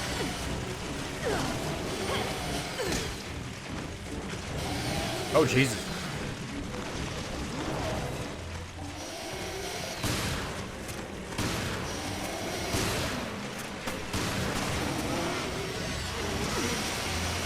Am I okay? I'm alive. I'm so dead. I'm so dead. Oh, here we go. I'm fucking dead now. What's going on? I'm stuck in the corner. I'm in the corner. Oh, oh. Okay. Alright, that's fine. I don't think I've ever died to that guy before. Alright, I'm stopping here. I'm not fighting that guy now. I'm not fighting that guy now. Fuck that. Fuck that guy. Hardest boss in the whole fucking game. That's fine. That's fine. Sounds like you're making fun of him, but this game has 3 identical ships. Doesn't it have 2? Oh no, this game, there's a 3rd ship at the end of this game, isn't there? But I don't think that one's identical. I'm pretty sure that's like a different thing. Humanity, how you doing? How you doing? Oh man, Humanity, is it Friday for you yet? It's not yet, is it? Where's my, hang on a sec, I gotta turn this off, right? Yeah, his pizza cutter way too strong, yeah. Oof, there we go. It's interesting how quickly people have started using the word slop now for like pretty much everything. Like how yesterday someone described Peak as friend slop. Controller slop, right? It's crazy. It's crazy. Yeah, I still insist the term slop is for AI generated stuff and Disney remakes of their old movies, but I think people just stopped caring at some point, hey? Lance McSlop. Yeah. Oh man, it's extremely Friday. Fave slop is Lance slop. What's this noise? I think I've brought up someone's stream somehow accidentally. There we go. At this point, people just use slop to be like something I don't personally like. Yeah, it's not good because slop was such a valuable word and it just got deleted so quickly. Now we have to find a new word for like crappy remakes and AI generated shit, right? Is there someone we can raid though?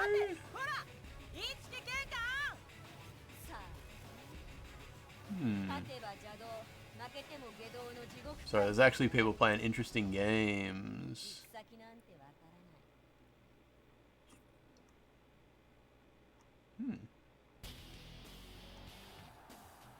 Womb slop, aka babies. Do I listen to the White Stripes? I mean, if they come on, they come in my like, you know, the hardest button to button and 7 Nation Army. those both come on in recommendations for like once a month. That's about it. I don't really know the White Stripes very well.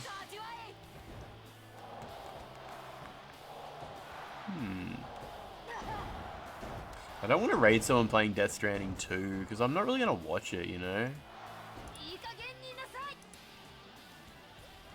You like Icky Thump? I don't think I know that song. I've probably heard it like in passing, but that's it. Let's go raid. Let's go do a... Ashwin's playing Soma. I haven't seen Soma in ages. It looks like they're quite a ways into the game as well. What's anti-slop? Something that's like actually trying super hard. Maybe like passionate and well produced. I'm not too sure. Oh, where's my thing? We'll never get another Rumble Roses. I mean, Rumble Roses 2 sucked. We'll just do a normal Friday raid. Normal Friday raid. That's absolutely fine, right? You can handle that. You'll call Passion Projects Anti-Slop. Is that the name of a Primus album? I am the Anti-Slop? I think that's right. I don't want to be... If I'm wrong, I don't want to know about it.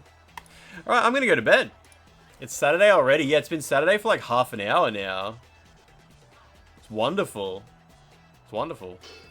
Oh man, and our gift sub promotions already ran out. Wow, imagine... I feel so bad for everybody who missed out on those amazing savings. That's so sad. Awful. Alright, everybody. I'll talk to you over the weekend. It's going to be all good. It's all good. Alright, everybody. Goodbye.